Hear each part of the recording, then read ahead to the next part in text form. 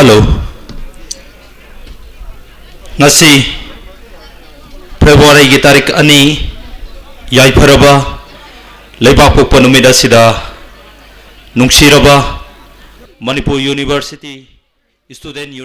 Union Election asiga mari leinana Symposium pangtokadaba asida lakpiriba tongan tongan ba department singi Mahiroi Singh amadi nungsiraba tongan tongan ba department singi oja sing kudimakpu monitoring committee gi maikai degi ikai khumna bo chabagaloinana taram na uksari amadi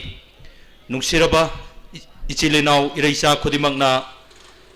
arapa amadi anakpada leiba sing ado phampham sa nongtang phambina ba ningsingjari hojik symposium ase haunana ba sem saba loijare haunana ba tawjarage aduna ikai khumna jariba arapa madi anakpada leiba koigi area sigi akoibada leibiriba sing adu thariba phambam sing asida phampham cha nongtang phambinaba amadi ngasigi asigumlaba symposium asibo hauba yabage ayabadu monitoring committee da kusinabinaba organizing committee gi maikai degi nolungna ningsingjari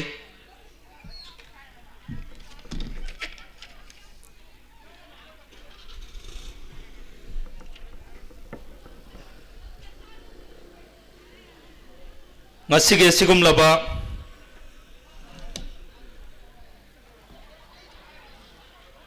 ngasiga nini sanba koigi candidate sing asibu miyamda sak takspa candidate sing asige quality miyamda mahangna Manipur University Student Union Election asi mai paga mahak kari tawgadage mahak kari tawningi haibagi magi wakalon thamba amadi mayamgi interaction program amasu yauba yamna nungaiba mamangda university election asida amukta tawkhidriba mawong adu ngasiga sigumlaba handaki 2021 gi Manipur University election asida mayamda sungsoi soidana hojik uragani ngasigi function asi hauba yabage ayabadu mayamdagi lojare haina khanjaraga ngasigi Thauram asigi Presidium member Thauram mapugi phampham langda phambinabagi damakta akoina haijarubada harau harau yabiraktuna sillaba matam kaya bu kaithokpiduna lengbirakliba ahanba maktada kausinjari Dean School of Life Science ki professor oina leibiriba ikai khumnajariba oja Professor Rupachandrabu ngasigi phampham lang asida phambinabagi damakta kausinjari ikai khumnajariba ojana ngasigi phampham lang asida phamnaba lengkhalakpa asida khudimangna ahoba kuba amatang khubiduna taramna upiyo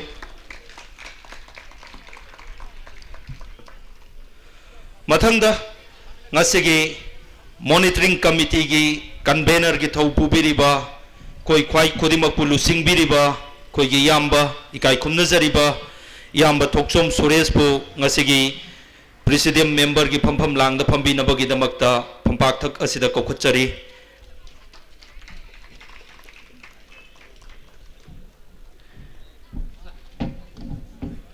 Presidium member se ahum phamgadabani adubu ikai khumnajariba Dean School of Education gi Professor Sarinaubi mafam asida yoksala age haibagi pawdi phange adubu koigi thorum asi makha sathanaba sem sabadu loijare candidate khudimakna ready da leibinaba ningsingjari ngasigi Presidium member gi phampham langda ikai khumnajari ba ojani na lengsin bikraba matungda ngasigi thorum masigi mapung oiba warol thambinaba amadi ngasigi thorum masi kamain tawgadoino amadi monitoring committee na mayamdagi kari pami haibagi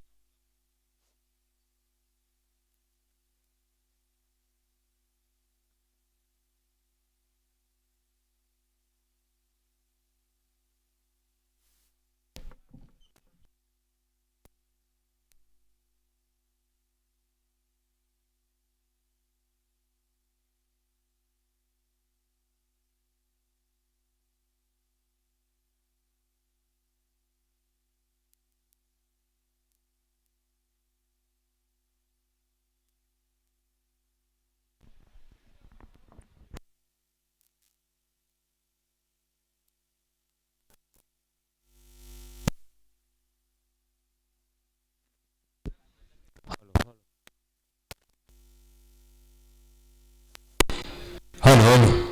Hello. Hello. Hello, check. Hello. Hello.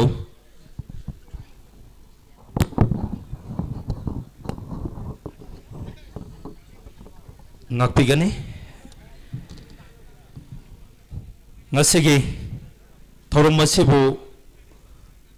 Mapung phan binaba lengbirak liba kudimakpu. Taram noksari amadi kudimak. Ngasigi symposium masi. Haurakpa amadi koyi monitoring committee gi convener na wangang bibi matamda paibi riba phone sing adu amtang paibi dana yamna marik chumna koyi ngasiga sigum laba function la sigi wakhalo lobiyo ikai khumna jariba nungsiraba university sigi mahiroi sing adom madom gi phone adu ngak tang silent mode thambiraga ngasiga sigum laba function la sigi kanaba du lobiyo amadi adom gi khwaidagi phaba candidate adu khannanabagi khudong chaba adu adom adom na lobiu haiba wafam asi monitoring committee gi maikai digi thamjari amade ngasigi president member gi phampham langda phambiriba monitoring committee gi convener oina thopu biriba koi kwai khudimak pulusing biriba koi gi yamba ikai khumnajariba toksom suresh na ngasigi yamna mar function asigi marik chumba wafam thambina bagi damakta yambabu mayam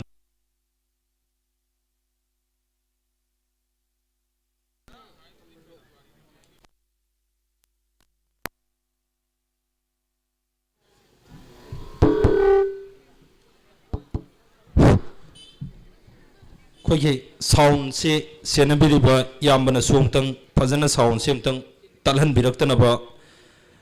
organiser की mic आइदगी Nising zari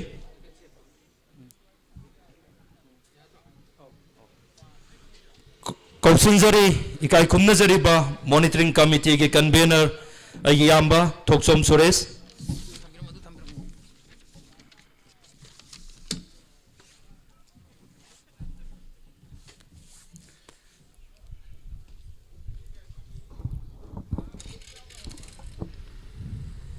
ngasigi thorum masibu mapung phan begina to lengbira igliba khoi gi nungsijarba oja professor Rupachandra School of Life Science kitin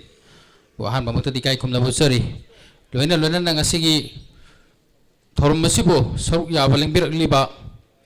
musu election 2021 session gi thau porkadoriba maruiba ki post porkadoriba कोई चिनाव सिंह लोइना लोइना ना department Singh की लेंबिरक लिबा research scholar सिंह माइरोई सिंह पनमापो एंग इकाई खुमना बुच्चरी मॉनिटरिंग कमिटी ना हौखिबा जनवरी डेट 16 दगी हौना ngasi phawba Manipur University की कैंपस मनुंगदा कोई 14 point of कोई code of conduct asi ngasi phawba चटना दुना लाई हाइरिबा कोड ऑफ कंडक्ट असिगी वांग मदा मरुइना कैंडिडेट सिंगना अमदी मागी वर्कर सिंगना थुगारप सिंग अदु अखोइना अदुकी मतिक सेक्शन ना येंगदुना लाई अदुगा लोइना अखोइगी मथक्ता कंप्लेन लाक्तबसु अखोइगी मरुइना कंप्लेन लाक्प सिंग अदुसु अखोइगी खननबगी दांजा अमा लौर कांदंग सिबावबा अखोइना मदुगी लाइबा प्रॉब्लम द सॉल्व तौनबा होनादुना सिबावु लाई तसेंगना करी मरंगी दमकता मॉनिटरिंग कमिटी ना हंदकी मुसु इलेक्शन असिदगी हौना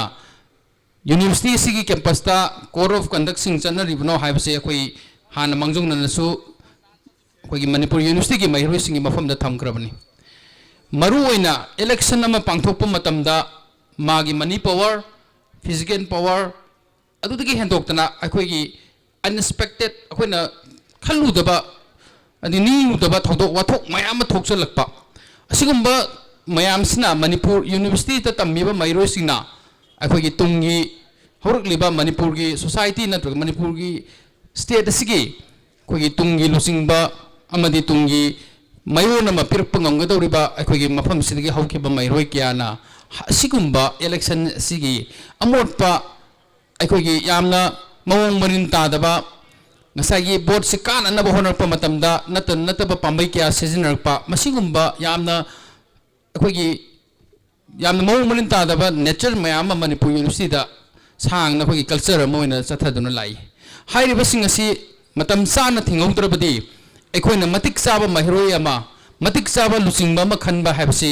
ꯑꯩꯈꯣꯏꯒꯤ ꯋꯥꯈꯜꯂꯣꯟꯗ ꯃꯗꯨꯃ ꯃꯃꯤ ꯇꯥꯔꯛꯇꯕꯒꯤ ꯐꯤꯕꯝ ꯑꯃ ꯂꯥꯛꯄ ꯃꯔꯨꯑꯣꯏꯅ ꯉꯁꯤꯃꯛ ꯃꯅꯤꯄꯨꯔ ꯌꯨꯅꯤꯚꯔꯁꯤꯇꯤꯒꯤ ꯏꯁꯨꯗ ꯅꯠꯇ꯭ꯔꯒ ꯁ꯭ꯇꯦꯠ ꯑꯁꯤꯒꯤ ꯏꯁꯨꯗ ꯅꯠꯇ꯭ꯔꯒ ꯑꯩꯈꯣꯏꯒꯤ ꯂꯩꯔꯤꯕ ꯂꯝꯗꯝ ꯑꯁꯤꯒꯤ ꯁꯣꯁꯤꯌꯣ ꯏꯀꯣꯅꯣꯃꯤꯛꯀꯤ ꯄ꯭ꯔꯣꯕ꯭ꯂꯦꯝ ꯀꯌꯥꯗ ꯃꯅꯤꯄꯨꯔ ꯌꯨꯅꯤꯚꯔꯁꯤꯇꯤꯗꯒꯤ ꯆꯪꯖꯪ ꯂꯥꯎꯕ ꯃꯍꯩꯔꯣꯏ ꯂꯨꯆꯤꯡꯕ ꯀꯌꯥ ꯊꯣꯛꯂꯛꯀꯅꯤ ꯍꯥꯏꯅ ꯑꯁꯥ ꯇꯧꯔꯝꯕꯁꯤꯡ ꯑꯗꯨ ꯇꯞꯅ ꯇꯞꯅ ꯑꯩꯈꯣꯏꯒꯤ ꯅꯦꯝꯊꯔꯛꯄꯒꯤ ꯅꯠꯇ꯭ꯔꯒ ꯇꯞ ꯇꯞꯅ ꯃꯅꯤꯡ ꯍꯜꯂꯛꯄꯒꯤ ꯐꯤꯕꯝ ꯑꯃ ꯂꯥꯛꯄ तसेना अखोइना ngasi Manipur University की election तौब मतमदा candidate amana अखोइ अदुके मतिक expenditure तौर कांदा हाइतारे more than unexpected अखोइना expect तौबदि हेंदोक्तना लुपा lakh कुन संग्रे कुंथ्रा संग्रे नत्र तरा संग्रे कुन संग्रे ना मयाम अमा ngangnarpa मयाम मदुगुंबगी ममी अमा तारकपा मसिगुंबा मयाम सिना हयेंग मुसुगी elected कोगी कनोमा office barrier अमा ओइग्र मतुंगदा मखोइना student सिंगी ओइबा नत्र मयाम की collective ओइबा वफम सिंह द क्या थवरक्तबा मसी अखोइ मांग द क्या उदुना लाक्रब ngakतनी मसी अखोइना पर्टिकुलर ओइना हाइरिबा सेक्रेटरी नत्रगा हाइरिबा प्रेसिडेंट ना सी तौदे हाइबगी वफम नते मरु ओइना मणिपुर यूनिवर्सिटी सिदा अखोइना पामजरीबा अखोइना पामीबा अखोइना खल्लिबा वखलोन दो मपुंग फाना ngamnenabgidamta hantaki election je tangaimak phadana free and fair ओइबा यामने peaceful ओइबा election nama pangthokpa ngamnanaba अखोइना ngasi फाव लेपpa लेतना होनरपनी अदुगा वफम अमना आई याम पंजनिंगबा वफम अमा हाइबा टाइमिंग मतंग सि लौजरा कांदा आइना थमजनिंगबा वफम दि ngasi मणिपुर यूनिवर्सिटी की ग्रुप खरदा नत्रगा क्लास की ग्रुप ता नत्र डिपार्टमेंट की ग्रुप सिंगदा यामना ताबदा नुआइतबा अखोइगी मी होइबा अमगी मी अमा होइबगी नत्रगा अखोइगी महिरोय अमा होइबगी कैरियर दा नत्रगा मागी कैरेक्टर दा assassinate तौबा याबगी मोंगदा यामना अखोइगी मरम लेतना नत्रगा अखोइगी without the evidence, without the proof, yaudana अखोइगी थागलप समजिन संजिनबा वही मयाम थागलतुना candidate amagi moren down tolakpa मसिगुम्बगी कल्चर से मसि तौबिरनु मणिपुर यूनिवर्सिटी दा लैरिबा मरु ओइना पीजी की लेवल यौरिबा रिसर्च स्कॉलर सिंगनसु मदुगुम्बदा थाजबगी अखोइगी थबक सिमसु चथरगुमसि मधुकी वफम सिंगतुना सोशल मीडिया दा नत्रगा अखोइ कनोसिंग दा वायरल ओरकांदा केरे अखोइ कैंडिडेट अदुबु नमथगनी नत्र कैंडिडेट अदुबु महनखिनी हाइबगी वखलोन सिसु थादोपियो मधु अखोइगी election namagi nature da नत्रगा कनोदा अखोइगी इंडियन पॉलिटिक्स सिंग दा चनरम याय अदुबु मणिपुर यूनिवर्सिटी सिददी अदुबगी कल्चर तौदना बखोइ होनसी हाइबा वफम सिमसु आइना तिनबिरो खवाइ पुनमकी वफम दा थमजगे लोइना लोइना ngasi मखोइना पांगथोक लेबा डिबेट नत्र सिम्पोजियम नत्रगा कोई डिस्कशन नत्रगा इंटरेक्शन असिदा मरु ओइना कोई मणिपुर यूनिवर्सिटी की लुचिंगबा ओरकदोनिबा मरु ओइना अखोइ लैरिबा मी लिसिंग महिरोइ लिसिंग अहुम दगिना लिसिंग मंगा फावकी मनुंग लैरिबा यूनिवर्सिटी असिगी महुत सिलकांदा अखोइगी एनी प्रॉब्लम अम लाकपा मतमदा स्टूडेंट सिंग ग्रीवेंसेस मैम लेरपा मतमदा मदुगी कलेक्टिव अप्रोच तौबा ngamnanaba अखोइगी मिहुत अमा ओइना अथॉरिटी सिंगा मखोइगे पाव फाउनबा ngamnanabgidamta अखोइना मखोइबु इलेक्टेड अमा ओइना खंगलकांदा महिरोइ सिंग लुचिंगबा अमा सेमिबनेबा महिरोइ की लुचिंगबा अमा ओरकदोरबसिंगनसु मखोइनसु मखोइगे वखलोंद मतम पुनमक्ता कावरदबदे मसा मथोंदना अखोइगी लीडरशिप ओरप नते मियाम द सेमा कांदा महिरोइ सिंग सेमा कांदा महिरोइ सिंग सिंजीना पामीबस कइनो मखोइगी एस्पिरेशंस कइनो मखोइना होलिब अखोइना पामीबा पुनिंगीबा माइगी नत्रगा अखोइना खंजरुबा वखलोन सिंग कइनो मदु पर्सनल इंटरेस्ट नतबा कलेक्टिव इंटरेस्ट महिरोइ सिंग सोथना लैरिबा कोइ ngasi Symposium topic to thamiba अखोइगी NIRF na piriba data asida अखोइगी मणिपुर यूनिवर्सिटी से top 100 ranking manung चंद्रिबा इंडिया की ओइना मसी करी मरमगदमक चंद्रिबनो हाइबसे अखोइना मदु कोक थादबा मतमने अदुगा मसी मतौ करमना चंगदगे कई मरमगी चंद्रिबनो हाइबसे मसीदा अखोइना पुन एनालाइज तौबो याबा मसीदा अखोइना पुन वखलोन पुथोपो यानबगदमक ngasi Symposium gi अखोइना topic अमा ओइना थमिबसे मरमदुना ngasi candidate होगी लुचिंगबो ओरका दोरबसिंगनसु यामना सेक्शन मसिदा अखोइना थम्मीबा वफम सिंगसिदा यामना मरिक चुमना मसा खाइना अखोइ म्यामसिबो खंगननबा अखोइ म्यामसिबो अखोइ भाप ताहनबा अखोइ होनबिगदबनेबा अदुगा लोइना लोइना वफम अमा आई निसिंजगे कैंडिडेट पुनुंसीदुना चेंबिरिबा वर्कर सिंगसना मरु ओइना मखोइना नुसीबा हेनिंगबदगी नत्रगा मखोइना हेना थवाई यौसनबदगी कैंडिडेट रिजेक्ट चटकदब मयाम अमा लावे हनिंगा लेतेबा कैंडिडेट अमा रिजेक्ट चटपा हाइबसी माना मतम सांगना होनजरैबा माना महिरोगी वेलफेयर की दमकता नत्रगा यूनिवर्सिटी सिगी कयुम खर तौगेना खंजरिबा मागी कनो मयाम दो workersing aduna natraga magi da mutta chenbiri ba chongbiri ba sing aduna wakan khanda wal horogade ma reject chat ka toine maram aduna am section na hai workersing da so ina appeal to janing badi akhoi gi nungsi ba hemman badi natraga akhoi gi thawai yaw ba henjan badi candidate reject chaloi haninga lete maram aduna yamna section na tawgulu hai ba thabak sing da tawna ba hona ba si aduki mati masi hengalakna ba akhoi punno hona minasi akhoi ne थम्मीबा code of conduct से अखोई ma'am पुनः ngang कांदा Manipur university दा अनोब मयोन नम पुरप ngamnaba ngasi phawbuda Manipur university की लेरिबा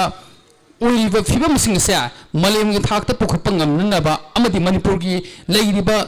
इशू सिंग दा मणिपुर यूनिवर्सिटी की करी तोबो याय मसी कमाई तोरगदे कोई इशू सिंग से कफ डाउन तोबो ngमकनी नत्रका सोल्यूशन तोरप यागदे नत्रका अनोब चाखुटकदबा अनोब मयोन नमदा लाकप ngamnaba अखोई पुनः होनमिनबगी तंजा अदुमसु लौमिनसे हाबसिनेबा अदुना अखोई पुनः सेक्शन होनमिनसी इलेक्शन सिदा थम्मीबा कोड ऑफ कंडक्ट से तुगारक्तनबा हाइतारे ngasi almost 2 days अखोई कनो स्क्रूटिनी लोकिबा विड्रॉल मीनिंग ngasi से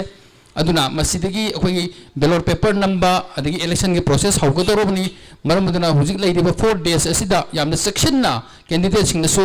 अखोई कोड ऑफ कंडक्ट से ngakna अखोई जंक्शन बंगमनबा अखोई पुनः होनमिनसे हाइबा वफमसु थमजगे अदुगा ngasi phawbada khoi department 46 koi center ga yauna masida khoi punna huji phawbagi report a khoi monitoring committee na phangba report a khoi punna candidate kunga mathoi amadi department kunga mathoi gi uncontest tare aduga candidate khoi maru oina kunmanga ama punna department kunmanga amdadi contest taragani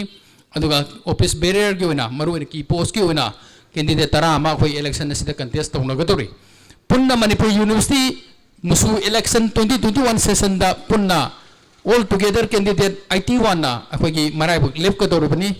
akhoi candidate sing asina yamna thawai haksang yauna akhoi achum lambi da akhoi ngasi thamjariba monitoring committee na debate adigi symposium sumba program sing sina masagi leijariba talent sing ado explore to bungam nanaba miyam da expression do mapung phana to bungam nanaba khoi punna wana minasi haiba pham simasu thamjage aduga akhoi monitoring committee gi member sing नसु यामना section ना अखोगी Manipur university की campus ता 24 our हाइजब तारे कोई नुमिदांग की मतम दसु याम सेक्शन ना कोई यंगसंजरी लोनी ना हॉस्टल दा लेरिबा मैरो सिंगना अखोगी यारी मखै मपान दगी कोई मिटोप सिंग पुसलक तुना हॉस्टल दा लेहंदनबा अमदी लाकदरुबा इलेक्शन नुमितसु अखोगी आउटसाइडर सिंग अमुक त चम यारोय अखोगी कैंडिडेट सिंग नासु मसागी वर्कर सिंग दा अखोगी गाड़ी दा ममिंग थेटपा गाड़ी दा अखोगी कनो सिंग सिंबॉलिक ओइबा याबा पोट चै होई थेटपा खोटपा अदु अमत यारोय अदुगा लोइनना मपानदगी चंगइबा अखोगी आउटसाइडर सिंगसु अखोगी इलेक्शन नुमिसिदसु चंग यारोय अदुगा लोइनना अखोगी कैंडिडेट सिंगना नत्रगा अखोगी वर्कर सिंगना नत्रगा मैरो सिंगना अखोगी इलेक्शन गी मिंगदा नत्रगा इलेक्शन सिगी खुदोंग साबा लौर कांदा अखोई हॉस्टल मनुंगदा तुमिनदा पुनसिल कांदा अखोई मी मंगा तरो पुल कांदा अखोगी इंजांग चामिनबा अदगी पुन अखोगी का मनुंगदा अखोगी पुन अखोगी चा इसिंग चामिनबा खोमिनबसे मसी खंगोय नत्रगा उरोय हाबगी वखलोंदो थादोक पिरकांदा मसी अखोइना सु मॉनिटर तौरी करिगुंबा लाइबक थीदना मदुदा कैंडिडेट यावम तारगदि कैंडिडेट तो रिजेक्ट चटकनी मरम मदुना इलेक्शन हायंगने हारगसु कैंडिडेट रिजेक्ट चलोय हानिया लेते मरम मदुना इलेक्शन नुमितसु कैंडिडेट रिजेक्ट चलोय हानिया लेते माना तौरुबा थबक थोरम अरान थबक तोरम मगदि मदु सोइन चकनी अदुना अखोई पुन्ना सेक्शन ना होनमिनसे इलेक्शन जाम पीसफुल होनसी फ्री एंड फेयर होनसी इसा की राइट इसान बसखंग अखोई सीजन नन्ना होनमिनसे अदो वर्कर सिंग नत्रगा अखोई मैरो सिंगसु सुंबा अरान थबक से कैंडिडेट यावदबिदा तोरम तारगसु मखोई वोटिंग राइट अदो अखोई थादबगी कनो दु खुदोंग चाबतो लेरोय अदुगा लोइनना आई नतेसलकपदा अखोई पुन्ना होनमिनसी मणिपुर यूनिवर्सिटी मांगोंद पुखनबो होनसी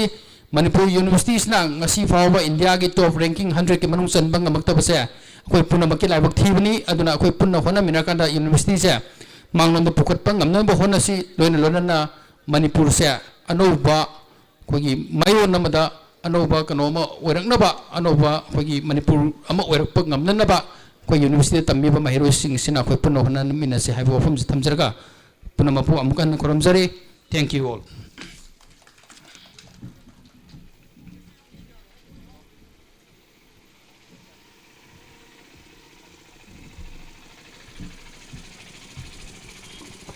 Thagatsari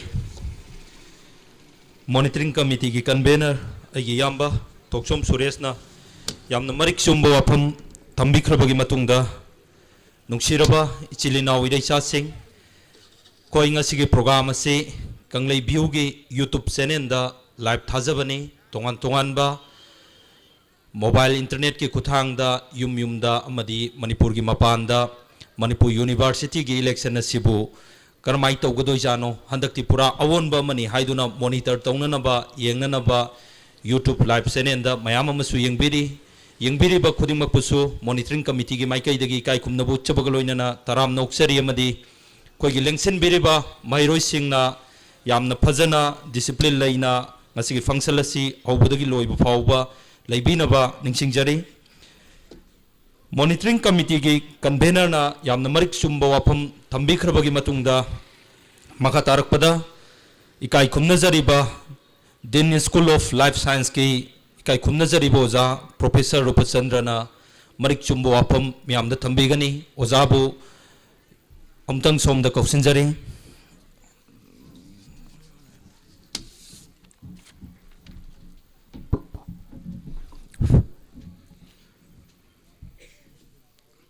Akoigi monitoring committee gi convener aduga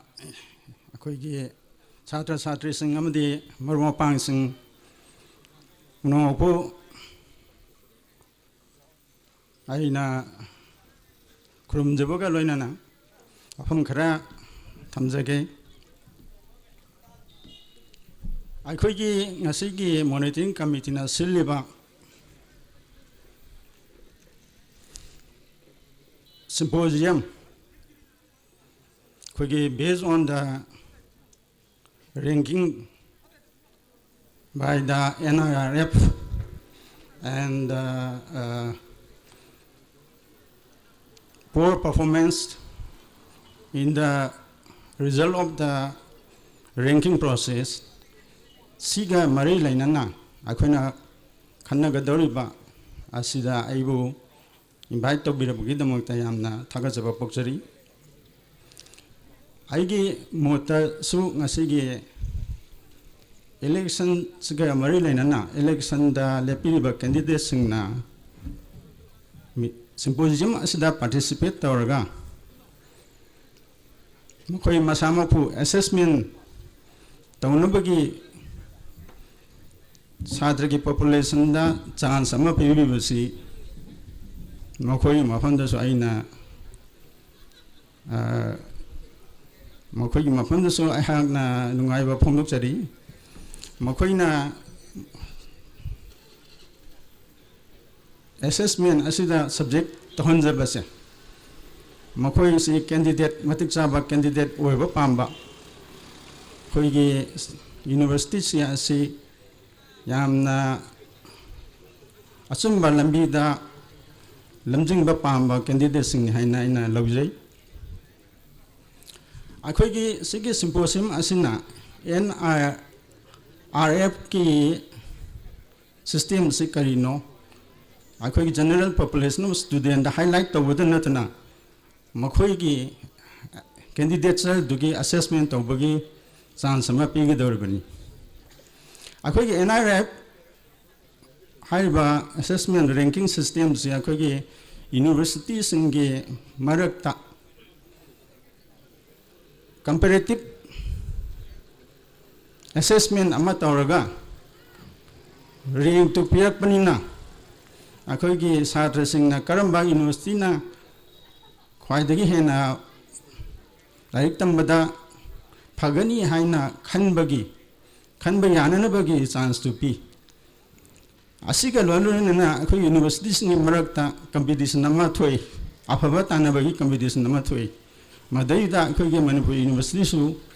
participate tawhibani adubo university asigi performance tu kharadi handagre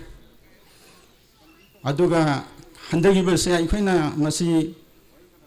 yamna welcome tawraga masigi handarak basna aikoida chance sama Piribani haina lauraga akoi samaksi phagananaba exit तौब अमगी opportunity अमदु फंगनी अदो NIRF की ranking से 2015 दा ministry of education MISRD की मखादा हौदोखिबनी मसिगी rankings दा अखोइना पैरामीटर मंगा सिनबा थेंगनै पैरामीटर नंबर 1 दना teaching learning and the resource haiba aduga number 2 dana research and professional practice haiba number 3 dana koi graduation outcome number 4 dana inclusivity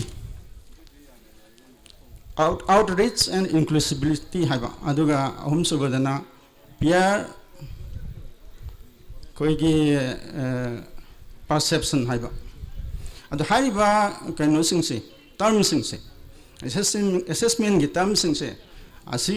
sida base tawraga akoigi university se akoina assessment tawribani akoi sana su tawjaribani hoji 2020-21 ge su tawribani अदो मसीगी select assessment से अखोई Manipur university की performance से hanger हंगे हायरगदी अखोई यामना करी हानि Marik Sumana हाइबा parameter सिंग से हाइबा term सिंग से NIRF ना थमीबा टर्म सिंग से अखोई ने डिस्कशन तौबा म दरकार लेबा अदो मसीगी डिस्कशन सिटी टर्म अमा हुतदा यामना भास ओय टर्म अमा हेतला कोलगा अखोई खनबदा यामना भास ओय बंगाकदनी अदो अहमबगी teaching and learning and resource की term दा अखोना खनबा तारगदी अखोगी यूनिवर्सिटी से करीदमक्ता परफॉर्मेंस तो लो ओइग्रिमनो हाइबसे आइगी मोतदी यामना मरोइबा मरममदी अखोगी कॉलेज सिंग से अखोगी कॉलेज सिंग से थोरपा छात्र सिंग से अखोगी यूनिवर्सिटी दा एडमिशन तब मतमदा अखोना तापीगदो तंब्रिगदो डायरेक्ट मखोइदा तापीबदा अरुबम थोपा करिमतमदा मखोइ से बेसिक्स यारक्तबनिना बेसिक्स तो अमुक अखोना हाना ताखोगी थबा अमा हे हेक तवी अदो मसिगी मतांग से आइना हाजनुमेदी अखोगी कॉलेज की एजुकेशन से कॉलेज की छात्र सिंह से कॉलेज की आउटपुट स्टूडेंट्स की छात्र सिंह से यामना फगर हंबा म दरकार लई मसी फगर हंगर हायगदि अखोगी स्टेट गवर्नमेंट की रोल CSO की रोल छात्र मसामा की रोल अदगी यूनिवर्सिटी की रोल लेबे यूनिवर्सिटी की रोल सिगी मतंग दा आइना हाजनुमेदी अखोइना स्टेट सिंगी कॉलेज खरा वैली लेबा खरा हिल लेबा खरा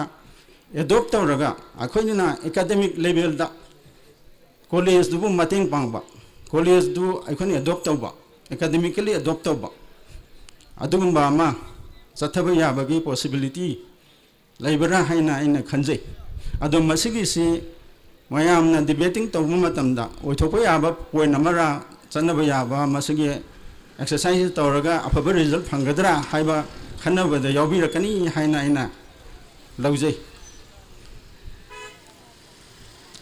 मसिगे लोयना हांना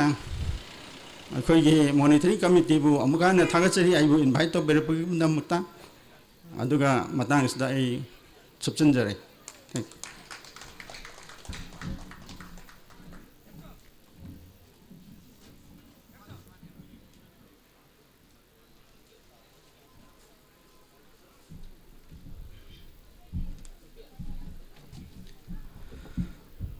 थागचरी इकाई खंगजरिबा professor Rupchandra dean school of life science ना ngasi yamna marik chumba mahiroi singna matau karamna honagadage amadi matau karamna koigi ngasige asigumlaba topic asida thamakadage haibo marik chumba wafam thambirambagi damakta ojabu ngamkhai leitana monitoring committee gi maikai dagi hanna ikok non jabag loinana thagat phongdok chari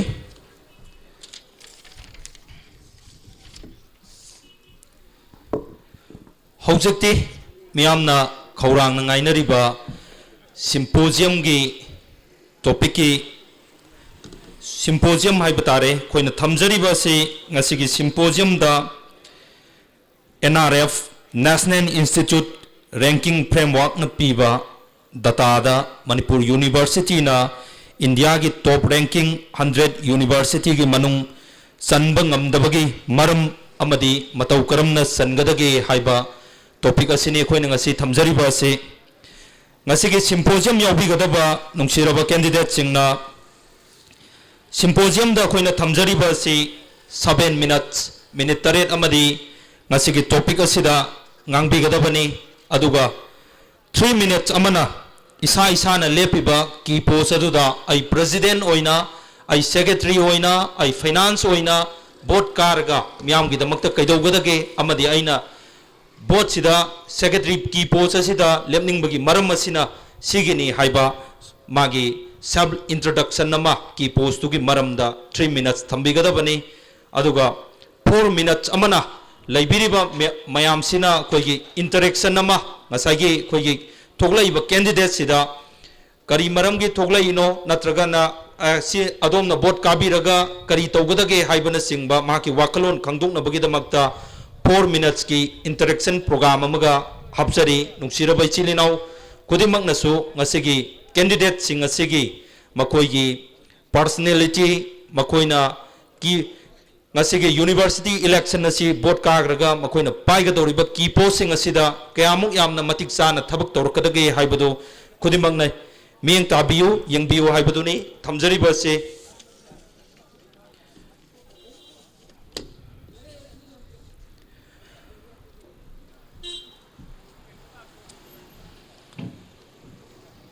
ahanbada haujuk lairiba candidate sing asigi ngasi lairiba ki posting asi government sports social and culture finance zanan amadi president hairiba ki post asi pun mangani ki post manga asida candidate tarani lairiba se ahanba sidi koina magi ki post sidagi finance secretary ki post sidagi koigi thoglagana ngasagi serial number 1 amadi 2 se punna kaukthokjagani haujik symposium gi haunanaba tanja du lawjage ahanbada finance secretary dagi ana kaukthornaba ikai khumnajariba monitoring committee gi maikai dagi sinbire aduna ahanbada ngasigi monitoring committee gi fast talker oina sinbirakpa sida kokthoknabagidamakta tariba se Satyananda Thongram mahangna ngasi gi oina fast talker oina ngangbigani 7 minutes amana koigi NRF na piba data da Manipur University na India gi top ranking 100 university gi manung chanba ngamdabagi maram amadi matau karamna sangadage haibasida 7 minutes amang angbiro aduga 3 minutes amana aina finance secretary se karaga ai mayam gida kari mateng pangani ai kari tawgadage haibaduma amadi 4 minutes amana mayam na monda hangbiningba question hangbiu haiba wafam asi thamjari kausinjari Satyananda Thongram. Take your time please.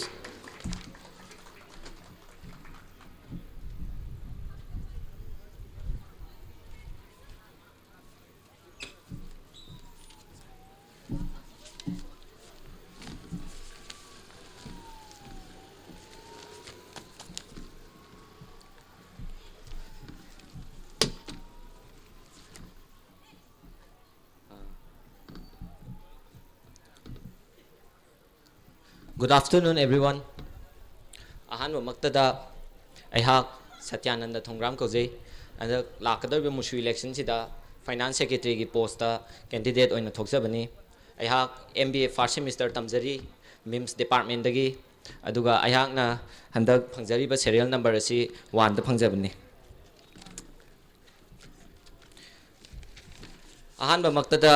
ngasi election beriba aigi ikai khumnabda matik charba oja sing monitoring committee gi yamba sing aigi nusiraba senior sing amadi aigi marup mapang khwai pumna mapu ahama maktada aina ngasi Satyananda Thongram Finance Secretary candidate aihakna ikono na khurumjari musung ikai khumnaba du uchari.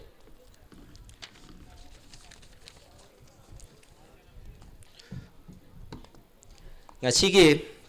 symposium masigi topic se ai National Institute ranking frame 1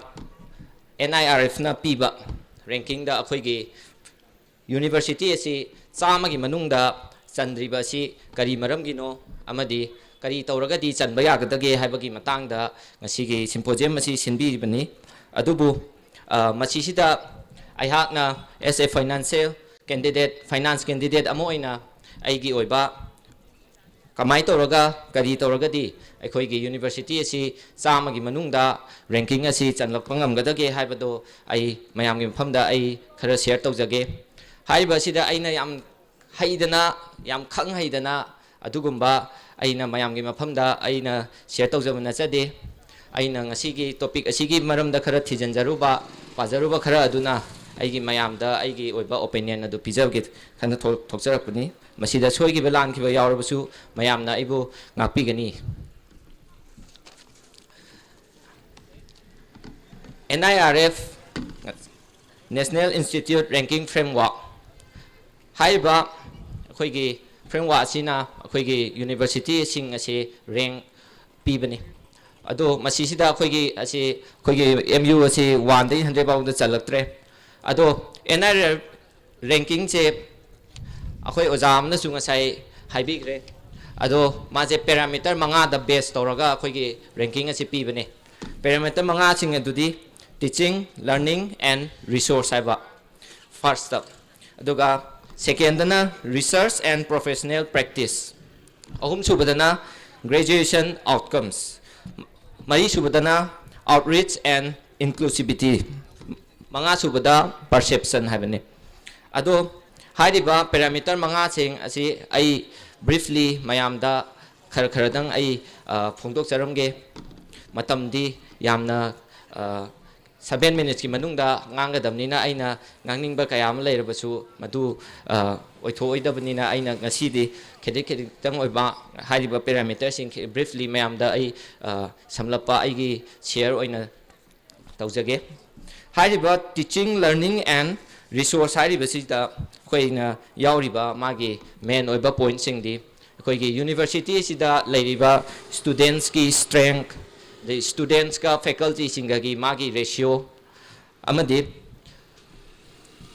faculty masing student masing amadi akhoi ge faculty ga student ga gi ratio asi challi aduga yamna maru oiba ai yam maru oiba mana akhoi ge finance thadabiriba granting UGC ne thadabiriba university gi chakha thoram gi tabna thadabiriba financial resources singje how to utilize it kamai toraga season nagadagi haibase kamai tawraga akhoi gi university sida resource thadariba se ase phajaba achumba maikai da season nagadagi haibase hariba akhoi gi teaching learning and resource habi da challi aduga akhoi gi masisa challi se faculties and PhD scholars singi experience khoi da lakbi tambiri ba oja singi amadi akhoi gi research tawbiri ba akhoi gi isinau singi makhoi gi experience makhoi gi kamuk yamna kaino to thijalaba resource to research to ba haibse masija su adum challi ani chuba point the research and professional practice hai ba si ji challi sina akhoina matrix of publication hai akhoi gi public journal sing corpus web of ABDC haiba journal sing amadi matrix of public akhoi gi research to biba matamda phongbi riba number of akhoi gi paper sing daga sigumba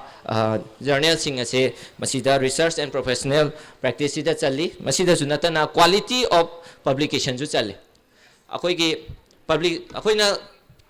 paper phongbi ri sigi quality se masiju masigi kaino sida challi graduation ahum suba point the graduation outcomes sai graduation outcomes se akhoi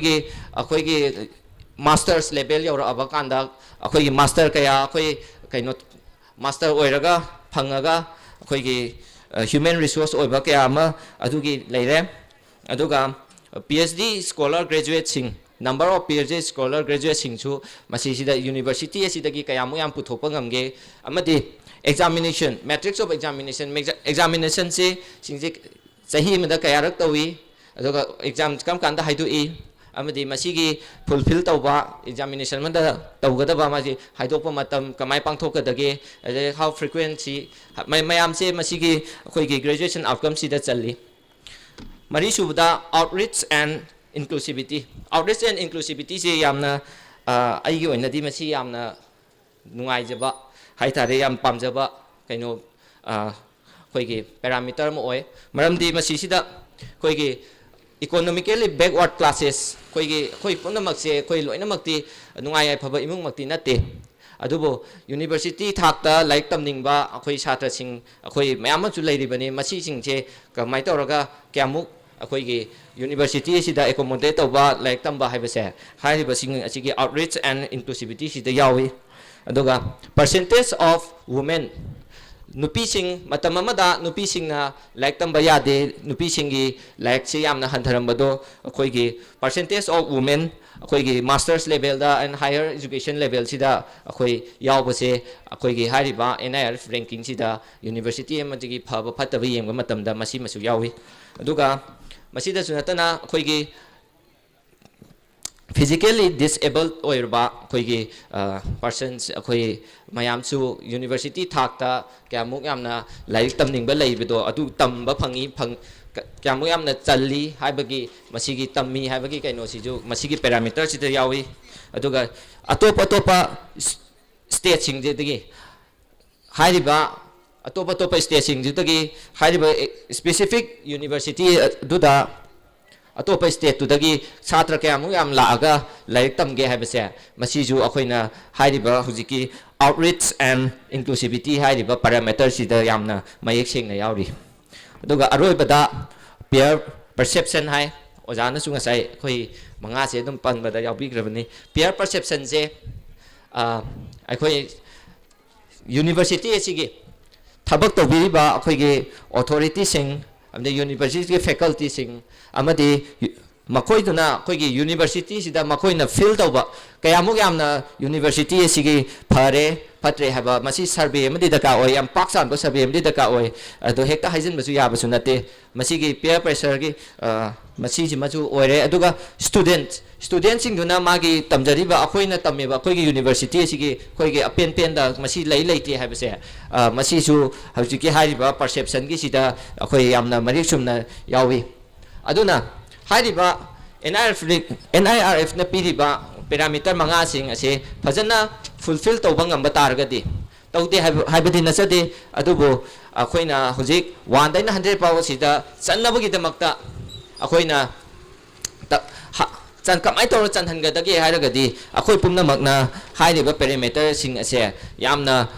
khangna amadi mayamna thamoi sengna thabak ado akhoi university si chawkhalaknabagi damakta amadi channabagi damakta akhoi pumna maki kari tawragadi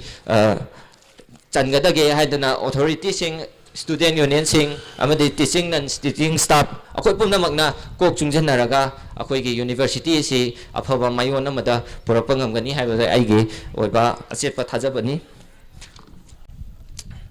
haidiba NIRF ranking na piriba masida parameter sing ase akhoi pumna makna su akhoi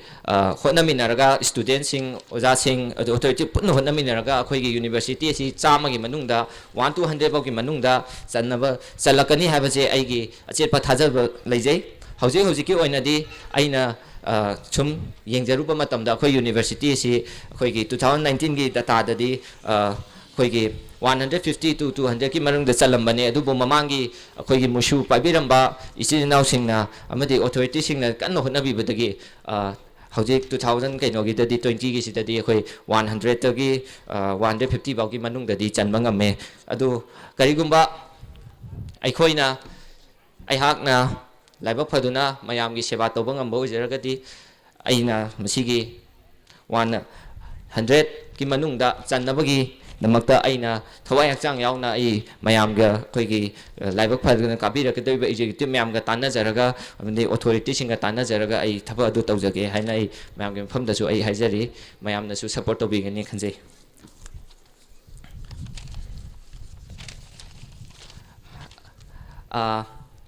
mayam aina karigidamata finance candidate amo ina thoklibano haibase ai mayam gi mafamda ai khajikhatang ai haijage ai hakse mayam gi seba tawbudi am pamjai ado hairiba aina university sida kara aba matam sidadi kamai tawraga student singi university sigi seba tawba phangadage haibase akoina aina hang sum yengjaba matamda as a candidate amo ina thoga amadi candidate oina thoktraga su aina tawba ngamba mayam su ai tawsu tawjakre mayam su tawsu tawkhigani adubu candidate amo oina thoga kaigum mai pak pataragadi aina pamjariba aina university ge satra singi gamakta aina thamoi sengna karigum khara gam tawjage khanjariba se hena phangani habagi adugi atepra thajabadu thamaga ai thokcharapani aduga why finance candidate ana hangbiragadi haibiragadi mayam aina sum aise sum yengapa matamda nang kai pami sum yengpa matamda ai president mudi ai je kaino natamnina ai masimadi aigi kaino da leijadre aduna gs mathang sum oi matamda aise aina finance pami na aina hai kai maram gi no da aina ai mamang gi hojik ai mba tamjari tamdringai mamang da ai postgraduate diploma in banking and finance and pgdbf na course ama khoigi finance ki lamda banking ki lamda khara amsu tamjarure hairiba si tamjarurabani aina haiba haitaba khajikatang oja singna ibu takpirakpa amadi aina khajikatang khangjaba khara do aduna masi ai thabak oina satra gi damakta amadi university ki damakta aina pajaruriba khangjaruriba amni oja singna takpiriba khajikatang ado khara gadang ado thabak oina pangthokjage haina aina khanjabadagi aina candidate se aigi post se mayamgi marakta aina aigi tamneibi line sike chu chanaba ai finance oina ai khanjage na aina hairaga ai finance secretary amoina thokcharapani aduga ai hakna sum mamangda leibiramba aigi senior sing ade oja sing sum tanajaba matamda ai finance ki khoigi sum portfolio sum yenarapa matamda akhoigi magazine je aigi kaino ne na chu mayam na su dum haibi aigi consult ne as a finance ki chu consult ne na chu ai takpiri aduna magazine je aina akhoigi sengna harabda akhoigi library aigi lakpiriba student sing adum khangbiramgani ai isamak chu magazine gi matang je mamangda ai mayam sahi ani sida leijari memes ta adu magazine gi matang je ai khitang kaino haijaramge akhoigi university se centrally funded tawba central university amadi oi tawbodabu maximum students participation laina angamba mai gi talent magi literature dabu oiro akhoigi magi any mana tawningba art dabu oiro akhoigi students singna punna yawba yaba magazine ama pulap oiba adugumba yamna standard oiba national amu international thakta standard changdamnaba yaba adugumba magazine ama ai ngasi phawbada ugidriba ina ai khanjai do leidi leibe aina uramdaba oirambasu yai madugi namakta mayamna su ngapi gani adu karigumba aina magazine secretary makti haidraga su finance secretary amu oiragadi hairiba khoigi mu gi magazine na se masimak phawdi oiko haibado ai madumachu aina yam phajana mayamgi student mayamgi participation loi piba mayamgi wakhalon phongdokpham leiba mayamgi art mayamgi punamak ado aigi magazine aduda tahanjaraga mayamgi voice ado magazine aduda piraga university ese gi magazine je yam standard leiba magazine amachu aina phongnabagi damakta aina sem aigi tanajaraga aina sungoi soidana ai madumatang mayamgi damakta aigi site gi chu angama as a finance secretary amoina aina thaba ado hobnajagani aduga aigi general khoigi president sing atopa general secretary amadi executive pamina kadoriba isininaw singna tawba thabak khuding makta aina as a finance secretary amoina makhoigi funding raise tawba amdedi akhoigi financial transparency musu manunga financial transparency leihanba amadi financial accountability leihanba maru aina accountability transparency amadi akhoi musu jina akhoi na represent tawri base akhoi satra mayam chini ko akhoi satra mayam punma ki voice je akhoi na targa chatlim ni ko aduna satra mayam china akhoi na satra mayam gi damakta welfare gi damakta akhoi na tawgadaba ni ko hai base aina khanjaraga akhoi punna makta su ai akhoi gi laiba phadan kabir ka tawri ba ai gi china punna makta su aina my from my heart ai humble request tawjage akhoi yamna khoi university si yamna pe chengba yamna achumba mayamna thajaba yaba yam transparent oiba yam accountability laiba university ama purakna bo hotna bada akhoi saruk punna yaminaraga akhoi thabak ado phajana tawminasi haibase ai mayamgi mangdasu ai thamjari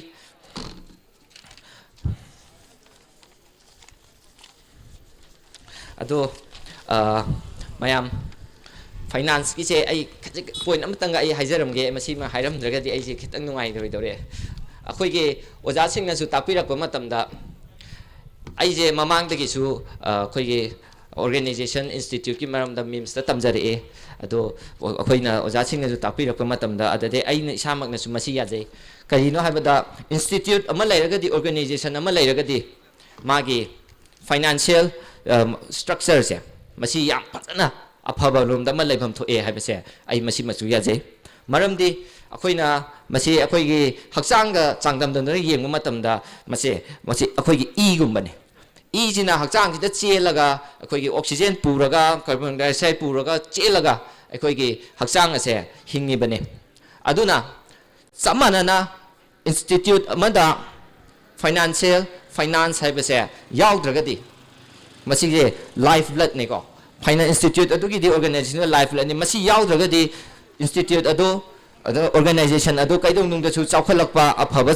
institute organization ama oi habase ai taseng na ai gi thamoi da thajai aduna maram aduna as a finance secretary candidate masi masu aina oja sing na pibir pa advice ahan sing na chu pibir pa advice ki matung ina ai isamak na chu hena tamjaruba khangjaruba khajik khakta kharang laiba aduna ai masi yajana aina ngasi as finance secretary candidate ama oina ai finance ki lam chidadi mayamna akhoi ge institute musu hariba institute ase akhoi ge body ase musu hariba body ase yamna sengba yamna phaba blood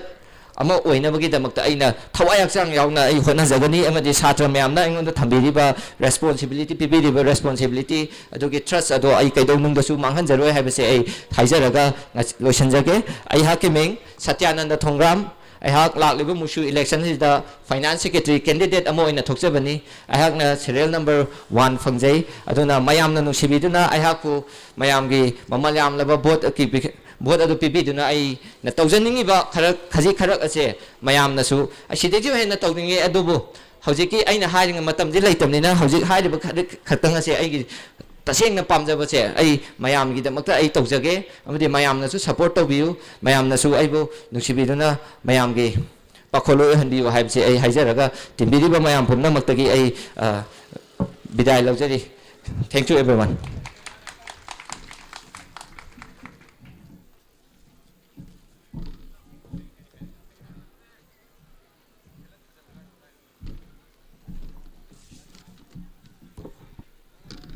Tagatsari Saitananda Throngam Yam Pajaba Maki Wakalon Tambirame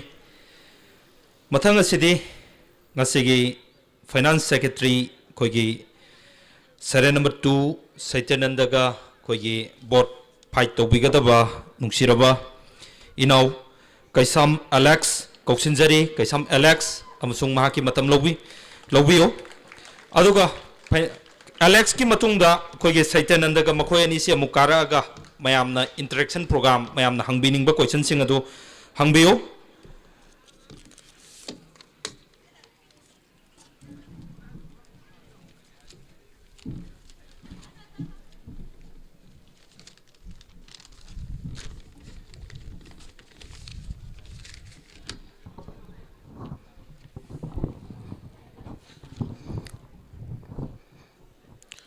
Ahamamuktada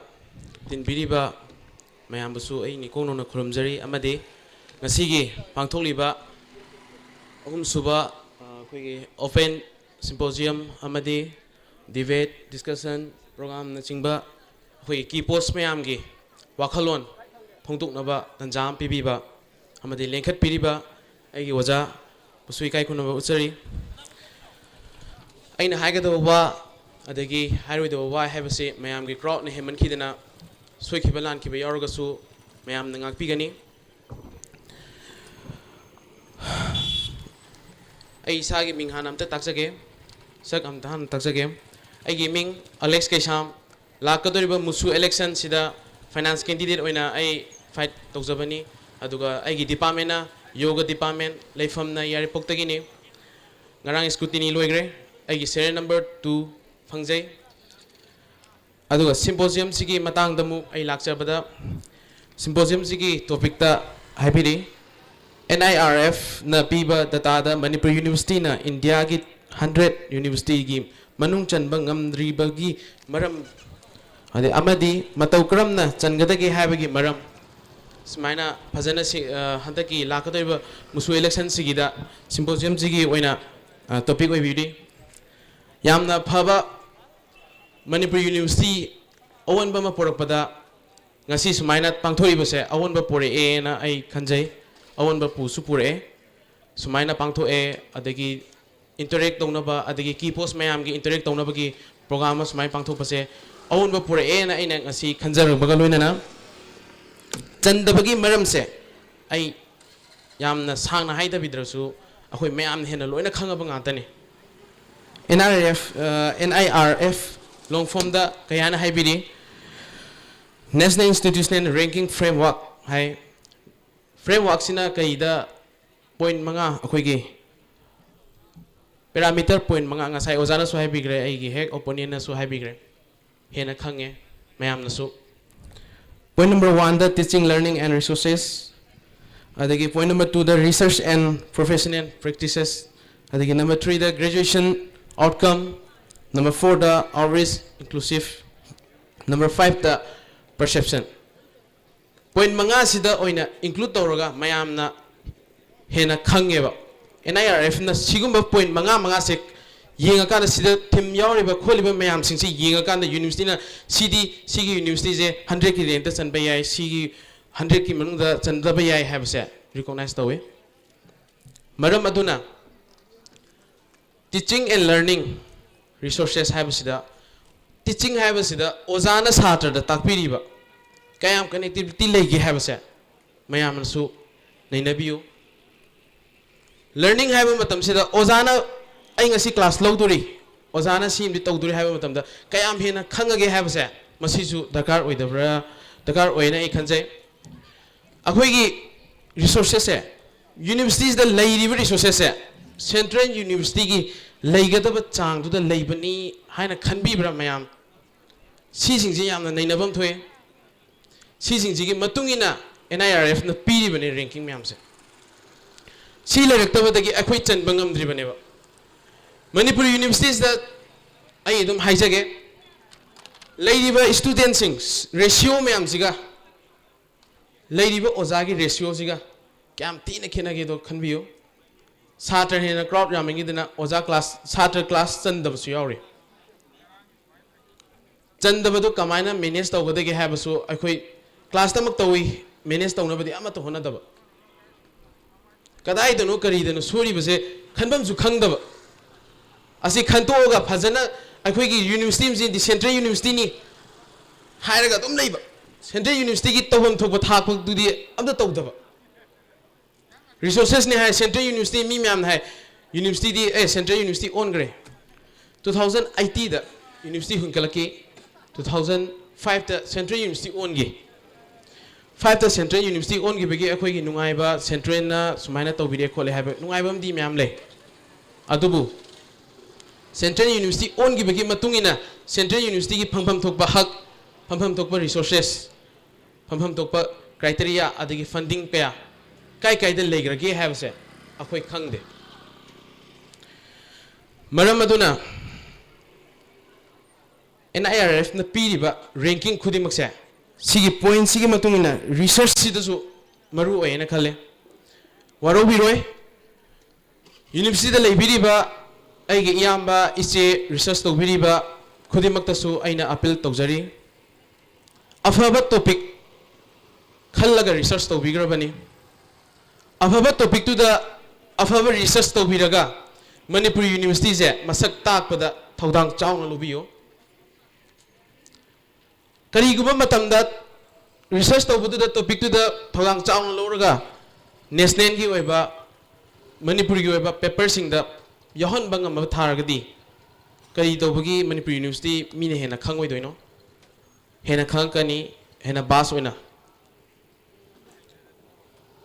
लेबिरिबा ओजासिंगनसु तौरिबा छात्रसिंग आइगी इचे अमदि इयामबसिंगना research तौरिबसिंगदुदा connection खितंग पिबिरगा हाइपेट रिसर्च तुदा फोकस पिबिरगा सिगी अंगांग सिमदि सिमदि फजना फोकस तो हलगा रिसर्च द माइ पानबा प्रेजेंटेशन तौबा मतमदा मणिपुर यूनिवर्सिटी से मसक ताकनबा नेशनल सिदा मसक ताकनबा उत्पदा थौदांग लहनगे हाइबगी वखलोंदा ओजासिंगनसु थबक तो होनिंगे अहम सुबदा ग्रेजुएशन आउटकम अखोगी लेरिबा यूनिवर्सिटी से मास्टर डी मयाम पुथोखरे मास्टर लेवल ग्रेजुएशन लेवल अदुबु अदुम हाइनरिबदुने मास्टर से चरुगा यंगनाबदा चरुनी हेन तांगे मास्टर डी मयाम लेरे है लहेंदनबा पोसु अखोगी यूनिवर्सिटी की कम्युनिटी लेरिबा स्टूडेंट सिंगना होनबीबा मथौ ताय प्रोडक्ट मैम पुथोख्रबने अखोई यूनिवर्सिटी ना पुथोख्रीबा प्रोडक्ट मैम दो फरे खल्लगा अखोइना लोयना अखोगी लेबे अथॉरिटी अतोगी ए ब्लॉक की लेरिबा ओजाजिंग जिना पास तो होलगा टॉप एंड 5 नत्रगा टॉप एंड 10 द चललगा फर्स्ट क्लास सेकंड क्लास लोयना पीरगा थादोख्रबा गातने अदु यौना फना मास्टर लेवल दा अदु यौना थादोख्रबगा कैदोबगी थाबक फंगोइदगे हाबसे ए हंगनिगे इसा इसा ना खितंग होना बिरगा लेरिबा मास्टर से लोरगा करीदा फोकस तोगे हाबसे खनबियो आई खतगी वा नचदे मयाम पुनमक आई खतना फरगा मणिपुर यूनिवर्सिटी मणिपुर इमा लेबाक से कन्ने हाबसु हाइमा मथोलोय अइना ngasi होनजरिबा सिगा चप मानना मयाम पुनमकना आइगी मणिपुर यूनिवर्सिटी से आइगी रिस्पांसिबिलिटी लई खल्लगा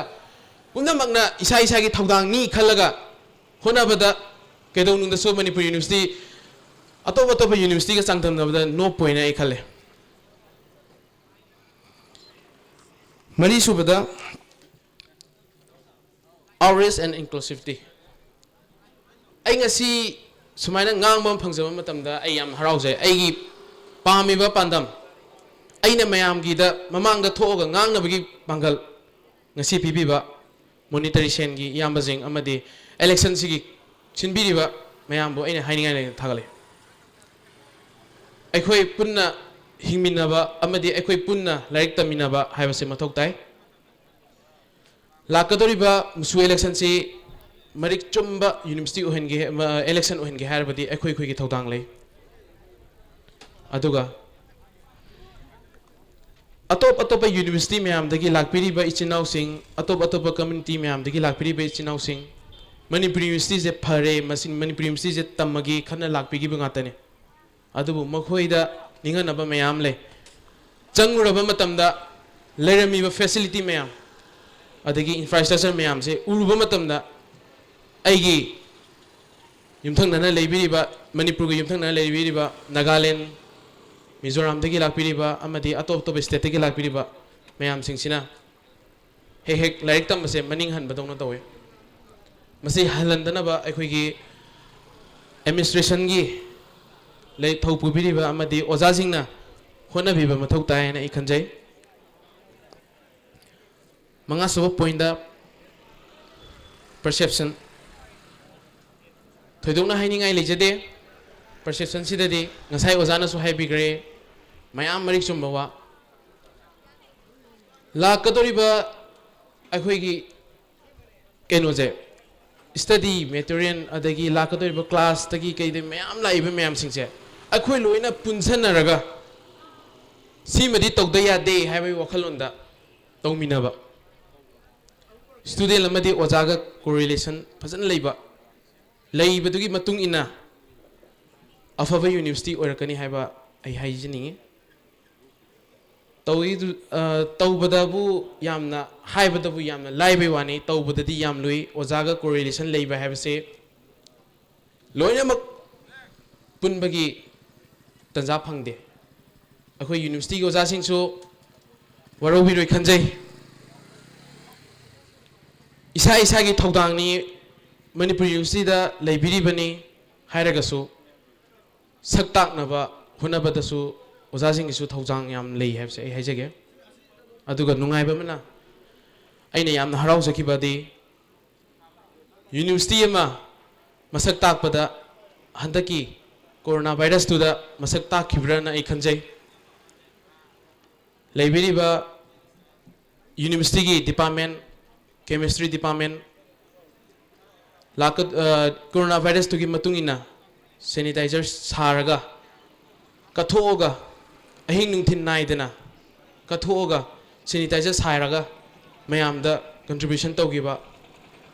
अतोप अतोप डिपार्टमेंट मणिपुर की लेरिबा मयाम सिदा सप्लाई तौगिबा अचौबा कंट्रीब्यूशन अमनेना आई हाइनिंगे केमिस्ट्री डिपार्टमेंट बो अमदे बायोटेक्नोलॉजी की बायोकेमिस्ट्री दसो रेड क्रॉस सोसाइटी का पुल्लगा सैनिटाइजर सारगा मणिपुर यूनिवर्सिटी की नतना अतोप अतोप जगह खुदिमत चलगा सैनिटाइजर येंथोपीगिबा सी खुदिमक्सिसु कदाइदगी लाखिबनो हाइबा मतमदा मणिपुर यूनिवर्सिटी लाखपनी अखोई सुमाय तौबनी खोपनी हाइबा मतमदा ओ मणिपुर यूनिवर्सिटी सु थौदांग अमदी लौरी हाइबदा मणिपुर यूनिवर्सिटी की थाक अमा हेंकलेना आई खंजै लोसलकपदा अइना हाइजरिबा मयाम सिदगी करीगुंबा NIRF रैंकिंग सिदा चन्नबा होनबा हाइबसे अखोई खुदिमकी थौदांग लई हाइबसे आई हाइजगे लैरिबा इंफ्रास्ट्रक्चर खुदिमकसे नियम चाना अमदी अकाउंटेबिलिटी फजना चाना लेहलबा मतमददा यूनिवर्सिटी से मायोल अमा पुरकनी यूनिवर्सिटी हाइबसे लेबाकिनी खुनाइगिनी अखोई मयामगिनी यूनिवर्सिटी सिना सक ताकतोरिसे अखोई खतगी नते इमा लेबाक मणिपुर सिजुनी हाई हाइजनिंगे यूनिवर्सिटी से असेंगबा अचुंबा लाकदबा इशू खुदिमकता यूनिवर्सिटी दगी कमेंट लौद्रगदी अखोई थबक पांथोकपा ngमोय हाइबगी थाकतुदा लेहनब होनसी मसी हाइजरगा अइगी NIRF की रैंकिंग चलक्तबगी मतंग अमदी रैंकिंग चन्ननबगी मतंग सिंगसे आई साइड टेंशन जगे अदुगा मरुइना अइना करी तौबगी finance secretary ओइना थोकचरीबनो हाइबा मतमदा I Marik चुंबा I हाइजगे I finance secretary ओइना थोए मयामगी सेवा तौगेना आई चाउथोकसे फाइनेंस सेक्रेटरी आई कैंडिडेट की पोस्ट आई पर्सनालिटी आई हाइजब नचदे आइनी इहान हाना थोए एनी की पोस्ट अमतगी आई वाता दे आई फाइनेंस हान थोकने ना आई इहान हान थोए candidate Amrut थोकत्रिंगेदगी first of all आइना फास्ट आइने कैंडिडेट इहान हाना थोए अलेक्स के सामना आइने थोई दुगी मरमदे ngantana aigi वेब सागत के थोक्चब नचदे सोइरब मयाम सिंसे उरुरग पेंदब मयाम सिंसिना अइना खितंगदि सेमदोके खितंगदि आई पांथोके खल्लगा आई थोलखिबने आई सामक सानरगा दुम हौरपने कई तौबगी नंग सानरोइने अदुगा गेम स्पोर्ट थोक्त्रिनो गायना हंगपसु मयाम यावे आई सानरे आई बैडमिंटन सानजरे इसाना पामना नेशनल पार्टिसिपेट तौजरे ऑन इंडिया पार्टिसिपेट तौजरे यूनिवर्सिटी की थाक्सिदसु आई east zone all India represent तौरगा सानजरोय ऑन इंडिया दबक्ता आई पार्टिसिपेट तौजरे अदु east zone the 4th place तारगा आई हंजरके मणिपुर यूनिवर्सिटी की माय पुजरके तौरिबदे आइना हाइजनिंगबदे स्पोर्ट खतंग फोकस आई तौनिंगदे यूनिवर्सिटी की ओइना एकेडमिक एटमॉस्फियर एकेडमिक की लाइन दसु फोकस तौनी मरुइना हौजिंग हाकी ममांगदा आई खितंग पेंदम खक लेगे कई पेंदुना कांदा hostel change hostel chang kan ising taram de thaknaba thaknaba ising se yam na maru oi ai haijaram ge thaknaba ising do taram de secretary candidate mayam lei ising thaknaba ta de kai gino na ai ngahan dagi mayam na waru biroi ai kitang wang ai na ngang jage ngasi thamoi nung dagi oiba ngahan numit 30 gi mamang dagi a block ta aina changaga ising je pina ba na aina already ai gi leminariba ai gi thokminariba candidate single loina na ai hai leiba a block sta leirami se nium chana leitabra na ai khalleba kari origi bu hangak pasu yawe daseng na ai candidate ne haijade ai student hai aseng mu student ne ai je portfolio fight karim ta paide ising ta je kari gino ising thangna bal je pi je kai gino university je central university ni ha ga sigum macha masu myam da sothara leidore haiba matam da tawrage dum haiba sungtau ni tawdaba laagi di haiba sungla laktaba phone number pi ra tha thorakba mayam jing du da ai haijaning bade aina pressure pi be aba pi ra ga so sungtau tawraktre e block ki mi sing se tawraktriba maram ji do kari lebino khangde aina hai kari gino ising ta adresse kari gino keno tawdrisse na maram chum na hangma matam da kumbam je kari no khangde akhoi gi pallini khangde kari khangde moi loi pal ising do tadri do ising tharak tabai ni hai ising tharak tari do kai gino hangor kan na filter do atopa mi mana wak pai gi adu mana thabak tawdabai ni hai amada injan nabagi khuding do tokna se mayam leibiriba ojasing na suwaro biroi leibiriba administration gi leibiriba biro sing na suwaro biroi isa gi university ni isana leiriba thabak se isana responsibility pairaga tawdaba yade na khalaga thabak tawmi se madu mak tawrpa taraga di Manipur university kai tawbagi chakhol loi na ai hajani university sida leibiriba community khudima yamna nungsiba amane ainghan aina finance secretary tholapagi maram diko mayam ene pizari se aduda pen do mayam se so ai marakta thala ga hapsaram ge chingmi tami punna taminari bane khunda minari bane Manipur university mau dagi lak pa yawe chandren dagi lak pa yawe juri dagi lak pa yawe assam dagi lak pa yawe moi khudimakti tammaga leikhre tammaga leiraga aigi sister brother sing dugi college sing hai tai parents sing father mother lakpa matamda unagina jiri dagi la en khalase jiri dagi la aga Manipur university tamiba isa to unagina lakpa matamda jiri dagi lakpa je sida unare pung baro dai da thenge hanba matamda thenge hotel da legada rent da legada si asuki mati problem ne ba Manipur university da leiriba hostel khudimak se saraga leitingi thamnaba natte student mayam khudimaki rent leiriba lapna laiba mayam dugi leibam ne politics to bigano hostel gida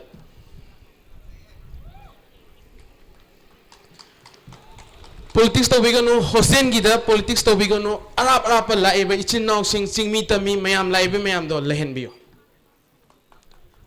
madu maktada Manipur University ki hosting gi mahau phajana khanghalaga chalang ki chahi ani ka tani leiga daba hoi masana hena tamthaning ba leiraga di PhD tawning ga di kuina legi bi ya adubu marek mahau thokna lehelaga Manipur University ki mahek mahau do phangalaga thadokhi se akhoi gi Manipur University da leiba guest house oza sing wal bru biroi oza khatagi nateba chingmi tami dagi laiba ima icha mayam do unaba laiba akhoi satra mayam se unaba laido room 10 mukti kala thamjeba laga hanba pharak taba sing do jiri de lai sing du akhoi classic ta thamugodro rent ta lerugodro ka tara du da akhoi gi laiba imanaba manabi unaba laiba mama pa sing do hanba pharak taraga di any by means torga din of student welfare ga tanaraga kai gumba process ama sinbiraga thambi jeba kai do bugi nungai do no ba icha amana university tamme khale mama pana lae ꯅꯨꯡꯗꯥꯡꯒꯤ atmosphere light ꯐ꯭ꯂꯠꯇꯤꯡ ꯃꯌꯥꯝꯁꯦ ꯎꯔꯒ ꯆꯠꯍꯟꯈꯤꯕꯗ ꯑꯩꯒꯤ ꯏꯆꯥꯁꯦ ꯁꯤ ꯀꯟꯗꯤꯁꯟꯁꯤꯗ ꯂꯩꯍꯧꯏ ꯍꯥꯏꯔꯒ ꯍꯔꯥꯎꯅ ꯆꯠꯈꯤꯗꯣꯏꯅꯤ ꯑꯁꯤꯒꯤ ꯑꯦꯠꯃꯣꯁꯐꯤꯌꯔꯁꯤꯁꯨ ꯄꯨꯍꯜꯂꯒ ꯆꯠꯍꯟꯅꯤꯡꯉꯤ ꯑꯗꯨꯒ point ꯑꯃꯗ ꯗꯤꯁꯦꯕꯜ ꯄꯥꯔꯁꯟ ꯑꯩꯒꯤ ꯏꯆꯤꯟ ꯏꯅꯥꯎ ꯈꯨꯗꯤꯡꯃꯛ ꯑꯩꯅ ꯊꯥꯛ ꯋꯥꯡꯅ ꯊꯝꯃꯦ ꯑꯣ ꯅ꯭ꯌꯨ ꯁꯣꯁꯤꯌꯦꯜ ꯁꯥꯏꯟꯁ ꯕ꯭ꯂꯣꯛꯇ ꯌꯦꯡꯕꯤꯌꯨ ꯑꯩꯁꯦ ꯏꯁꯥꯁꯦ ꯗꯤꯁꯦꯕꯜ ꯑꯣꯏꯔꯝꯃꯦꯅ ꯈꯜꯂꯝꯃꯒꯗꯤ ꯇꯤꯆꯔ ꯏꯗꯨꯀꯦꯁꯟ ꯃꯊꯛꯇ ꯂꯩ ꯂꯥꯏꯕ꯭ꯔꯦꯔꯤ ꯏꯟꯐꯣꯔꯃꯦꯁꯟ ꯁꯥꯏꯟꯁ ꯃꯊꯛꯇ ꯂꯩ ꯑꯩꯅ ꯀꯔꯤꯒꯨꯝꯕ ꯗꯤꯁꯦꯕꯜ ꯑꯣꯏꯔꯝꯕ ꯇꯥꯔꯒꯗꯤ ꯑꯩꯅ ꯂꯥꯏꯕ꯭ꯔꯦꯔꯤꯗ ꯈꯜꯂꯦ ꯈꯜꯂꯁꯤ ꯀꯃꯥꯏꯅ ꯑꯩ ꯃꯊꯛꯇꯨꯗ ꯀꯥꯈꯠꯇꯣꯏꯅꯣ ꯋꯥꯟ ꯄꯔꯁꯟ ꯑꯃ ꯑꯗꯨꯝ ꯗꯔꯀꯥꯔ ꯂꯩ ꯑꯩꯒ ꯆꯠꯃꯤꯟꯅꯅꯕ ꯑꯗꯨꯕꯨ ꯑꯩꯒꯤ ꯀꯀꯥ ꯑꯃꯈꯛ ꯂꯩ ꯑꯩꯅ ꯍꯦꯜꯞ ꯐꯖꯅ ꯇꯧꯖꯩ ꯑꯩ ꯃꯥꯒꯤꯗꯃꯛꯇꯁꯨ ꯑꯩ ꯃꯇꯦꯡ ꯄꯥꯡꯒꯅꯤꯅ ꯑꯩ ꯈꯜꯂꯦ ꯑꯩꯅ ꯀꯩꯒꯨꯝꯕ ꯃꯥꯏ ꯄꯥꯛꯄ ꯇꯥꯔꯒꯗꯤ ꯃꯥꯒꯤꯗꯃꯛꯇ ꯑꯩꯅ ꯁꯔꯄ꯭ꯔꯥꯏꯖ ꯑꯣꯏꯅ ꯑꯩ ꯀꯩꯅꯣꯝꯃ ꯇꯧꯒꯦꯅ ꯈꯟꯖꯔꯤ ꯄꯤꯁꯨ ꯄꯤꯒꯅꯤ ꯑꯩꯅ ꯃꯥꯏ ꯄꯥꯛꯇ꯭ꯔꯒꯁꯨ ꯑꯩꯅ ꯄꯤꯒꯅꯤ ꯗꯤꯁꯦꯕꯜ ꯄꯥꯔꯁꯟꯁꯤꯡꯁꯦ ꯁꯤꯒꯤ ꯅꯤꯌꯣꯝ ꯆꯥꯕ ꯏꯟꯐ꯭ꯔꯥꯁꯇ꯭ꯔꯛꯆꯔ ꯂꯩꯕ꯭ꯔꯥ ꯍꯥꯏꯅ ꯗꯤꯄꯥꯔꯠꯃꯦꯟ ꯈꯨꯗꯤꯡꯃꯛꯁꯤꯗ ꯌꯦꯡꯕꯤꯌꯨ ꯃꯗꯨ ꯈꯨꯗꯤꯡꯃꯛꯇꯣ ꯑꯩꯅ ꯇꯧꯖꯒꯦ ꯑꯩꯅ ꯄꯥꯡꯊꯣꯛꯄ ꯉꯝꯅꯕ ꯍꯣꯠꯅꯖꯒꯦ ꯈꯟꯅꯁꯨ ꯑꯩ ꯐꯥꯏꯅꯥꯟꯁ ꯁꯦꯀ꯭ꯔꯦꯇꯔꯤ ꯑꯣꯏꯅ ꯊꯣꯛꯆꯔꯛꯈꯤꯕꯅꯤ ꯍꯩꯁꯥꯔꯗꯤ ꯑꯗꯨꯗꯒꯤ UGCꯗꯒꯤ ꯊꯥꯗꯔꯤꯕ ꯐꯟꯗꯤꯡ ꯈꯨꯗꯤꯡꯃꯛ ꯑꯩꯈꯣꯏ ꯁ꯭ꯇꯨꯗꯦꯟ ꯑꯃ ꯑꯣꯏꯔꯒ ꯑꯩꯈꯣꯏꯒꯤ ꯑꯦꯗꯃꯤꯁꯟ ꯑꯗꯨꯝ ꯇꯧꯋꯦ ꯑꯦꯗꯃꯤꯁꯟ ꯇꯧꯋꯦ ꯐ꯭ꯔꯤ ꯊꯤꯌꯨ ꯍꯥꯏ ꯑꯗꯒꯤ ꯑꯦꯛꯖꯥꯃꯤꯅꯦꯁꯟ ꯐ꯭ꯔꯤ ꯊꯤꯌꯨ ꯍꯥꯏ ꯑꯗꯨꯗꯒꯤ ꯑꯩꯈꯣꯏꯒꯤ ꯍꯣꯁꯇꯦꯜꯒꯤ ꯐ꯭री थी भाई करी करी कारिकुलम अदुम पीरिबो मयाम खुदिमतो करीदा चंगिनो करीदा फुलफिल ओरिनो अखोय खुदोंग जाब खुदिमक लोय फंगब्रा हाइबदो अइना मयामदा अइना वाहंग ओइना हंगजरी खुदिमक से अखोय लोयना ट्रांसपेरेंसी ओहनसे अइना करीगुम माय पाकपा तारगदी एसआरटी दगी थादरिबा फंडिंग एक्सपेंडिचर कदाइदा सिजिनकीगे कदाइदा करीदा थादरइनो करीदा तौरगा चखरगे पैसा क्या हनकीगे हाबजे अइ ट्रांसपेरेंसी फजना ओहनगनी मधुमक अइ ngamba मैमनसु थौदांग पिबियु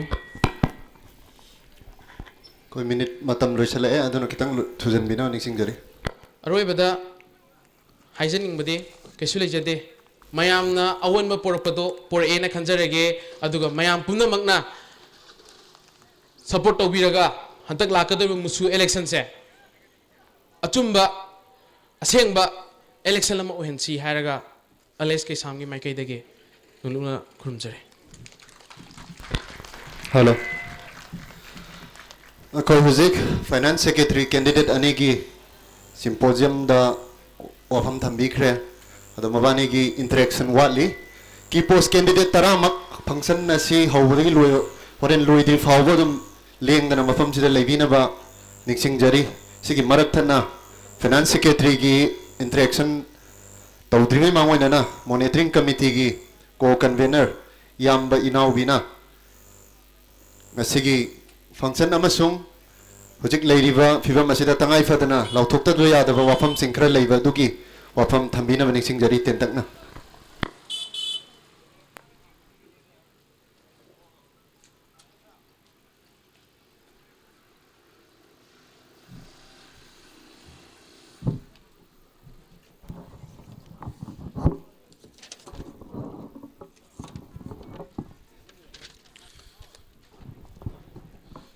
ngasi February ki tarikani hariba numit sige numit sida handak pangthok kadaba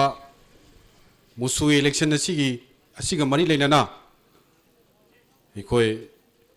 satra singi oiba mairoi singi oiba dugumba candidate oiba singi ikoi symposium gi oiba dugo thoroma singi ngasi dice election beriba kai khumna jaraba monitoring committee ki convener amadi kai khumna jaraba za दिन jamming होइना गच्चर दरजा रूप चंद्रबु kai khumna uchari amadi mifam asigi yama thawai hapiriba nungsi jaraba university asigi mairoi singbusu kai khumna uchari gasi asigum laba symposium asigi khudong chaba si logjaraga handak pangthok kadoriba musu election asigi monitoring cell gi maikedi gi ꯀꯔꯤꯒꯨꯝꯕ ꯋꯥꯐꯝ ꯑꯃ ꯉꯁꯤ ꯊꯝꯖꯒꯦ ꯍꯥꯏꯔꯤꯕ ꯋꯥꯐꯝ ꯑꯁꯤ ꯑꯩꯈꯣꯏ ꯄꯨꯝꯅꯃꯛꯅ ꯃꯗꯨ ꯅꯣꯂꯦꯖ ꯂꯩꯃꯤꯟꯅꯁꯤ ꯃꯁꯤꯒꯤ ꯅꯣꯂꯦꯖ ꯑꯁꯤ ꯂꯩꯃꯤꯟꯅꯗꯕ ꯇꯥꯔꯒꯗꯤ ꯑꯩꯈꯣꯏꯅ ꯉꯁꯤ ꯃꯣꯅꯤꯇꯔꯤꯡ ꯁꯦꯜꯅ ꯑꯩꯈꯣꯏꯅ ꯊꯣꯛꯂꯛꯑꯒ ꯏꯂꯦꯛꯁꯟꯒꯤꯗꯃꯛꯇ ꯃꯃꯥꯡ ꯊꯛ ꯀꯌꯥꯗ ꯆꯠꯊꯔꯝꯕ ꯑꯩꯈꯣꯏꯅ ꯇꯧꯍꯟꯅꯤꯡꯗꯕ ꯊꯕꯛ ꯀꯌꯥ ꯇꯧꯔꯝꯕꯁꯤꯡ ꯑꯗꯨ ꯑꯩꯈꯣꯏ ꯈꯔꯗ ꯑꯣꯏꯁꯨ ꯁꯦꯝꯗꯣꯛꯃꯤꯟꯅꯁꯤ ꯍꯥꯏꯕꯒꯤ ꯋꯥꯈꯜꯂꯣꯟꯗ ꯃꯣꯅꯤꯇꯔꯤꯡ ꯁꯦꯜ ꯑꯁꯤ ꯁꯦꯝꯂꯛꯈꯤꯕꯅꯤ ꯃꯗꯨ ꯁꯦꯝꯕꯒꯤ ꯋꯥꯍꯟꯊꯣꯛ ꯂꯩꯅꯕ ꯍꯥꯏꯔꯤꯕ ꯋꯥꯈꯜꯂꯣꯟꯁꯤꯡ ꯑꯁꯤ ꯑꯩꯈꯣꯏ ꯅꯣꯂꯦꯖ ꯂꯩꯃꯤꯟꯅꯁꯤ ꯃꯔꯨꯑꯣꯏꯅ ꯃꯌꯥꯝ ꯑꯃꯈꯛꯀꯤ ꯂꯩ ꯃꯁꯤꯒꯤ ꯃꯅꯨꯡꯗ ꯍꯧꯖꯤꯛ ꯌꯥꯝꯅ ꯕꯔꯅꯤꯡ ꯑꯣꯏꯅ ꯑꯩꯈꯣꯏ ꯂꯩꯔꯤꯕ ꯄ꯭ꯔꯣꯕ꯭ꯂꯦꯝ ꯑꯃꯈꯛꯇꯪ ꯑꯩ ꯃꯌꯥꯝꯗ ꯊꯝꯖꯒꯦ ꯃꯗꯨꯗꯤ ꯍꯧꯖꯤꯛ election asigi social and cultural secretary candidate oiriba singkai nganba hawaibam hairiba ina asigi mathakta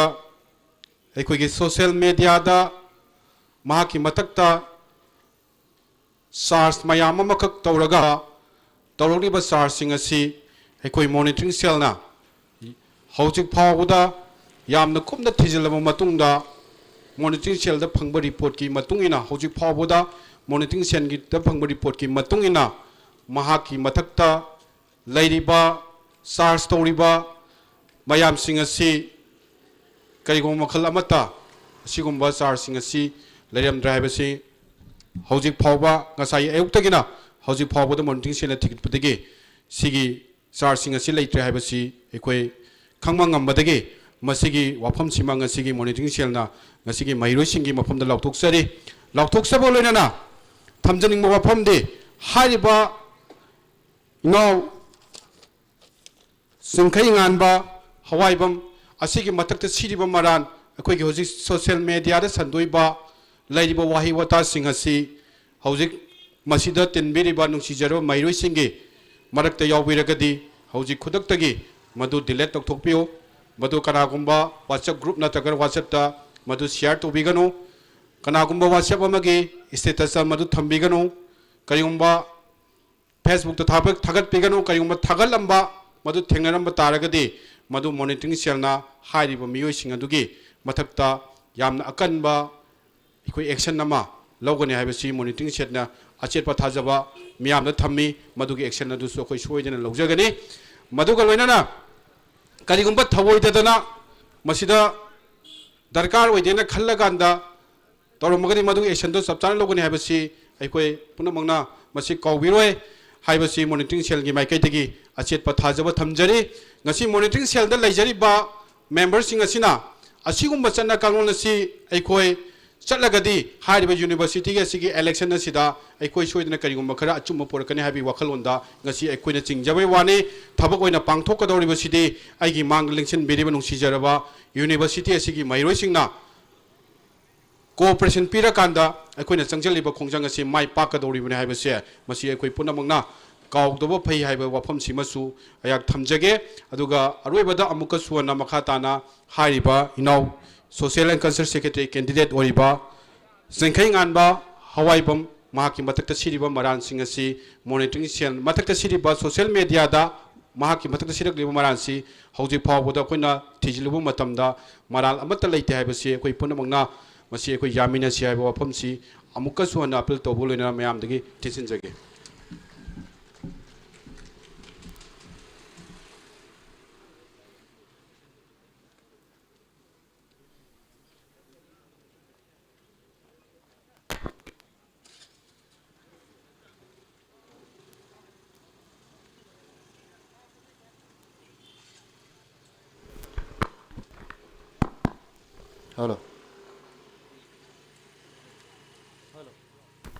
Hello.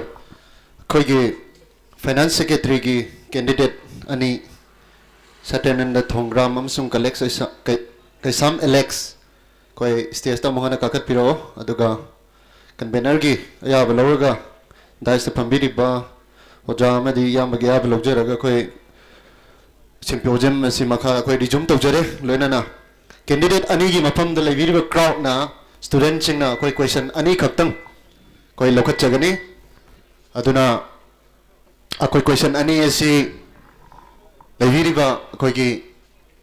ꯌꯦꯡꯕꯤꯔꯤꯕ ꯇꯤꯟꯕꯤꯔꯤꯕ ꯃꯍꯩꯔꯣꯏꯁꯤꯡꯅ ꯑꯩꯈꯣꯏ ꯍꯪꯕꯤꯅꯕ ꯑꯗꯨꯒꯤ ꯈꯨꯗꯣꯡꯆꯥꯕ ꯑꯗꯨ ꯑꯩꯈꯣꯏ ꯄꯤꯖꯒꯦ ꯑꯗꯨꯒ ꯀꯦꯟꯗꯤꯗꯦꯠ ꯑꯅꯤ ꯑꯗꯨꯗꯤ ꯑꯩꯈꯣꯏ ꯁ꯭ꯇꯦꯖ ꯃꯊꯛꯇ ꯑꯃꯨꯛ ꯍꯟꯅ ꯀꯥꯈꯠꯄꯤꯅꯕ ꯅꯤꯡꯁꯤꯡꯖꯔꯤ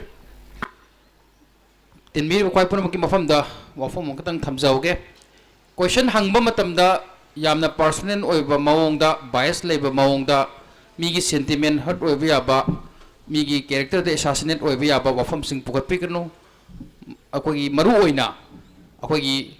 ꯀꯦꯟꯗꯤꯗꯦꯆꯔ ꯑꯅꯤꯁꯤꯒꯤ ꯃꯐꯝꯗ ꯌꯨꯅꯤꯚꯔꯁꯤꯇꯤꯒꯤ ꯑꯣꯏꯅ ꯑꯩꯈꯣꯏꯒꯤ ꯑꯄꯨꯟꯕꯒꯤ ꯑꯣꯏꯕ ꯀꯂꯦꯛꯇꯤꯞ ꯑꯣꯏꯕ ꯑꯦꯄ꯭ꯔꯣꯆꯇ ꯑꯣꯏꯅ ꯋꯥꯐꯝꯁꯤꯡ ꯄꯨꯈꯠꯂꯒ ꯍꯪꯁꯤ ꯑꯗꯨꯒ ꯄꯔꯁꯣꯅꯦꯜ ꯑꯣꯏꯅ ꯑꯦꯇꯦꯛ ꯇꯧꯕ ꯃꯥꯒꯤ ꯃꯣꯔꯦꯜ ꯀꯦꯔꯦꯛꯇꯔꯗ ꯁꯣꯛꯄ ꯌꯥꯕ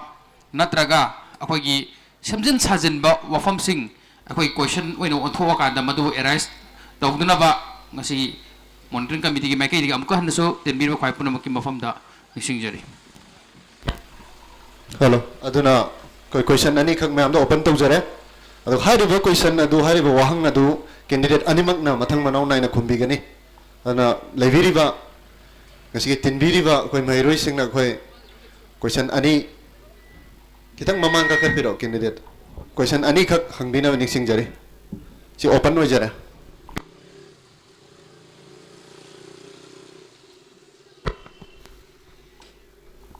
अखोई की पोस्ट की ओइबनेना खितंग मयाम नसु खितंग थवाई हकचंग याउना कैंडिडेट सिंगसी अखोइना खितंग डाइजेस्ट तो थोबो चंगे ना खल्ले अदुना लेबिरिबा एमयू की महिरोई सिंगना ओजा सिंगना वाफम सिंग हंगबीगनी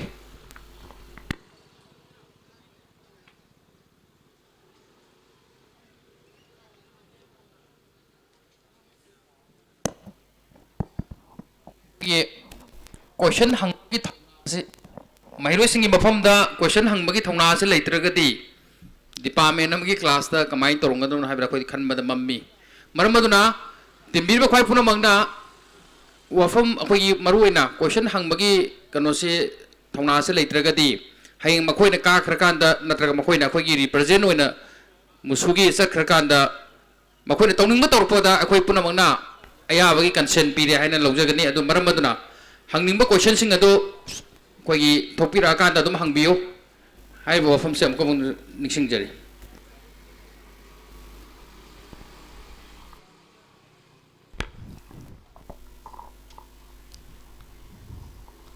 डिपार्टमेंट मिंग न चिंगबा हाना इंट्रो तोबिरो अदुगा हंगबिनिंग वाहंग अदु candidate अनिमक्की common अदुमक ओइगनी hello Aisamak Tokchen Vidyananda Singh, MPS first semester from Fiscal Education Department. I know I see Musu election ga mai lena finance secretary na thokpi ba kai khum nazar yam bani from the wang matang pukansage ngasi yamba aina ngasai da ki sum tajaba matam naitar finance secretary oina bri thokpi adu tar so थोकलिबई मरम सिंग सुम नाइनरप मतमदा कोई Manipur university सिगी लाइबा financial structure की मतंग दा कई वफम मदंग नाइनरबगी मतंग ये थेंगनगी दवा हाइतारे अदा आइन हंगजनिंग दे यामबानी ने सु फाइनेंशियल सेक्रेटरी यमोना थोफिरा अवनीना हाना यामोइना सुम एक्सपीरियंस ऑफ मतमदा मणिपुर यूनिवर्सिटी की लाइबा फाइनेंशियल स्ट्रक्चर सिदा करी करी करम बल लूपहोल सिंग एक्सपीरियंस तो वीकी बल लाइबगे हाय कितंग मैम द एक्सपीरियंस तो भी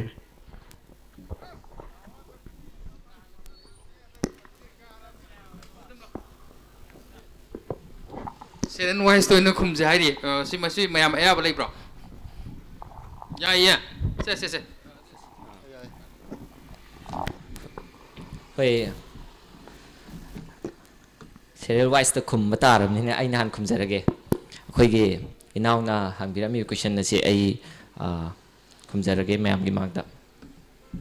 hoje inaw na hangbiri ba ai khoi ge question na se mamang da leiramba financial structure ado kari ahong ba mamang da leiramba financial structure aduda Kaya siyang namtahabiro man haido man do kaino to na ay se kitang taza hodre kitang may amta singan biro ino ay ꯍꯥꯟꯅꯒꯤ ꯂꯩꯔꯛꯂꯤꯕ financial ꯁ꯭ꯇ꯭ꯔꯛꯆꯔꯁꯤꯡꯁꯤꯗ ꯀꯔꯤ ꯀꯔꯤ ꯑꯁꯣꯏꯕ ꯎꯈꯤꯕ ꯂꯩꯕꯒꯦ ꯑꯗꯒꯤ ꯀꯔꯤ ꯀꯔꯤ ꯂꯨꯞꯍꯣꯜꯁꯤꯡ ꯃꯦꯟꯈꯠꯄ ꯌꯥꯕ ꯀꯔꯤ ꯃꯇꯥꯡ ꯂꯩꯕꯒꯦ ꯍꯥꯏꯕꯁꯤꯡꯗꯨ ꯈꯤꯇꯪ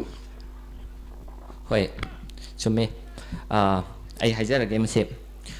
ꯐꯥꯏꯅꯥꯟꯁꯤꯌꯦꯜ ꯑꯁꯣꯏꯕ ꯍꯥꯏꯕꯁꯦ ꯑꯩꯈꯣꯏ ꯃꯤꯑꯣꯏꯕ ꯑꯣꯏꯅ ꯄꯣꯛꯑꯕꯅꯤꯅ ꯂꯣꯏꯅꯗꯤ ꯁꯣꯏꯅꯕ ꯉꯥꯛꯇꯅꯤ ꯁꯣꯏꯗꯕ ꯂꯥꯟꯗꯕ ꯀꯅꯥꯝꯇ ꯂꯩꯕ ꯅꯠꯇꯦ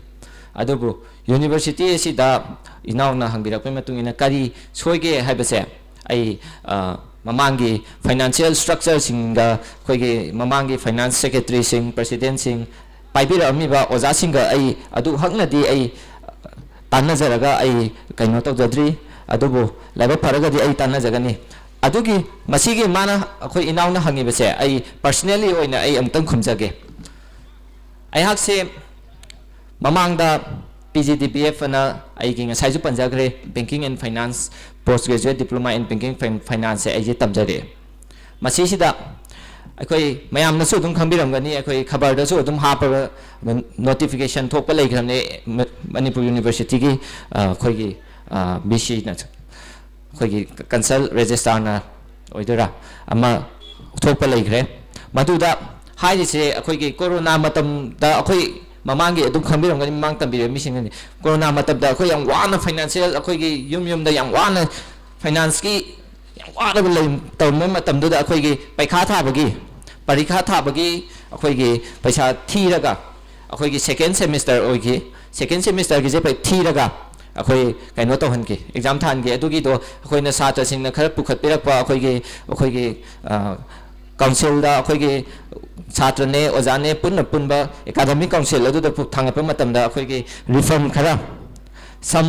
ꯑꯩꯈꯣꯏ ꯑꯦꯃꯥꯎꯟ ꯈꯔ ꯔꯤꯐꯟ ꯇꯧꯔꯛꯀꯅꯤꯅ ꯑꯩꯈꯣꯏꯅ ꯑꯗꯨꯝ ꯅꯣꯇꯤꯐꯤꯀꯦꯁꯟ ꯑꯣꯏꯅꯁꯨ ꯊꯣꯛꯑꯒ ꯂꯩꯈ꯭ꯔꯕꯅꯤ ꯑꯗꯣ ꯍꯥꯏꯔꯤꯕ ꯑꯁꯤꯒꯨꯝꯕ ꯔꯤꯐꯟ ꯇꯧꯔꯛꯀꯅꯤ ꯍꯥꯏꯕꯁꯦ ꯍꯧꯖꯤꯛ ꯐꯥꯎꯕꯒꯤ ꯑꯣꯏꯅꯗꯤ ꯗꯥꯏꯔꯦꯛ ꯑꯩꯈꯣꯏꯒꯤ ꯌꯨꯅꯤꯚꯔꯁꯤꯇꯤ ꯂꯩꯕꯤꯔꯤꯕ ꯑꯩꯒꯤ ꯑꯣꯖꯥꯁꯤꯡꯒꯤ ꯃꯈꯣꯏꯒꯤꯁꯨ ꯇꯦꯛꯅꯤꯀꯦꯜ ꯏꯁꯨ ꯂꯩꯔꯝꯕ ꯌꯥꯏ ꯃꯈꯣꯏ ꯑꯣꯖꯥꯁꯤꯡꯒꯤ VCꯒꯤ ꯃꯈꯣꯏ ꯇꯣꯉꯥꯟ ꯇꯣꯉꯥꯟꯕ ꯃꯥꯒꯤ ꯄ꯭ꯔꯣꯕ꯭ꯂꯦꯝ ꯑꯃꯃꯝꯗꯤ ꯂꯣꯏ ꯂꯩꯕꯤꯔꯝꯒꯅꯤ ꯑꯗꯨꯈꯛꯅ ꯑꯩꯅ ꯎꯁꯟꯖꯔꯨꯗ꯭ꯔꯒꯁꯨ ꯍꯥꯏꯔꯤꯕ ꯍꯧꯖꯤꯛꯀꯤ ꯑꯩꯈꯣꯏꯒꯤ ꯔꯤꯐꯟ ꯇꯧꯒꯗꯧꯔꯤꯕ ꯑꯦꯃꯥꯎꯟ ꯑꯁꯦ ꯀꯔꯝ ꯀꯥꯟꯗ ꯔꯤꯐꯟ ꯇꯧꯕꯤꯔꯛꯀꯗꯒꯦ ꯍꯥꯏꯕꯁꯦ ꯑꯩ ꯍꯧꯖꯤꯛ ꯐꯥꯎꯕꯗ ꯑꯩ ꯈꯪꯖꯗ꯭ꯔꯤ ꯃꯔꯝꯗꯤ ꯇꯧꯕꯤꯔꯛꯑꯣ ꯍꯥꯏꯗꯨꯅ ꯑꯩꯅ ꯑꯦꯄ꯭ꯂꯤꯀꯦꯁꯟ ꯀꯌꯥ ꯊꯥꯖꯈ꯭ꯔꯦ ꯑꯩꯈꯣꯏꯒꯤ PGDBFꯀꯤ ꯑꯩꯈꯣꯏꯒꯤ ꯇꯥꯃꯤꯟꯅꯔꯤꯕ ꯁꯥꯇ꯭ꯔ ꯑꯩꯈꯣꯏ ꯄꯨꯜꯂꯒ ꯑꯩꯈꯣꯏ ꯄꯤꯁꯟꯖꯈ꯭ꯔꯦ ꯑꯗꯨꯕꯨ ꯍꯧꯖꯤꯛ ꯐꯥꯎꯕꯗ ꯑꯗꯨꯒꯤ ꯔꯤꯐꯟꯁꯦ ꯇꯧꯕꯤꯔꯛꯇ꯭ꯔꯤ ꯍꯥꯏꯔꯤꯕ ꯑꯁꯤ ꯑꯦꯛꯖꯥꯝꯄꯜ ꯃꯌꯦꯛ ꯌꯥꯝ ꯂꯥꯅ ꯃꯌꯥꯝꯗ ꯃꯥꯡꯗ ꯌꯥꯝꯅ ꯁꯦꯡꯅ ꯎꯠꯄ ꯌꯥꯔꯕ ꯑꯩꯈꯣꯏꯒꯤ ꯐꯥꯏꯅꯥꯟꯁꯀꯤ ꯑꯣꯏꯕ ꯂꯨꯞ ꯍꯣꯜ ꯑꯗꯨ ꯏꯅꯥꯎꯅ ꯍꯥꯏꯕ ꯂꯨꯞ ꯍꯣꯜ ꯃꯁꯦ ꯑꯃꯅꯦꯅ ꯑꯩꯅ ꯇ꯭ꯔꯤꯠ ꯇꯧꯖꯩ ꯃꯔꯝꯗꯤ ꯃꯁꯤ ꯇꯥꯏꯝꯂꯤ ꯑꯣꯏꯕ ꯍꯥꯏꯔꯤꯕ ꯐꯥꯏꯅꯥꯟꯁꯤꯌꯦꯜ ꯑꯁꯤꯒꯨꯝꯕ ꯑꯩꯈꯣꯏꯒꯤ ꯁꯥꯇ꯭ꯔꯁꯤꯡꯅ ꯐꯪꯐꯝ ꯊꯣꯛꯄ ꯃꯇꯝꯒꯤ ꯑꯣꯏꯕ ꯐꯪꯐꯝ ꯊꯣꯛꯄ ꯍꯧꯖꯤꯛꯀꯤ ꯑꯗꯨꯒꯨꯝꯕ ꯀꯩꯅꯣꯁꯦ ꯇꯥꯏꯝꯂꯤ ꯑꯣꯏꯅ ꯄꯤꯊꯣꯛꯄꯤꯗꯕ ꯐꯖꯅ ꯁꯤꯖꯤꯟꯅꯗꯕꯁꯦ ꯑꯗꯨꯅ ꯃꯔꯝ ꯑꯣꯏꯔꯒ ꯍꯧꯖꯤꯛꯀꯤ ꯑꯁꯤꯒꯨꯝꯕ ꯇ꯭ꯔꯥꯟꯁꯄꯔꯦꯟꯁꯤ ꯂꯩꯇꯕ ꯍꯧꯖꯤꯛꯀꯤ ꯏꯅꯥꯎꯅ ꯍꯥꯏꯔꯤꯕ ꯂꯨꯞ ꯍꯣꯜ ꯂꯩꯕ ꯍꯥꯏꯕꯁꯦ ꯑꯩ ꯄꯔꯁꯅꯦꯜꯂꯤ ꯃꯁꯤ ꯂꯩ ꯍꯥꯏꯕꯁꯦ ꯑꯩ ꯈꯨꯝꯖꯒꯦ ꯑꯗꯨꯒ ꯐꯪꯕ ꯗꯤꯄꯥꯔꯠꯃꯦꯟꯁꯨ ꯑꯃꯅꯤ ꯂꯩꯔꯝꯒꯅꯤ ꯑꯗꯨꯕꯨ ꯑꯩꯈꯣꯏꯒꯤ ꯁꯝ ꯈꯔ ꯑꯃꯗꯤ ꯐꯪꯗꯕꯗꯁꯨ ꯂꯩ ꯍꯥꯏꯕꯁꯦ ꯑꯩ ꯃꯌꯥꯝꯒꯤ ꯃꯥꯡꯗꯁꯨ ꯑꯩ ꯍꯥꯏꯖꯒꯦ ꯑꯗꯨꯅ ꯃꯁꯤ ꯍꯥꯏꯕꯒꯨꯝꯕ ꯑꯁꯤꯒꯨꯝꯕꯁꯤꯡ ꯑꯁꯤꯕꯨ ꯑꯐꯕ ꯑꯆꯨꯝꯕ ꯃꯇꯝ ꯆꯥꯅ ꯇꯧꯕ ꯊꯕꯛ ꯇꯧꯕ ꯁ꯭ꯄꯦꯁꯤꯐꯤꯛ ꯑꯣꯏꯅ ꯈꯨꯝꯕꯤꯔꯣ ꯑꯩꯈꯣꯏ ꯀꯨꯏꯅ ꯑꯩꯈꯣꯏ ꯄꯣꯁ 5 ꯂꯩꯕꯅꯤꯅ ꯑꯩꯈꯣꯏ ꯃꯊꯪ ꯃꯅꯥꯎ ꯑꯩꯈꯣꯏ ꯁꯦꯔꯤꯌꯦꯜ ꯅꯝꯕꯔ 2ꯒꯤ ꯄꯥꯎꯈꯨꯝ ꯑꯃꯨꯛ ꯇꯥꯃꯤꯟꯅꯁꯦ ꯍꯧꯖꯤꯛ ꯍꯪꯕꯤꯔꯛꯈꯤꯕ ꯋꯥꯍꯪꯗꯨꯗ ꯑꯩꯒꯤ ꯃꯣꯠ ꯊꯝꯕ ꯇꯥꯔꯒꯗꯤ ꯐꯥꯏꯅꯥꯟꯁꯀꯤ ꯑꯣꯏꯕ ꯍꯤꯔꯝꯗꯗꯤ ꯊꯣꯏꯗꯣꯛꯅ ꯑꯩꯅꯁꯨ ꯍꯦꯟꯅ ꯈꯪꯕ ꯅꯠꯇꯦ ꯑꯗꯨꯕꯨ ꯍꯦꯟꯅ ꯈꯪꯅꯕꯒꯤ ꯄꯥꯡꯒꯜ ꯑꯩ ꯆꯪꯁꯤꯜꯂꯛꯄꯅꯤ ꯑꯗꯨꯅ ꯃꯔꯨꯑꯣꯏꯅ ꯐꯥꯏꯅꯥꯟꯁꯀꯤꯗꯗꯤ ꯍꯥꯏꯅꯤꯡꯉꯥꯏ ꯀꯩꯁꯨ ꯂꯩꯖꯗꯦ ꯍꯟꯗꯛ ꯊꯣꯛꯈ꯭ꯔꯤꯕ ꯑꯦꯃꯤꯁꯟꯒꯤ ꯄ꯭ꯔꯣꯁꯦꯁ ꯃꯃꯥꯡꯗ ꯂꯩꯈ꯭ꯔꯤꯕ ꯑꯦꯃꯤꯁꯟꯒꯤ ꯄ꯭ꯔꯣꯁꯦꯁ ꯂꯧꯕ ꯌꯥꯕ ꯌꯥꯗꯕ ꯃꯥꯒꯤ ꯐ꯭ꯔꯤ ꯁ꯭ꯇ꯭ꯔꯛꯆꯔ ꯀꯌꯥ ꯑꯃ ꯂꯩ ꯗꯤꯄꯥꯔꯠꯃꯦꯟ ꯈꯨꯗꯤꯡꯃꯛꯇ ꯂꯩꯕꯤꯔꯤꯕ ꯂꯥꯏꯕ꯭ꯔꯦꯔꯤꯒꯤ ꯐꯤꯗꯤ ꯑꯗꯨꯝ ꯂꯧꯋꯤ ꯑꯗꯨ ꯂꯥꯏꯕ꯭ꯔꯦꯔꯤ ꯐꯪꯁꯟ ꯇꯧꯔꯤꯕꯗꯤ ꯇꯧꯗꯕ ꯁꯤꯒꯨꯝꯕ ꯂꯩꯔꯤꯕ ꯈꯨꯗꯤꯡꯃꯛꯁꯦ ꯀꯛꯊꯠꯍꯟꯕ ꯃꯊꯧ ꯇꯥꯏ ꯑꯗꯨꯒ ꯃꯔꯨꯑꯣꯏꯅ ꯃꯃꯥꯡ ꯆꯍꯤꯗꯒꯤ ꯑꯗꯨꯝ ꯂꯥꯛꯇꯨꯅ ꯂꯥꯛꯑꯕ ꯁꯥꯟꯅꯔꯣꯏ ꯃꯁꯥꯃꯛꯁꯨ MPSꯅꯤ ꯑꯗꯨꯒ ꯏꯁꯥꯃꯛꯁꯨ MPSꯇꯩ ꯂꯣꯏꯖꯔ ꯂꯥꯛꯆꯕꯅꯤ ꯃꯃꯥꯡ ꯆꯍꯤꯗꯒꯤ ꯑꯩꯈꯣꯏꯒꯤ ꯁꯥꯟꯅꯔꯤꯕ ꯑꯩꯈꯣꯏꯒꯤ ꯌꯨꯅꯤꯚꯔꯁꯤꯇꯤꯒꯤ ꯔꯤꯄ꯭ꯔꯖꯦꯟꯇꯦꯠ ꯇꯧꯗꯨꯅ ꯆꯠꯂꯤꯕ ꯈꯨꯗꯤꯡꯃꯛꯁꯦ ꯃꯅꯤ ꯄꯋꯥꯔ ꯍꯥꯏꯕ ꯑꯃ ꯂꯩꯀꯣ ꯄꯣꯀꯦꯠ ꯃꯅꯤ ꯑꯦꯂꯥꯎꯋꯦꯟꯁꯅ ꯑꯃ ꯄꯤꯕꯤꯔꯤ ꯕ꯭ꯂꯣꯛꯅ ꯁꯨꯝꯅꯇꯪꯒꯤ ꯂꯨꯄꯥ 500 ꯈꯛ ꯄꯤꯕꯤ ꯑꯁꯤꯁꯦ ꯍꯟꯗꯛꯇꯤ ꯀꯛꯊꯠꯈ꯭ꯔꯦ ꯀꯩꯗꯧꯕꯒꯤ ꯀꯛꯊꯠꯂꯤꯕꯅꯣ ꯀꯗꯥꯏꯗꯒꯤ ꯇꯧꯔꯤꯕꯅꯣ ꯍꯥꯏꯕꯁꯦ ꯀꯔꯤꯝ ꯈꯪꯍꯟꯗꯕꯤꯗ ꯃꯁꯤ ꯈꯨꯗꯤꯡꯃꯛꯁꯦ ꯀꯩꯗꯧꯕꯒꯤ ꯀꯛꯊꯠꯂꯤꯕꯅꯣ ꯍꯥꯏꯕꯗꯣ ꯑꯩ ꯊꯤꯒꯠꯆꯒꯦ aduga sigi chawnga sidagi hena lising amada yauraknaba ai process tawjage for MPH. Thank you. Thagachari, thank you, Satyananda Thongram and Kaisam Alex. Ado pa last over question am tang leviragadi. Adom hang bibi agani. Common question to candidate animakta leviribra. Yeah, takpiyo. Aroi bo jagani sina. Ado mathang da akoi games and sport secretary ke candidate ani du CM sadan leviro. Koi marang them David amasung Somichan kay sing. Ado. Tentang na hang biro point da.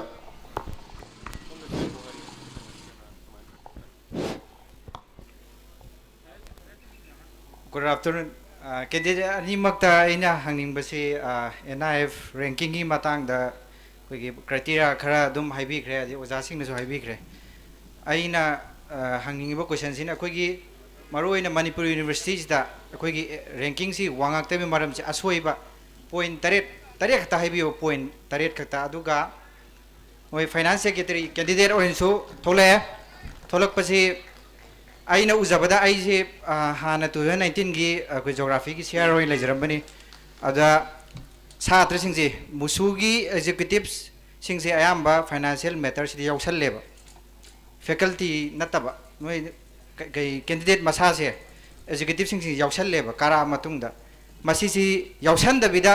अखोइना university सी कोई pressure group ओइन लेरगा सेमदोकपा यायना खनबिब्रा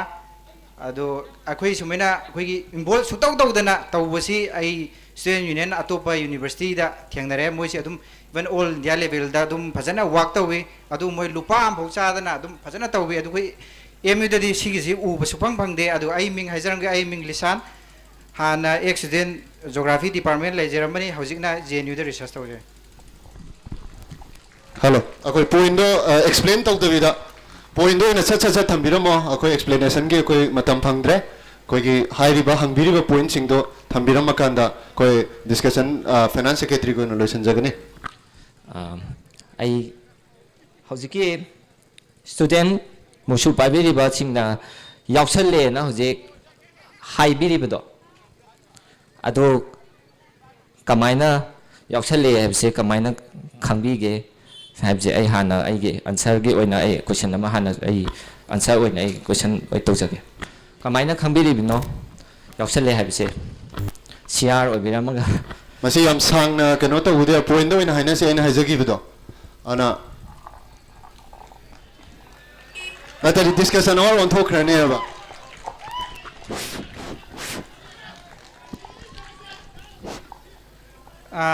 Ahaan मक्तदा Manipur university की सी अखोगी election committee ना सिनबीदन debate तौरसी आई तरफ याम नुंगाइबा फोंदोकजै अदुना मरम ओरगा आई सी इसा Ethan गता octo बरा तौर खोंगने लाक्सबनी डिबेट से तौद्रगदे आई सी इलेक्शन सिसु इन्वॉल्व तौरमदबि अखोई मतमदसु इलेक्शन तौसेना याम कन्ना हाइजागिबनी अगेगी अखोई फेसबुक की ग्रुप तसु आइना हाइबिनी तौबिखिदे अदुबो हंदक तौरबसि याम नुंगाइजै अदुगा मतुंग तरकपदा नेक्स्ट ईयर दगी अखोई स्टूडेंट पार्टिसिपेशन से याम उजदे सिदा फम इज ओनली 5% खतनी सि लोइन यावनिंगी सिदा कई कैंडिडेट की पर्सनालिटी से लोइन उथोरतने अदु सेंगना दुम पॉइंट दुम हाइगे खुइगी हजकी सोमना कैंडिडेट ना हरकपदा कमाइना इन्वॉल्व तौरिनो हाइबनी अदु याम लोइन खंगना मक्तनी सि लै मीजिंग से लोइन खंगना कमाइना इन्वॉल्व तौजि अदु अंता हाबियो कमाइना इन्वॉल्व तौइनो खुइगी सेना दुम डायरेक्ट दुम हाबिरो स्पोर्ट्स सिन मतमदा सपोज स्पोर्ट्स सिन मतमदा कोई पैसा सी candidate game and sports secretary से कायदरानी अदे कायदरपसिदगी अमुका खोगी शेयर मैम से कायदरानी शेयर मैम कायदरपस थ्रू आई मतमददी खोगी एचओडी दा तौरगा अदुमेना कायदरे अदुगा लाइब खोटपसे खोगी स्टूडेंट मसासिना तौवेबा अदु यूनिवर्सिटी लाइरिबा स्टाफ मैम सिंगसिना सिनबीबे कई कायबसी एग्जांपल ओइनानिको सेम थिंग कल्चरल प्रोग्राम दसु खोगी कारिबा कल्चरल सेक्रेटरी सिदा सिननेबा पैसाजी अदुगा तुमेना मोइन ओइना तौवेबको अदगी अखोगी यूनिवर्सिटी वीक तौ मतम स्पेशली यूनिवर्सिटी वीक तौ मतमदा फैकल्टी न तौगदा नत्रगा अखोगी ए ब्लॉक की मी सिंग न तौगदा थबक तो एग्जीक्यूटिव सिंग ना तौसल्लेबको सिगिसि सेंगना हारबनि दुम तौसनबेसे आई सांग लेजरबनि सिदा तौदे हाबि यारोय तौवेबा मोइसे ꯑꯗꯨ ꯁꯦꯡꯅ ꯇꯧꯗꯕꯒꯤ ꯃꯃꯤꯁꯨ ꯃꯌꯥꯝ ꯎꯏ ꯃꯃꯤꯡꯗꯒꯤ ꯇꯧꯕꯁꯨ ꯃꯌꯥꯝ ꯎꯏ ꯃꯄꯥꯟꯗꯒꯤ ꯀꯩ ꯖꯁ ꯅꯦꯛꯇꯗꯅ ꯃꯅꯨꯡꯗ ꯅꯦꯛꯁꯜꯂꯒ ꯀꯟꯇ꯭ꯔꯣꯚꯔꯁꯤꯌꯦꯜ ꯃꯌꯥꯝ ꯑꯣꯏꯈꯤꯕ ꯂꯩ ꯁꯤ ꯑꯩ ꯌꯥꯝ ꯁꯥꯡꯅ ꯍꯥꯏꯖꯔꯨꯔꯒꯦ ꯑꯩꯅ ꯏꯁꯥꯅ ꯈꯪꯖꯔꯒ ꯍꯥꯏꯖꯔꯛꯑꯕꯅꯤ ꯃꯁꯤ ꯑꯩꯅ ꯑꯩꯒꯤ ꯑꯣꯏꯕ ꯋꯥꯈꯜꯂꯣꯟ ꯑꯃ ꯊꯝꯖꯒꯦ ꯃꯁꯤ ꯑꯩꯈꯣꯏꯒꯤ ꯁꯦꯀ꯭ꯔꯦꯇꯔꯤ ꯃꯉꯥꯁꯦ ꯃꯥꯒꯤ ꯄꯣꯔꯠꯐꯣꯂꯤꯌꯣ ꯑꯃꯃꯝ ꯂꯣꯏ ꯄꯤꯕ ꯃꯥꯜꯂꯦ ꯃꯥꯒꯤ ꯖꯨꯔꯤꯁꯗꯤꯛꯁꯟ ꯃꯥꯅ ꯇꯧꯕ ꯌꯥꯕ ꯉꯝꯕ ꯉꯝꯗꯕ ꯖꯒꯥ ꯃꯗꯨꯒꯤꯗꯣ ꯏꯟꯅ ꯌꯨꯅꯤꯚꯔꯁꯤꯇꯤꯒꯤ ꯀꯣꯟꯁꯇꯤꯇ꯭ꯌꯨꯁꯟꯒꯤ ꯃꯈꯥ ꯄꯣꯟꯅ ꯑꯗꯨ ꯃꯗꯨꯒꯤꯗꯣ ꯏꯟꯅ ꯄꯤꯔꯛꯄ ꯑꯣꯏꯔꯝꯒꯅꯤ ꯍꯥꯏꯅ ꯑꯩꯅ ꯈꯟꯖꯩ ꯁ꯭ꯄꯣꯔꯠꯁꯀꯤ ꯁꯦꯀ꯭ꯔꯦꯇꯔꯤꯗ ꯁ꯭ꯄꯣꯔꯠꯁꯀꯤ ꯃꯥꯒꯤ ꯁ꯭ꯄꯣꯔꯠꯀꯤ ꯗꯤꯜ ꯇꯧꯅꯕ ꯑꯗꯒꯤ ꯖꯦꯅꯔꯦꯜ ꯁꯦꯀ꯭ꯔꯦꯇꯔꯤꯗ ꯖꯦꯅꯔꯦꯜ ꯁꯦꯀ꯭ꯔꯦꯇꯔꯤꯅ ꯗꯤꯜ ꯇꯧꯕ ꯄ꯭ꯔꯁꯤꯗꯦꯟꯅ ꯇꯧꯕ ꯌꯥꯕ ꯀꯌꯥ ꯑꯃꯁꯨ ꯍꯥꯏꯔꯤꯕꯁꯤꯡ ꯑꯁꯦ ꯃꯥꯒꯤ ꯁꯦꯀ꯭ꯔꯦꯇꯔꯤꯗꯨꯗ ꯉꯁꯥꯏꯒꯤ ꯀꯣꯟꯁꯇꯤꯇ꯭ꯌꯨꯁꯟ ꯃꯅꯤꯄꯨꯔ ꯌꯨꯅꯤꯚꯔꯁꯤꯇꯤꯒꯤ ꯀꯣꯟꯁꯇꯤꯇ꯭ꯌꯨꯁꯟꯗꯁꯨ ꯃꯁꯤ ꯌꯥꯎꯔꯝꯒꯅꯤ ꯍꯥꯏꯅ ꯑꯩꯅꯁꯨ ꯈꯟꯖꯩ ꯑꯗꯨꯅ ꯍꯥꯏꯔꯤꯕꯁꯤꯡ ꯑꯁꯦ ꯃꯊꯪ ꯃꯈꯥ ꯇꯥꯅ ꯄꯤꯅꯕꯗꯨꯗꯤ ꯉꯁꯥꯏꯒꯤ ꯃꯥꯏ ꯂꯩꯔꯤꯕ ꯃꯥꯏ ꯒ꯭ꯔꯨꯞꯇꯨꯒꯤ ꯀꯩꯅꯣ ꯍꯥꯏꯕꯗꯤ ꯁꯤꯌꯥꯔꯗꯨꯗꯁꯨ ꯉꯁꯥꯏꯒꯤ ꯒꯦꯝꯁꯀꯤꯗ ꯇꯥꯔꯝꯕ ꯌꯥꯏ ꯑꯃꯗ ꯇꯥꯔꯝꯕ ꯌꯥꯏ ꯑꯗꯨꯃꯥꯏꯅ ꯑꯣꯏꯕ ꯃꯥꯏ ꯄꯣꯔꯠꯐꯣꯂꯤꯌꯣꯗꯨꯗ ꯄꯥꯟꯅꯍꯜꯂꯣ ꯍꯥꯏꯕꯁꯦ ꯑꯩ ꯑꯣꯏꯔꯝꯒꯗꯕ ꯑꯗꯨ ꯑꯣꯏꯔꯝꯒꯗ꯭ꯔꯅ ꯑꯩ ꯊꯥꯖꯩ ꯃꯁꯤꯗ ꯗꯥꯏꯔꯦꯛꯂꯤ ꯆꯪꯉꯒ ꯑꯩꯈꯣꯏꯒꯤ ꯑꯦ ꯕ꯭ꯂꯣꯛꯇ ꯑꯦꯗꯃꯤꯅꯤꯁꯇ꯭ꯔꯦꯁꯟ ꯕ꯭ꯂꯣꯛꯇ ꯆꯪꯉꯒ ꯐꯥꯏꯅꯥꯟꯁ ꯁꯦꯛꯁꯟꯗ ꯆꯪꯉꯒ ꯗꯥꯏꯔꯦꯛ ꯑꯩꯈꯣꯏꯒꯤ ꯁ꯭ꯇꯨꯗꯦꯟꯁꯤꯡꯅ ꯇꯧꯗꯕ꯭ꯔꯥ ꯍꯥꯏꯅꯗꯤ ꯑꯩ ꯇꯧꯁꯨ ꯇꯧꯔꯝꯃꯣꯏ ꯍꯥꯏꯅꯁꯨ ꯈꯟꯖꯩ ꯑꯗꯨꯕꯨ ꯉꯁꯥꯏ ꯇꯧꯋꯤꯅ ꯍꯥꯏꯕꯤꯔꯤꯕꯗꯣ ꯑꯩ ꯃꯗꯨꯃꯗꯤ ꯑꯩ ꯈꯤꯇꯪ ꯑꯦꯛꯁꯀ꯭ꯌꯨꯁ ꯇꯧꯅꯤꯡꯉꯤ ꯃꯔꯝꯗꯤ ꯑꯩꯒꯤ ꯑꯣꯏꯅꯗꯤ ꯑꯩ ꯍꯧꯖꯤꯛ ꯐꯥꯎꯕꯗꯤ ꯑꯩ ꯃꯨꯁꯨꯁꯤꯗ ꯑꯩ ꯂꯩꯖꯗ꯭ꯔꯤ ꯑꯗꯨꯕꯨ ꯑꯩ ꯂꯩꯔꯛꯄ ꯇꯥꯔꯒꯁꯨ ꯑꯩ ꯃꯗꯨꯃꯗꯤ ꯑꯩ ꯑꯣꯏꯊꯣꯛꯇꯕ ama oiram gadra haina ai khanje maramdi akhoi gi administration block na tawriba thaba ase satra amna changai hekta tawba yaba nate akhoi gi subna tagi pressure group ne na ai thamjage aduga makhoi na tawriba sing ado khut thin thin dana nang si soire haina akhoi na ta aga afaba maikei da purakpa haibase akhoi gi university sigi satra amagi akhoi gi collective responsibility ne haibase ai musugi akhoi executive pamina kadriba sing da so ai masima dang haijaraga ai hairiba question ase ai loisanjari thank you Serial number 2. ꯑꯩꯒꯤ ꯑꯣꯏꯅ ꯃꯣꯠ ꯊꯝꯖꯕ ꯇꯥꯔꯒꯗꯤ NIRF ꯒꯤ ꯔꯦꯡꯁꯤꯗ ꯆꯟꯕ ꯍꯥꯏꯕꯁꯤ ꯇꯊꯥꯗꯤ ꯅꯠꯇꯦ ꯑꯗꯨꯕꯨ point 8 ꯇꯣ ꯑꯩꯅ ꯆꯤꯊ ꯅꯥꯟꯊꯕ ꯌꯥꯎꯔꯒꯁꯨ ꯉꯥꯛꯄꯤꯒꯅꯤ ꯑꯍꯥꯟꯕ ꯃꯇꯝꯗ ꯑꯣꯖꯥꯒ ꯁꯥꯇ꯭ꯔꯒ ꯂꯩꯅꯔꯤꯕ ꯃꯔꯤꯁꯦ ꯐꯖꯅ ꯂꯩꯔꯕ ꯑꯗꯨꯒ ꯂꯩꯔꯤꯕ ꯔꯤꯁꯣꯔꯁꯦꯁ ꯈꯨꯗꯤꯡꯃꯛꯁꯦ ꯃꯐꯝ ꯆꯥꯅ ꯑꯗꯒꯤ ꯃꯐꯝ ꯃꯇꯝ ꯃꯇꯨꯡꯏꯟꯅ UGCꯅ HRDꯅ ꯄꯤꯕꯤꯔꯛꯑꯕ adu mafam cha thambiraba adadagi research scholars ingna akhanaba research khudimak presentation tawduna national amadi international da thakta research tawriba khudimak to presentation tawraba amadi lakadoriba anoba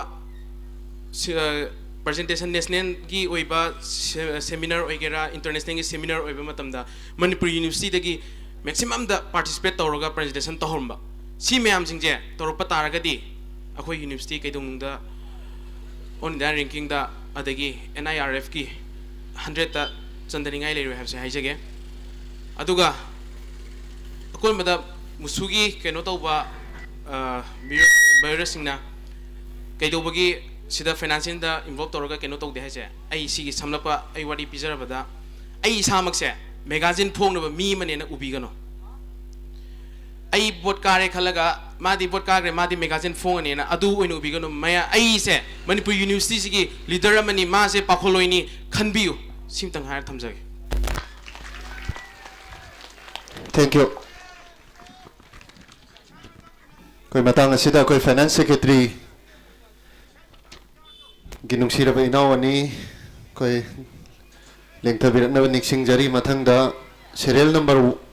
akhoi mathang manau nai na chatpanina first the games and sports ki secretary gi oina moirang them David ki matam lobi na mani singjari aduga mayam na koi hujik pangthok chari ba symposium ma se koi Kanglei view hari YouTube channel la tuda koi live stream tawri aduna khangna chana ba sing amasung tongan ba maru mapang singda koi link adu share to biraga mideng tahan bina ba niksingjari koi ahan bada wafam tang thamja hoge koi hariba symposium topic aduga mari lenana koi minute manga dagina tariat phawgi matam pijagani aduga makhata abda kari maram gi games and sports secretary thongning libano masung kariguma mai pak lagari kari tawgadage habugi minute ahum thambiu aduna punna minute tara lobiu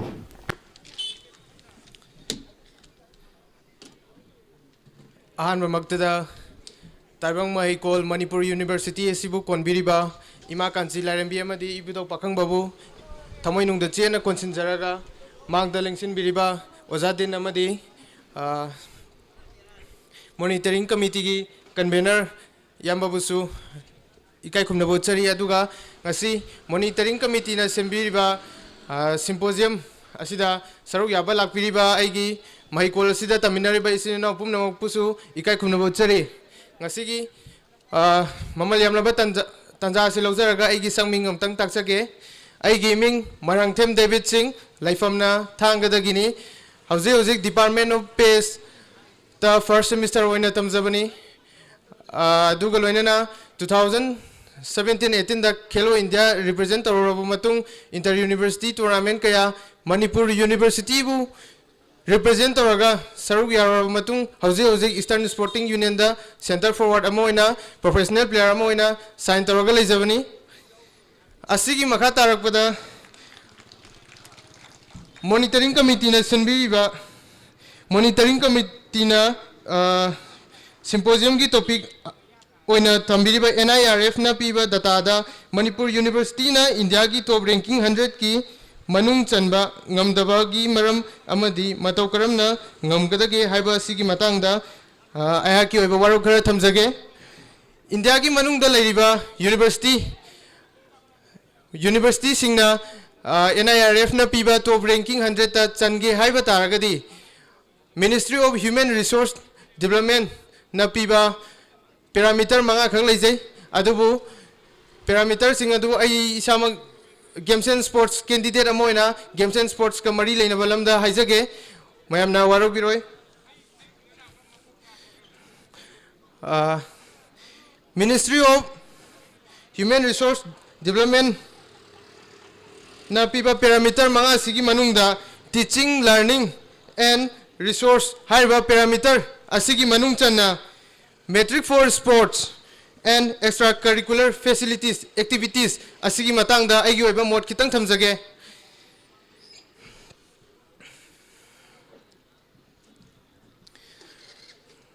karigidamak Manipur University na NIRF na piba NIRF ranking da top 100 chandabano karamna chanba yagani haibagi matangda sports area per student gi matang da thamjage sports area per student gi matang da Manipur University da leiriba tongan ba field adagi tongan ba sanapung kaya sida asuki matik aina inter university kaya outside da sanaba chacharuba matamda lehariba facilities kaya duga hauzik leiriba field na chingba kaya siga asuki matik khena grai tare yengbiu 2005 की October 13 दगी होरगा Manipur University जे सही तारा तरुक हेलबनेबा Central University अमा ओलगा लाइजे अदु ngasibaw Manipur University mahikol asida swimming pool ama phol leibangam driba kari gi damakta leitribano Manipur University gi makhada leiriba affiliate Manipur University is the affiliate toraga leiriba college kayama samna habda ai Dem College of Science ki graduation loraga lakchabani Dem College of Science ta swimming pool lei Standard College Imphal College na chingba kaya da swimming pool leiba aduga kari gi damakta ngasi fawba Manipur University mahikol asida swimming pool thambangam dribano asisu yamna chawba factor amani haina thamjage swimming pool gata nataba aina inter university kaya saru ya zaru matamda day night kaya ma sanajare tongan ba event da adubu Manipur University mahikol sida laiba field ayambada light ki facility laitaba flood light thandabana maram moraga day scholars sing amadi hostelers sing na numidang da sanabagi khudung chabadu pangdabra haina khanjai masisu yamna chawba maram amani haina khanjage makha tarakpada Manipur University da tamliba mahiroi lising taret mugna sanabaya ba gymnasium hall indoor hall asida magi haidi tongan ba mahiroi masing kaya na sanagadoba equipment sing asi matik chana masing suna laitabana maram oraga tongan ba factor da effect mayam lai sikakta sunatana hairiba effectsing asi nupi mahiro singda amra lai yam sengna haizabda ai sama department of ps tagini ai sama ki department gi sister sing ai gi marup ai gi chejing kayana fitness gymnasium hall da sana ba chamo matamda tongan ba moigi haidi dressing room laitaba tongan ba facilities kaya ma wat bana maram maraga sigumba kaya da sothaba kaya leibasina haidi all india ranking da 100 ki manung chanba ngamdabani haibasi su maram amani makha tarakpada Manipur University asida lairiba mahiroi sing asiga chanaba facilities pidabana maram maraga NIRF na piba ranking asida 100 ki manung chanba ngamdabani asi swaijage adu ai yam sangna dingang zaroi tentang na haizabda makha tarakpada izone amadi national level ki thakta sanaba chatpa matamda akoina izone amadi national ki thakta sanaba chalamdaida karamba how giba secretary karamba secretary na sanaba Manipur University bu represent tawriba tawraga chaliba satra jingduda karamna motivate tawbige karamba player sanaba chalamdaida karamba secretary na karamba player sing adu thengna bibra haibasi thamjage asigi matangda ai samak na ai samakta thengnajaba experience amtang share tawjage last year ai Yogi Bhimana University Andhra Pradesh ta all India Sobol Inter University tournament saruk yaba chachai saruk yaba chachabasida aigi aingonda laibak thiba khudong thiba thodok kaya ma thenai laibak thiba thodok khudong thiba thodok kaya si samlamna haijage Inter University represent tawra chatoni go Manipur University represent tawra chatoni ba players sing se adubu University represent tawra chaturiba players sing jida pi duriba moi piriba moi gi facilities mayam do suna pibiribra haibu mamangi secretary haugiba singda asoba kayama laibra kanjai adubu ai samakta adugi thodok adu kamaina thoki ge matamda hayeng da ngairaba Manipur thadokadabdi hayeng da ngaira matam jida ngasigi nungdaram pung mari da kids sai gi sanabda set kadaba pugadaba bag kids to Manipur University da loba la on haiba adu ai maram chadabra haina khanjai haidi pung mari tar matamje asai university hostel da leiba player sing mahiroi sing oirgadi fai adubu day scholar sing dadi madu laiba yamna thibani ai samaksu athapa khungang thanggadagini aduna matamdu nangnaba laknaba matamda ai engonda awaba kayamro mama saru yazaki haidi numittu nongsu yam kana chugimna maram oraga ai halaga yumda isa naki aduga noalaga adum ai manage toraga adum Manipur University bu represent tawjaki adu asigumba amotpa Manipur University ki sports ki amotpa environment kaya si semdo matungda all India ranking da Manipur University je awang bathak ta pukhal pangamgani haibsi thamjage samlamna haibada ahangna program asida thoktrigai mamangda ahal kaya da ahal sing hostel da leriba ahal sing kaya da tanajaru matamda hostel sports asi 2017-18 session da tawgibagi matung dagi ngasi fawda Manipur University ki hostel sports meet asi ngasi faw pangthok tabra haina khanjai ai samana thijamba dasu adubu asi hostel sports meet asi pangthok patargadi hosteler Manipur University asida leiba hosteler kaya haidi not only boys ai nupi maza kaya ma mayam si hosteler mayam si pulap interact tawbagi program ma games and sports asina lobra haina khanjai games and sports asina sumaina interact tawbagi program asi lawraba matungda Manipur University je chakhot pangamakadra haina khanjai makha tarakpada sports achievement ga mari lena sablamna kitang thamjage last year da Odisha da pangthokiba Khelo India University Games da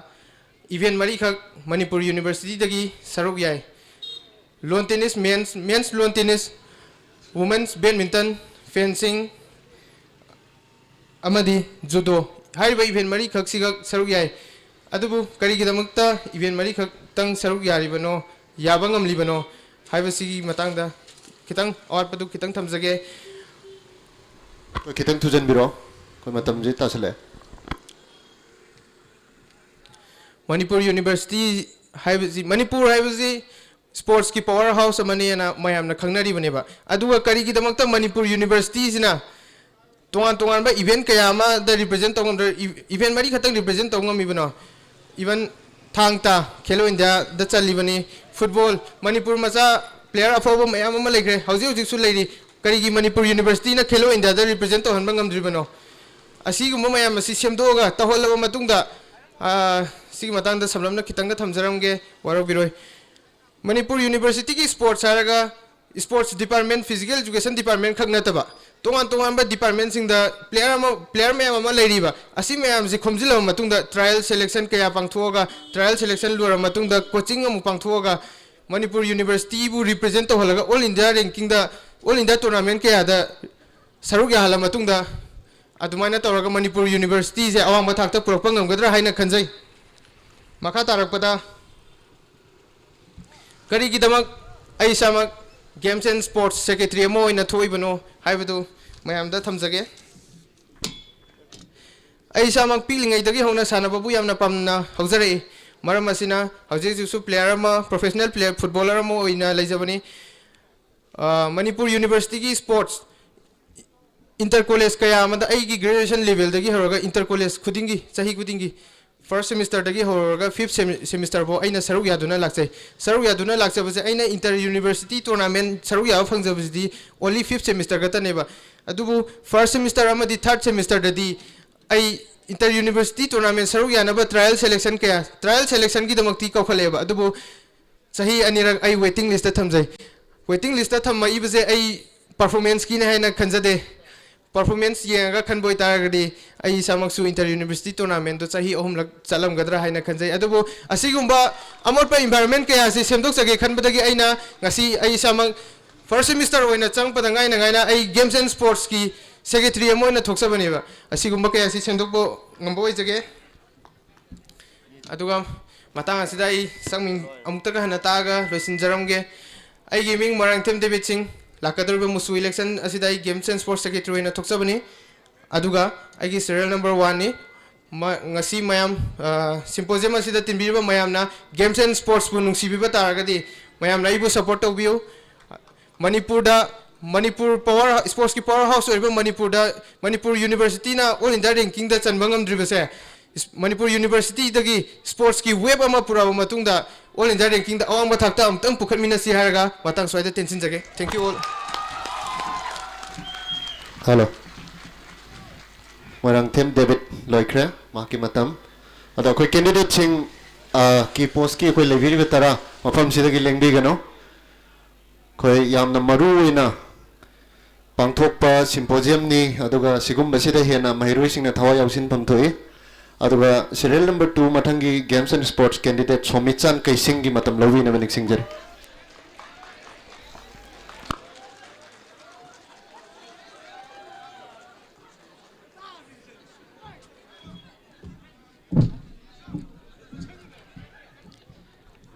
Good afternoon everyone.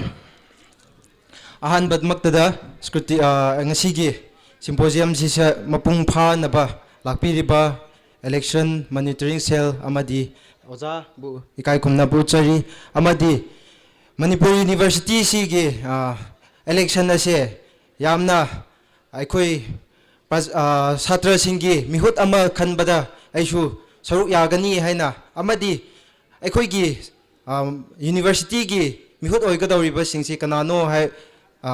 haina tidok jabada saruk yani haina lariba pumnamapu aigi ikai khumnaba uchari amadi ngasi bibiriba National Institutional Ranking Framework na piba data da Manipur University na India gi top ranking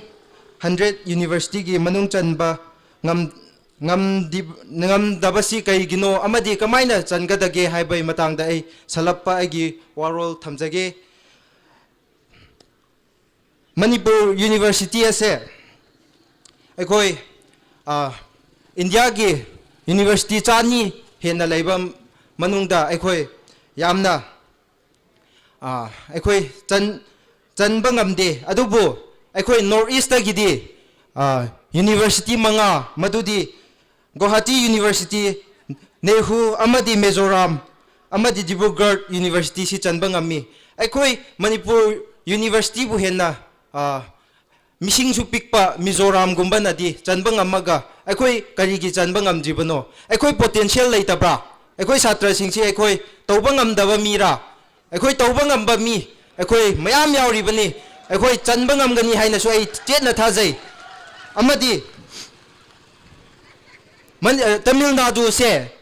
ꯏꯟꯗꯤꯌꯥꯒꯤ state ꯈꯨꯗꯤꯡꯃꯛꯇꯗ university ꯂꯩꯕ ꯃꯇꯨꯡꯗ Tamil Nadu state ꯍꯥꯏꯕ ꯀꯧꯔꯤꯕ ꯑꯁꯤꯅ university 19 ꯑꯁꯦ NIRFꯀꯤ list ꯆꯥꯝꯃꯒꯤ ꯃꯅꯨꯡꯗ ꯆꯜꯂꯤꯕꯅꯤ ꯑꯗꯨꯕꯨ ꯑꯩꯈꯣꯏꯅ ꯌꯥꯝꯅ ꯆꯥꯎꯅ ꯑꯩꯈꯣꯏꯅ ꯑꯦꯛꯁꯄꯦꯛ ꯇꯧꯕ ꯌꯥꯝꯅ ꯑꯩꯈꯣꯏꯅ ꯃꯍꯩꯒꯤ ꯊꯥꯛꯇ ꯌꯥꯝꯅ ꯆꯥꯎꯅ ꯋꯥꯡꯅ ꯈꯜꯂꯤꯕ ꯌꯨꯅꯤꯚꯔꯁꯤꯇꯤꯁꯤꯅ ꯆꯜꯂꯛꯇꯕ ꯃꯇꯝꯗ ꯑꯩꯈꯣꯏ ꯊꯃꯣꯏꯗ ꯀꯔꯤ ꯐꯥꯎꯒꯦ ꯑꯩꯈꯣꯏ ꯅꯨꯡꯉꯥꯏꯇꯕ ꯐꯥꯎꯕꯅ ꯑꯌꯥꯝꯕ ꯑꯣꯏꯔꯝꯒꯅꯤ ꯍꯥꯏꯅ ꯈꯟꯖꯩ ꯑꯃꯗꯤ ꯑꯩꯈꯣꯏ ꯂꯤꯇꯔꯦꯁꯤ ꯔꯦꯠ ꯌꯦꯡꯂꯨꯕ ꯃꯇꯝꯗ ꯇꯃꯤꯜ ꯅꯥꯗꯨꯒꯤ ꯂꯤꯇꯔꯦꯁꯤ ꯔꯦꯠꯁꯦ 80.33 ꯅꯤ ꯑꯗꯨꯕꯨ ꯃꯅꯤꯄꯨꯔꯒꯤ ꯂꯤꯇꯔꯦꯁꯤ ꯔꯦꯠꯁꯦ 76.94 ꯑꯁꯤ ꯆꯜꯂꯒ ꯑꯩꯈꯣই literacy rate 3.39 खक्तंग ओइरगा कईगी दमा अखोई चलोइदबनो अखोई ngasi handak chahi chalam daba yai अखोई chalam chan खिगनी हाबे ai थाजब लेजै amadi NIRF na piba data moina data collect tawbasi 2016 dagi hauna moina collect tawba haurakpani amadi 2020 phau अखोई chanba ngamdare adubu lakliba 2021 amadi 22 dadi अखोई channaba kai kai leige haina अखोई analysis ngakta tawminasi moigi NIRF ki moigi parameter manga du ngasai su mayam na haijare aina su adu amuka same topic ta nainamni na ai amu haijage ahan bada teaching learning resources asi yamna अखोइना लोइना खंगनरे ngasi topic ta asida अखोई university ama leragadi satra leifam thoi oza leifam thoi asida university amada satra na masing samna hairabada hujik manipuri department da handak fresher changi basi oza satra chani jangra e aduda oza kya leibano अखोई लोइना खंगरबा wafamni asengba NIRF ki ranking da moina oza gi satra gi ratio moina kholakpada satra tara lebada oza ama satra chama lebada oza tara haina moi keno data lebani adubu अखोई gidi adu natabida mi satra kun lebada oza ama na taksinba satra henna adu da we expect Manipur University da ina yengjarubada adu henna wangba department kaya yawi adu अखोइना matam matam gi hojik अखोई gi keno satra sing sina सरकार the ओइगेरा अखोई pressure P मिनरगा अखोई ओजागी अमदी intake से हेन यामना मपांगन कन्ना लेनबा अखोई मथौ ताई अमदी अनि सुबदा रिसर्च एंड प्रोफेशनल प्रैक्टिस असिगी कनो ले असिदा रिसर्च पब्लिकेशन यूनिवर्सिटी गी माई है सिदी रिसर्च यामना पुथोकपा अदुगा यामना क्वालिटी लेबा पब्लिकेशन तौबा मतमदा अखोई पुरोपा ngamgani अमदी intellectual property rights amadi patent application se yamna phaja hanba asina ranking da chanba ngamgani aduna akhoi gi world class ki oiba akhoi matam gi chanaba gi laboratory equipments amadi facility se akhoi leiba mathau tai akhoi thang pairaga nongmai paiba mi amangu thingna se haibde akhoi ngammoi aduna mina nongmai pai de akhoi to pairaga तौद हेना अफब मीना कनो अदुदा अखोई ngamgadobani haina ai khanjai amadi ahum subai da graduation outcomes asi university अखोई लेरिबा सिदा scholar ma'am लेजai अदुबु अखोई gi scholar लेरिबा सिंगसे मोइगी matam chana loisinbiba matam chana moibu degree award pibiba sisu mathau tai haibadi अखोई scholar लेरिबा सिंजे चाही अहुम दगी हौरगा चाही निपान फाउ research तवो हाइना हाइजाबनी अदुबु अखोइदी yamna aduda hendok na su tawraga yamna Manipur University nungsibai radi khangde adu henna akhoi tawba yam thingna jai adu su matam cha cha na loisin bi bataraga di ranking wang khat pada mating pangani haina ai khanjai amadi asi kamaina phagera ha de akhoi library phagat batai amadi computer amadi syllabus ki amari leina ba singdo akhoi isa isa na leiba ngamdaba satra khara gi dama khallaga department khudi makta atai dagi hen na leiba ngamdar syllabus ki dudi copy satra tara leiba da manga ta orsu loina gi kino budget ki matu ina kona dar su tangkai madi admai na leira thamadi ekoi henna ekoi gumba lairik leiba ngamda khoi su henna lairik haiba mi oiba ngamgani hain khanjai amadi mari subada outreach and inclusivity akhoi asida kamaina outreach saibsi akhoi mapalamdagi akhoi university da satra kayamuk tamge haina akhoi su yengminasi aina vote ki ne aina campaign koi chat ba matam da ai mapalamdagi kino outside India foreigner go tamba leiramba ya ai thingna jade university ama leide du gumsu outside Burma da gi oiba yai Thailand da oiba yai Japan da oiba yai or China da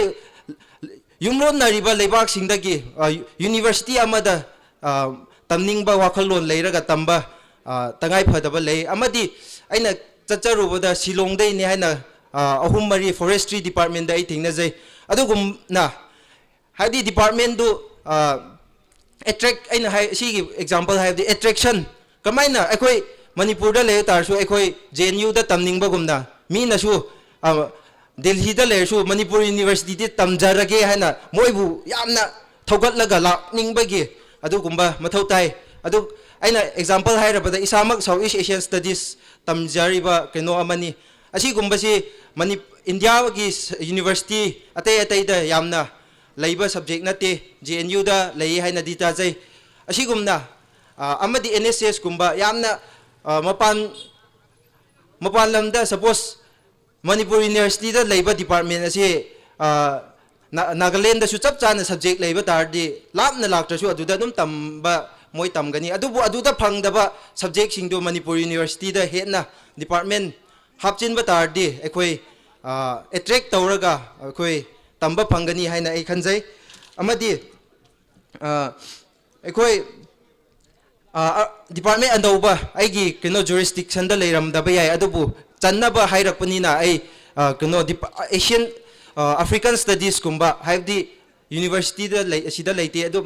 atai university da su yam marangkai na leite adu kumba leitaba si sida hap biwa tar gidi chahi khara yi matungda atai state tai su tamningba asi maramda khangningba attract tawgani haina ai khanjai amadi hujik economical challenge students singe dama ekoi provision Manipur University sida ai leiba phangde have the ngasai aigi keno finance secretary lepiba bro Alex ke samna haibi bada disability gi khatang mate panjai adu ai acknowledge tawjai have the JNU gumbada suppose mi amasi yamna lairik ti haiba aduga differently able moibu disable hairose differently able oiba mi leiba taragadi wheelchair gi suppose ekoi cycle set ta cycle pareng haina thamba gumna wheelchair gi oiba haidi thangba ngamde kana kino tawbra haibdo adu attract tawnaba wheelchair na chingba ekoi university da thamba yai haina ai khanjai amadi moidama rem na chingba haibdi will ngasai social science block ta haibiyudo kamaina ka ga drive do adu rem gumba le di wheelchair or su thogat pa yaba hojik ki fibam da di wheelchair su yaro adu wheelchair thogat pa yaba amadi lift gumba adu gumba department building awam do di lift gumba thamba mathau tai haina khanjai aduga asida economic paisa da sotho hoba kangbo idamakna hojik free kino ming kino chanba yaba free da kino tawba yaba adugumba provision amasu ekoi dargar tai asi Ambedkar University da chatna duna leiriba kino provision ni aduna ekoi fund duna ekoi yamdabe ngamramdabe yai adubu ngam top ranking da chanje hardi ekhoi si gumba si chu tangai phadana tawba mathau tai haina khanjai amadi manga subada peer perception ngasai hai bi bada candidate sing hai bi da yaw khre haibdi ekhoi Manipur macha ama oina Manipur da university da tamba phangba haibse ekhoi yamna chawthok chai adubu ekhoina chawthok patara gasu atai university gadi khra sotho hobana ekhoi kaino mingonda yamna kaino tawram da bai JNU tamba mi na hena chawthok jaba ekhoi lei aduna ekhoi su adu gumbai thakta lakna badu ekhoi hojik aina khitang haija khiba adu singsu semgatpa amadi faja thok hanba ekhoi mathau tai amadi ekhoi IIT ga IM gi moi example lo mi na se haibadi moi 6 semester laibada 5th semester hek prekha tawba 6 semester karak tringai da campus recruitment moi haure company achao achao sing na moi IIT IIM da chatlaga moi chhatra sing da contract lawraga hek mai semester loibaga thabak pi na ba haina sem sare adubu university asidadi adugumba MA loiba targa su doctorate loiba targa su ekoi placement sel phangdabi da ekoi isana wanomaga or isana kaino tandragadi mina ekoi ngonda laaga ekoi potential gi matung inna darkar matung inna moi launa ba adugumba provision ekoi leite adu maming gi oinadi lairamba yai placement sel haina lei hain tai adubu mathau do department leiriba singdo ekoi adui dama darkar tai haina hai kanjai aduga ai hojiki asi singse ekoi awat pa singse ekoi min khatpa matamda ekoi ranking da chanba ngamgani haina ai khanjai amadi aigi game and sports ki secretary oibagi aigi wakhalon salapna ai thamjage ai si yamna culture da amadi sports da thawai yawba mi sa amani aduna bu ai yaragadi animak si tawrasira haina su khanjabni adubu yadamni na ai sports ye khallabani aduna aina kitang adu oisu ai sports ki kari gumba laiba pharaga ka ba tar gadi ai animak ki thabakti tawni mingdo de culture ki secretary na lawjalsnu kaisu kaide adu ai ahan bada sports ki keno da ai salapna haijage asida aina khara aina panba yaba keno da aina haijage Manipur University na ekoi host tawduna national amadi international gi sports meet ekoi pangphok na ba ai fazana ai hotna jage amadi yargadi sida ai international su yawhange haina tawbani haidi kamaina international yawhan sira haibse yam luga daw pot nate ai Southeast Asian studies student ama oina ai Burma gi si adu ekoi lamsu Burma manak ne hek tamu university ki chhatra khar kau khatlaga dum ekoi international sports meet ne aina hek taw bi ai adu plan leijai ai aduga keno indigenous game ai yokhat yamna yokhat chaningba mi ama oina ai hojik hek ai secretary laibak phar kar de ain taw dawse Manipuri department da first chatlaga moigi kangsang ama leibane adu ai phana moigi ming khaktangi kangsang du kang ga thang da leiba saruk open tournament ama tawraga loina haidaba sing haiba sing loina tawra ai isa yauna ai kang sanabda ai saruk yagani adu sinsu singani haina ai haijai koi matam loisala aduga finance secretary do kitang sangbane ai kitang henbin na su pin phan anta chawiya de aduga ai keno aina khanjari se loina di manarap taw sing di maaf taw bio ai su chap manaba wakhalon leijabai ne haina khanjarage amadi ai indoor stadium amadi gymnasium je ai semgat pa pamjai haidi hojikan last line thambiro koi 15 minutes logre mamang candidate chu koi 15 minutes oine okay adu keno gymnasium do adu tawjage amadi artificial turf hockey gi amadi football gi ai asi lampak su ucharage sida ai turf sani ai se ke ka ba simak ta sage aduga ai keno swimming pool adu sai yaujare aduga sagol kangjai amadi mukna se Manipur sports meet ta isin na bahot na jage amadi kano Manipur University sports meet sinba matamda Neroka gi Trau gi amadi je all Manipur football association atai adutai scout sing kauraga ahi ba sing dudi moina yeng halaga pat khan laga moi Neroka da hapchin ba yabra Trau da hapchin ba yabra loi tau jage hai jamni thank you ai sai kano tau jage aduna koi gi ming khak ta haijar mage do loisilage serial number 1 su stage ta kakat pe mixing jari marang tin debe ai gi ming Somichan kaising ai Southeast Asian Studies ki second semester oina lejabani ai gi game sport secretary gi ni ai gi serial number na 2 kubak khubam tamda amana makhau khon hodabagum ani na hobagum ai amtang kubak si ani ho na tawra khujarage thank you hello mic pai bi amam Somichan soma dum lebiro ano na mic ma'am question ko student singi marakta gi khoi question common question hai tare candidate ani makta hangbi ga dabudo adogi hangbina be nixing jari koi limited question lai gani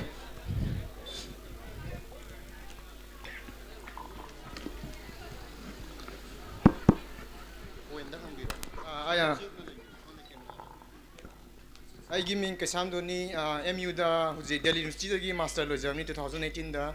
aduga Naharul Youth Sana organization am laibani Facebook te page sangni adugi president ni aduda aina hangjaningi je Musu gi MU manungi issues me puthokpi gre kenona president na di candidate me puthokpi gre aduda hujita puthoi da aina award pakra hajaga da haitare ai sama nasai gi lilong thong deina keno bokje Ministry gate bokje median khai deba median khai dije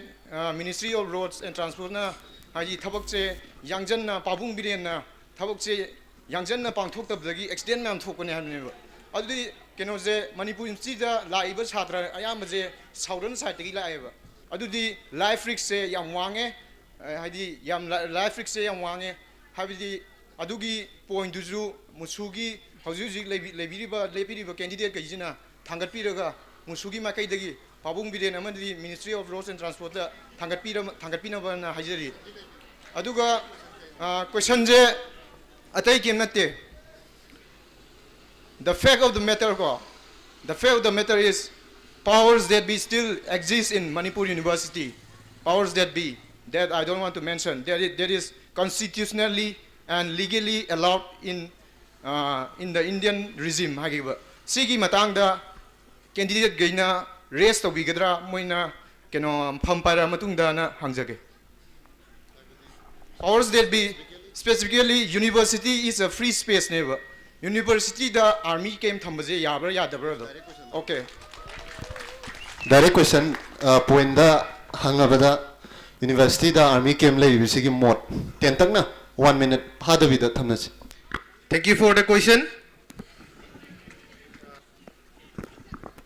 Manipur University is the Army camp laibase asigi matangda aibu haijo harga targadi asigi matangda naina wahai targadi asuki matik issue kayama laigragani naina bagi su loiba nairo haitare Manipur gi waina heritage place kayada army camp kaya thamjalije issue kayama laibadagineba adubu issue kaya si ai samak su thisinjagi ge aduga Manipur University da army camp lairibasi karigi damakta lairibano haidi lehan bai yaribra yadabra haibadu mayam ahalamun haidi ai isamak su hauji musu pai bana chadri musu pai raba matung secretaryship kaya ga tana jaraga asigi matang da issue du ai lokachage ado ngasimaki oina di issue du gi matang da ai karisu khangjabo oijadri ai kitang learn tawjagi ge thank you Next Somichan adu yam chumene kamaina university da bu army camp thambra bu ko ai khoisin naharon na teba kamaina sida laik tamge haina la pasi police sida gate tak sangi bisi ba yaram ne ba adu kamai army camp thambra adu bu ai thamoi sokpa ma di le haidi hatna konung oidana ai khoi yamna culture gi oiba yamna ai khoina phidam na pham oiba sida kamaina army camp army natabo or atai or tawbiramadi infrastructure development oina tawbiramadi phadawne adu water project kumba khara mafam sisu chaebago water project kumba mafam ma tawbiramadi phadawne army kem dawsi ai thamoi singna yajaningde adubu aina musugi level dadi ai tanthopudi ngamjaroi haina ai haijari. Thank you. Last question. Lao.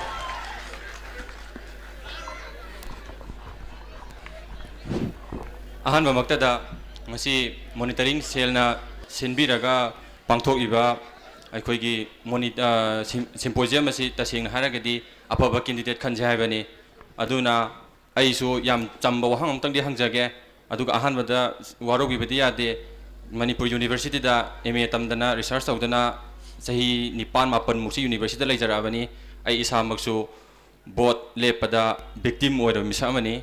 adubo tasingna monitoring cell se khitang na langkhat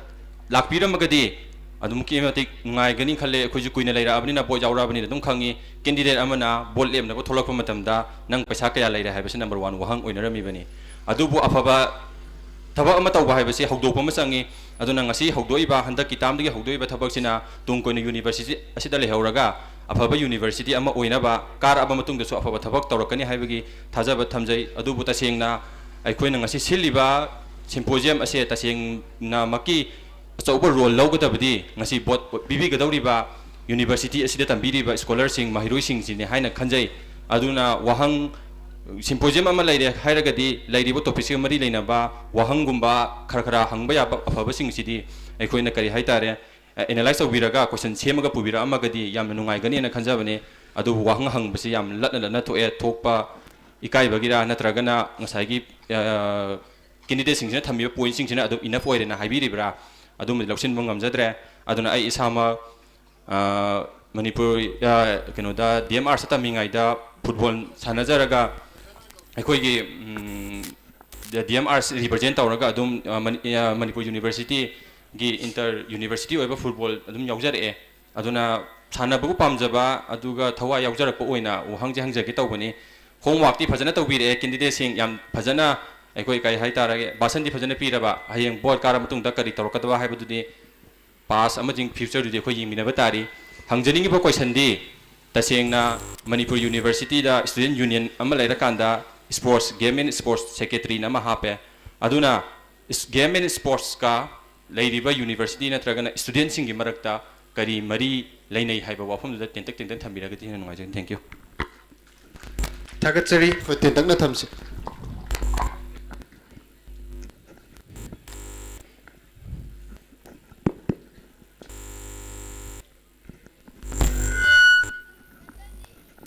Hello. Yam Singh Nahayawada Manipur Universities da Lairiba student singa Manipur University Games and Sports ka asuki matik mari lainai tungan sigi matang da ai example am tang pijage tungan ba laiba kaya da ai khulai gi changyeng da yengna ba kaya ma leirabasu tungan ba lamda yengna ba khana ba chanya ba lan kaya ma tawrabasu Games and Sports hariba lamjida खक्तनेब unity पुरपंगमिजे करीगिदमक्ता world cup पंगथोइबना world cup पंगथोपु मतमदा तोंगान बलेबा कयादगी represent तौरगा लाइबा प्लेयर सिंग अदै टीम सिंग अदो पुलब यूनिटी ओइबंगमे असिकक्तासु नतना ngasi aina games and sports oina thoksaraise Manipur University sida laiba players in games and sports puthoyaba players in bu yokhachagi haina khalaga thoksarakpaneba ai Manipur University da Manipur University Sports Week khak sinnabagi damakta aina Games and Sports Secretary amoina thoksabana chade Kangla dagi mai lauraga Manipur University ki sports hognabagi damakta ai Games and Sports asi thoksabana teba Games and Sports haribasi Manipur University da taminariba satra kangluk mayam asi punjilaga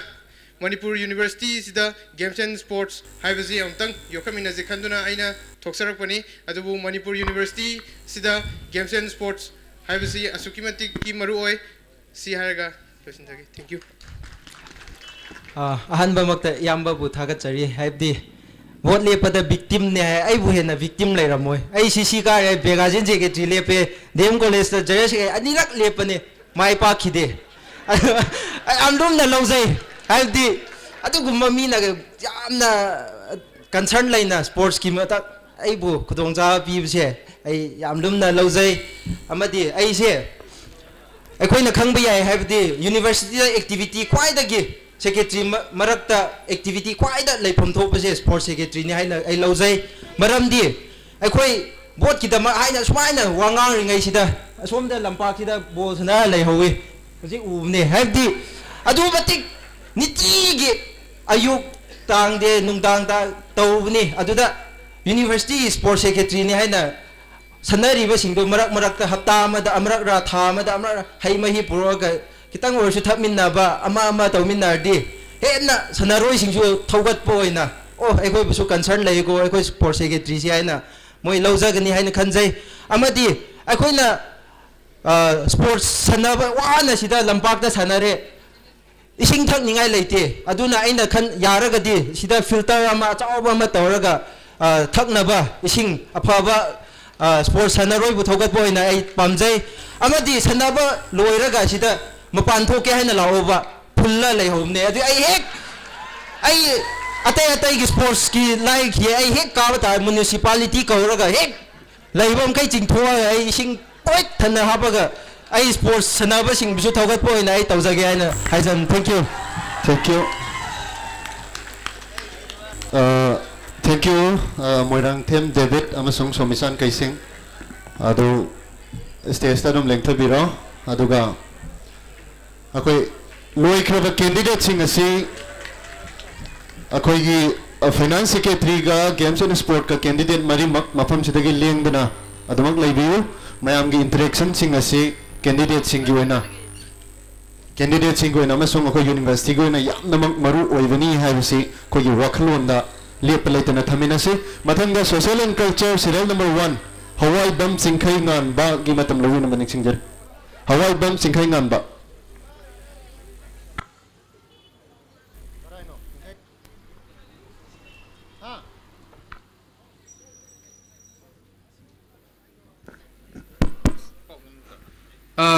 wafam amtang thamjage maru oina ngasi oina social culture gi koigi post sigi oina ti ngasi symposium sida koi pangthok khiroi haying su makha ta na chathagadab laiba maramna koi maru oina hujik general secretary gi posting koi makha chathanaba na committee ki members sing da kanjare Thank you akoi haying last day da akoi gi ngahan tawkhiba school ahum haiba tare School of Social Science School of Education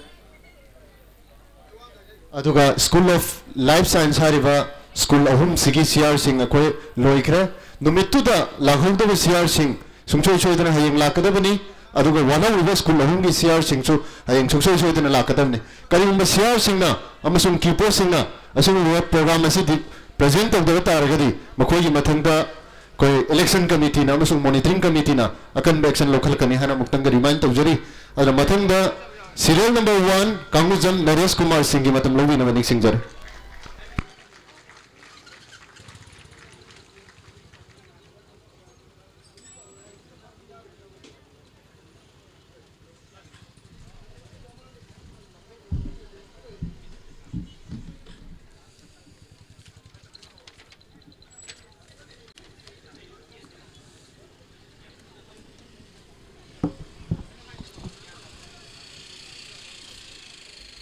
koigi makha chathanaba tawse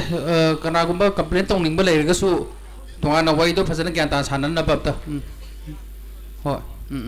hauji makha ta na koi chathagadoru se koigi general secretary gi koi chathaba horani aduga ngasai koina haijaba social culture gi do koi si lo shala kanda koi kona tawnan bagi damakta koi sem sadana loikrabani aduna yari makhai koigi huji game and sport gi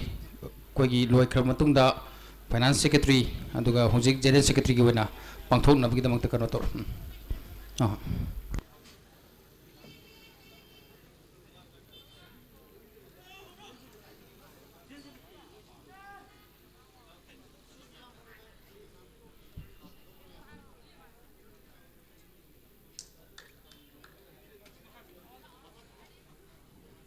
Hello akoi General Secretary gi serial number 1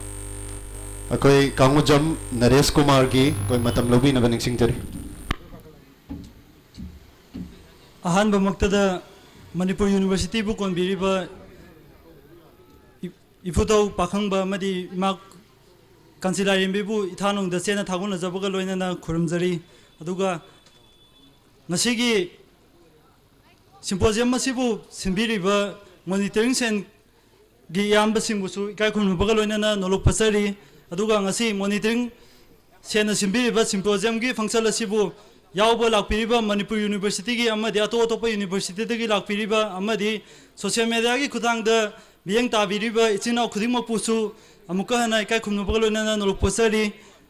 ngasi gi tanja si lojaraga agi sak ming hana taksage agi ming Kangojam Naresh Kumar ai huzik Department of Political Science da final year tawjari aduga handak lakadriba Musu election da ai samak general secretary candidate ama oina thokchabane aduga aigi serial number na 1 ne aigi laifam mailambi da salaga leiba adugum loba wangwe assembly constitution na konba Imphal Turen gi torwan da leiba mutum phibo kauba khunga ama khaktagi ai laksabane aduga ngasigi symposium topic somda laksarabada ngasigi monitoring sen committee na piviriba ngasigi symposium topic NIRF na piba data da Manipur University na India gi top ranking 100 university gi manung chanba ngamdabagi maram amadi matau karam na changadage haiba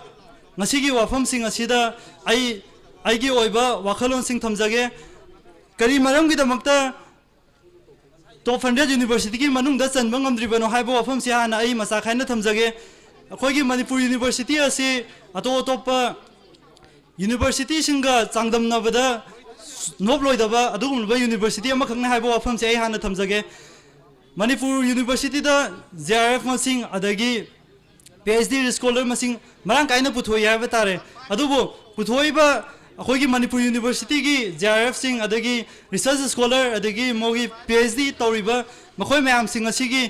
NIRF की ranking दसु यामना मरु ओइबा अमखक ओइरिबा सिगुमलबा production of JRF and research scholar की सिगुमबगी रैंकिंग सिदा मोगी अखोगी रिसर्च स्कॉलर सिंह लाइबिबा मैम सिगी मोगी मतिक फुदोकपम हाइतारे फुदोकपम से मणिपुर यूनिवर्सिटी की ओइना आइना हेक मणिपुर यूनिवर्सिटी दा लाक्सबा मतमदगी मोगी मतिंग फुदोकपम से कदाइदनो हाइबो अफम से आई हाना थमजगे अदुदुना मणिपुर यूनिवर्सिटी से करिगुंबा NIRF की टॉप 100 रैंकिंग दा चलनगे हाइतारगदी रिसर्च स्कॉलर सिंगी अमदी JRF फावरबा अदई PhD तौरबे याम सिंगी मखोगी पुनफम अमा मखोगी प्लेटफॉर्म अमा हाना थंब से यामनमक दरकार ओय हाइबो अफम से यान हाना थमजगे अदुगा ngasai NIRF की पैरामीटर मंगा सिदी मैम पुनः अदुम ओजाना सु पुनः थंबिरमना मरम ओरकांदा मधुदा आई क्या कन्न ससरोगे अदुबो मधुगा मरी लैनाबदा करिगिदमक्ता 100 रैंकिंग की मनुंगदा चनबंगमद्रिबनो हाइबसिगी ओइबो अफम सिंगदा थमजगे मणिपुर की ओना मणिपुर यूनिवर्सिटी की NIRF ता चनगदबा अदुगुम लोबा मोगी पैरामीटर सिंग की मनुंगदा मोइबा activities academic and teaching faculty की मतंगदा आइगी ओइबा मो खितंग थमजगे मणिपुर की ओजासिंग से यामना सेंगना हाइजरबदा मणिपुर यूनिवर्सिटी दा ताकपि तंबिरिबो ओजा खुदिमक मफालमदा अतोतोपा यूनिवर्सिटी दा मोगी ओइबा एक्सपीरियंस कया अमा तालगा मखोगी अतोतोपा यूनिवर्सिटी सिंगदा टॉप 100 रैंकिंग की मनुंगदा लेबा यूनिवर्सिटी सिंगदा मोगी छात्र मयाम पुथोपदा नतना मखोगी यूनिवर्सिटी सिंग अदुबो टॉप 100 रैंकिंग दा चललगा थमलुलबा अदुगुमलबो ओजा कया अमा यावबिरिबनी अदुबो सेंगना अखोगी हुजिक लैरिबा मणिपुर यूनिवर्सिटी की सिस्टम सिना हाइगदुरा नत्रगा अखोगी हुजिक लैरिबा अतोपा मपान सिंगी ओइबा इन्फ्लुएंस ना ओइगदुरिब्रा मसिमदि चपचाबदु खितंग नाथैना थमजरकांदा ओजासिंगना अनौबा छात्र सिंग संगपा मतमदा मोइना मतिंग लैना लाइक ताकदबदो क्लास 8 एग्जांपल अमा ओइना पिजरबदा क्लास 8 खक्तंग कारिबा आई कारिबा मियोय अमदा ओजा अमना लाइक ताकनबा क्लास 9 8 की लाइक ताकनबा होनरपा मतमदा प्लस माइनस फावबा हेरमद्रगदी मदुदा ओजाना करी फिन तौगदगे हाइबो वफम से आई म्यामदा क्वेश्चन लोइना हंगजगे अदुगा ओजासिंग सी यामना पोटेंशियल लै अखोगी ओजासिंगना अखोइदा ताकपिरपा मतमदा अखोइना हंगजरुबा मतमदा मखोइना ताकपिबसिंग मखोइना गाइड तौबिबसिंग असे खोइना फजना चलगदी अदगी ओजासिंगनासु पांगल लेना मखोइना अखोइगी होनबी तारगदी अखोइगी मणिपुर यूनिवर्सिटी असे 100 रैंकिंग की मनुंग चनबदा कशु थोइना वानिंगाई ओइरो हाइना थमजगे अदुगा मणिपुर यूनिवर्सिटी दा एंट्रांस तौबा मतमदा अखोइगी स्पोर्ट्स की अदगी एनएसएस की अदगी कल्चर की ओइबा तोंगानबा स्पेशल कैटेगरी खर खाइदोगा थमी मखोइगी मोइगी ओइबा स्पेशल कैटेगरी सिदगी मोइगी मार्क फाउबा बोनस ओइना हापगा अदगी स्पोर्ट्स की दमकता अतोप कैटेगरी अमा खाइदोगा थमी अदुगा एनएसएस की अदगी कल्चर की मखोइ खुदिमक की थमलिबा खुदिमक असिसु याम सेंगना एनआईआरएफ की रैंकिंग सिंगी मरकता मोइगी एक्टिविटी सिंगसे याम नमक मरु ओइ हाइतारे अदुबो अखोइना स्पोर्ट्स तगी चंगखिबा कल्चर तगी चंगखिबा अदुगा एनएसएस तगी चंगखिबा मखोइ सिंग असे एडमिशन तौबा तौरमदाय खक्तमकता हाइतारे तौरमदाय खक्तमकता मखोइगी इंपोर्टेंस लैबा अदुगुम्बगी मवोंग एना तौरगा अतोप मतुंग तारकपदा एनएसएस की स्पोर्ट्स की कल्चर सिंगदगी चंगलक्लिबसे मखोइसे कराइदा तासनबिरगा कमाइना तौना मणिपुर यूनिवर्सिटी असिदा मोइगी ओइबा मोइगी पोइबा पोटेंशियल सिंग असे उलनगने हाइबगी प्लेटफॉर्म से सेंगना लैबो उजदे स्पोर्ट्स अखोइगी स्पोर्ट्स वीक कई तौरप मतमदसु अदुम डिपार्टमेंट की अदुम सानरकांदा मदुदा याम क्या हेना मॉनिटर तौदबिदा अदुम याना यानाबा मवोंगदा सानहनबसे अदुम चाही खुदिंगी आइना सुजै अदुगा अखोइगी कल्चर की ओइबा कल्चर मीट कई सिलक्प मतमदसु अदुम सिगी मागी डिपार्टमेंट की ओइबा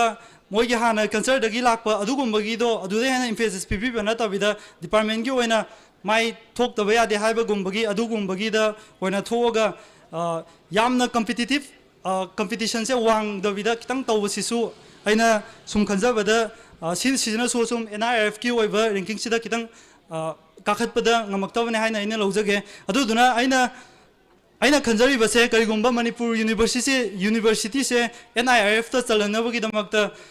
एनएसएस ता यावरिबा अदगी स्पोर्ट्स की कल्चर की मखोइगी खुदिमक सिंग असिगी पुलक पुनफम अमा प्लेटफॉर्म अमा सागचरगा खोइगी मणिपुर यूनिवर्सिटी सिना एनआईआरएफ की 100 रैंकिंग की मनुंग दा चनबदा यामना इंपोर्टेंस ओइगदरिबा सिगुमलबा एकेडमिक एक्टिविटीज अमदि टेचिंग फैकल्टी सिंगी ओइबा थबक तोरमसिंग दा सु मखोइसिंग असे हेना पांगन थोना हापिरगा खोइना मणिपुर यूनिवर्सिटी से अचौबा 100 रैंकिंग की मनुंग दा चलनबदा थौदांग लहनजगे हाबो फन सिसु थमजगे अदुगा मसिगी मखा ताजरकपदा एनआईआरएफ की अचौबा पैरामीटर अमा ओइरिबा demand for enrolment of students हाइबदी मणिपुर यूनिवर्सिटी दा करम हाइना अतोप स्टूडेंट कम्युनिटी सिंगना मोइदा कयाम एडमिशन तौनबा एनरोलमेंट तौबगे एंट्रांस कयाम थारकपगे हाइबा असिगुम्बा पैरामीटर असिसु मणिपुर यूनिवर्सिटी सिना एनआईआरएफ रैंकिंग 100 चन्नबगी मनुंगदा अचौबा अदुगुम्बा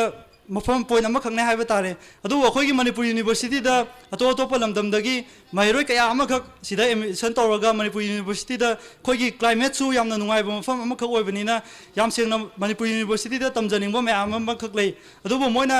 मणिपुर यूनिवर्सिटी दा लागा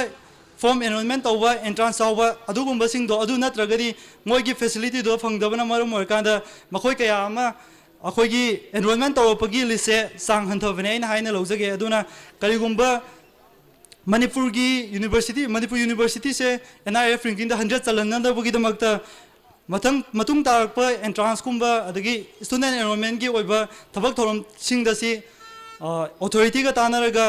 ऑनलाइन बेसिस दा जेएनयू दा अदगी अतोप चौखलबा कॉलेज सिंगदा तौबा अदुगुमना ऑनलाइन प्रोसेस दा एडमिशन प्रोसेस लोई तौहनबा अदुगा एंट्रांस फाउबा यारगदी ऑनलाइन प्रोसेस दा तौहलगा एनरोलमेंट मसिंग से यामना हेंकललगा मणिपुर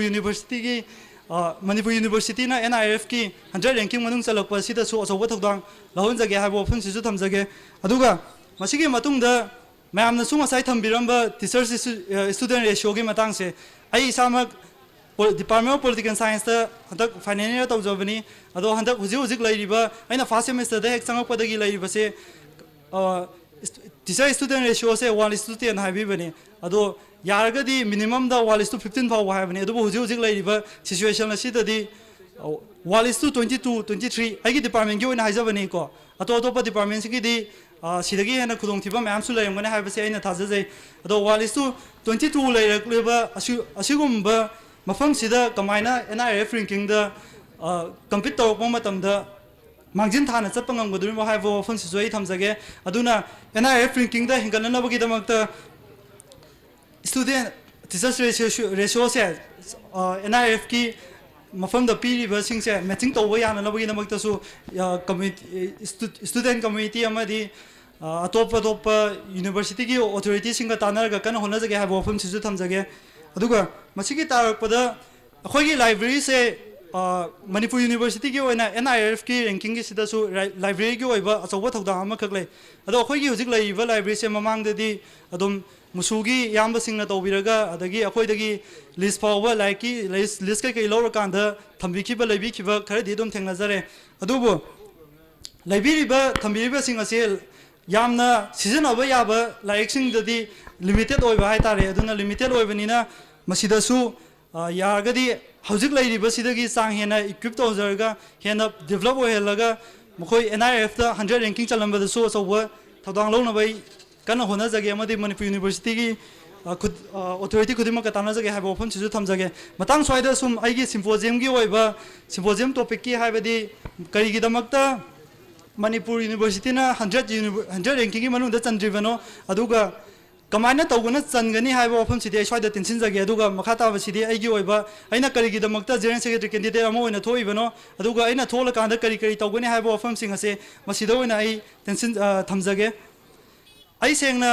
मणिपुर यूनिवर्सिटी सिदा आइना हेक चंगकपा मतमदगी अदुम आइना DM कॉलेज ऑफ आर्ट्स तंबा होरपदगी अदुम आई स्टूडेंट एक्टिविज्म यामना पामजबा मियो अमखा ओइना होजरे अदो आइना 12 हेक लोरपदगी अदुम याम सेंगना एकेडमिक प्लस स्टूडेंट एक्टिविज्म दा आई अदुम खोंग थांजरगा दम लाक्सरे मणिपुर यूनिवर्सिटी असिदा होजि होजिक लैबसे अखोय कम्युनिटी खुदिमा की मिपुंग याम सेंगना मणिपुर यूनिवर्सिटी दा लिबरल ओइबा अदुगा प्लुरलिस्टिक ओइबा अदुगा सेकुलर ओइबा एटमॉस्फियर अमा खाना आई सेमगत पामजै मसिगी मतुंगदा मणिपुर यूनिवर्सिटी दा जेंडर की मतंग दा हाय तारे अदुम आइना हॉस्टल दा संगजब मतमदा इसे सिंग अदगी इमानबी सिंगना सुताकपिरै पुंग तरे तागरकांददी अदुम हॉस्टेलदगी मपान थोकपदा खितंग नुंगाइतबा खोतबा अदुगुम्बा मयाम लैबा अदुगा नुपासिंगिनदी अदुम चनिंगबा मतमदा अदुम चटपे याबगी सिगुम्बगी मतंगसिदा हाइबदी जेंडरगी ओइबा मतंगसिदा खरा फिबम चादन लैबा सिंग असिसु आइगी मतमददी हंदहनजगे हाइबा वफम सिसु थमजरी अदुगा आइना यामना नुंगाइजदबा आइना करिगुम्बा मुसुगी एजुकेटिव अमा ओइबा ngमक लबा मतुंगददी आइना अखोइगी ओइरिबा मणिपुर यूनिवर्सिटी की ऑफिस कॉन्स्टिट्यूशन सिंग असिबो खंगाई सिंग ताना जरगा सेमदोक पे याबा जगा अमतंग द सेमदोक जरगा हाइबदी मणिपुर यूनिवर्सिटी की पोस्ट मंगा लेबसे नुपी की ओइबा की पोस्ट अमता याउदे थोलक पचो अमता थेंगनादे अदुगा मोगी दमकता ओइना तोंगानबा मोगी सी रिजर्वेशन सो अमता लेबा थेंगनाजदे अदुना सही खुदिंगी हेक थोलक खुदिमकता नुपी यावगा थोलक पसे आई पाकना थेंगनाजदे अदुगा थोलक तारगसु मखोय काबगी चांगसी यामना हंदै अदुना करिगुम्बा इन मणिपुर यूनिवर्सिटी की कईगुम्बा ऑफिस बेरा में educative ngमजर तारगदी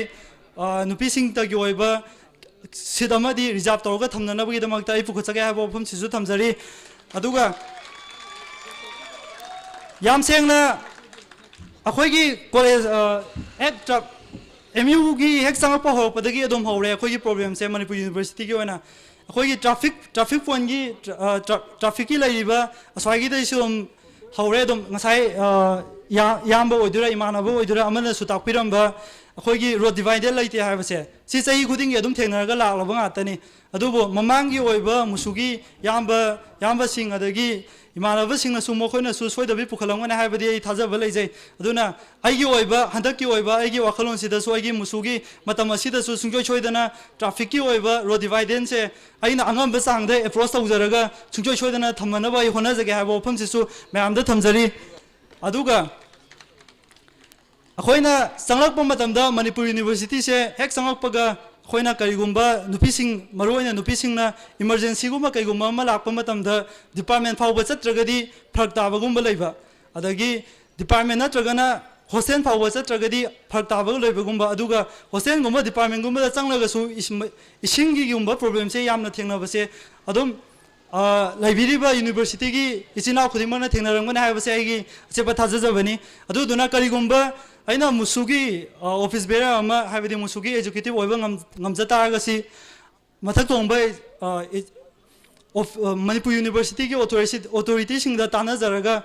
ek changak padagi hona dom mafam da ising thakna ba ising se dom jaga da thammaga phajana adom supply tawba yana ba amadi mafam chan aduga nupi sing yoiba hygiene adu sanitation gi adagi moi gi oiba tongan ba mafam sing thammaga yamna moi da su yamna nuai jaba free oiba academic atmosphere amaka oyen basu ai thamja ohena basu hona jaga mafam se su ai thamjari aduga aroi boina khoi Manipur University gi yamna problem thoi se karam kande exam haido kani karam kanda na exam tawgani Last line da habi 15 minutes chap chana phare. karam kanda na akhoi gi exam result se khangol kanda akhoi gi makha tabat thabak torom sing se tawgani haibo wafam sing se mayam na adum khangnaraba adoi wakhanda chamamna bu pokpang aktani adubu aina kaigumba musugi executive kaigumba oiba phangtar gadi adum musugi aigi executive singa tana zaraga amadi oza head of department singa puna tana zaraga adum hayengi musugi oiba musugi constitution da suyawba academic council famla po matamda adum musugi representative sing yawgadabana maram oikanda aina yawjar kanda emergency meeting kauraga adugum lobe academic council duna tawrgan academic calendar madi mafam chana thamjaga mafam sidang thamjaraga aigi oiba sakming Naresh Kumar Singh ai Department of Political Science ta final year tawjari adu hantak lakadoi ba musu election da general secretary tho ina tokcha bane aigi se number 1 ne sidang araga tensin jage puno pomo kana thaga ba bondo chal Mathang da lisam lanchen ba maite. Maki matam lawinam ning jare.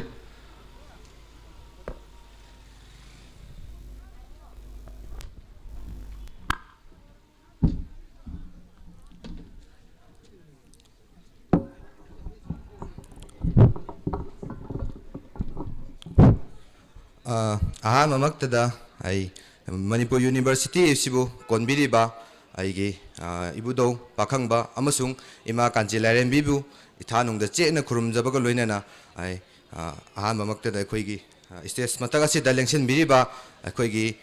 monitoring committee gi akoigi convener amasung gi yamba monitoring cell da yawiba ai ikokno nekai khumno butchari matung tarapada aikoigi aigi mangda lengchen biriba aikoigi Manipur University sigi aikoigi intellectual sing adagi egi ichilanaw sing punamapu aina ahama maktada ikai khumna butchari ahaki ngasigi symposium gi topic ase Manipur University na aikoigi NIRF ranking da aikoigi top 100 ranking chandabagi maram asi karino aduga kari tawragadi changani haiba asigi aikoigi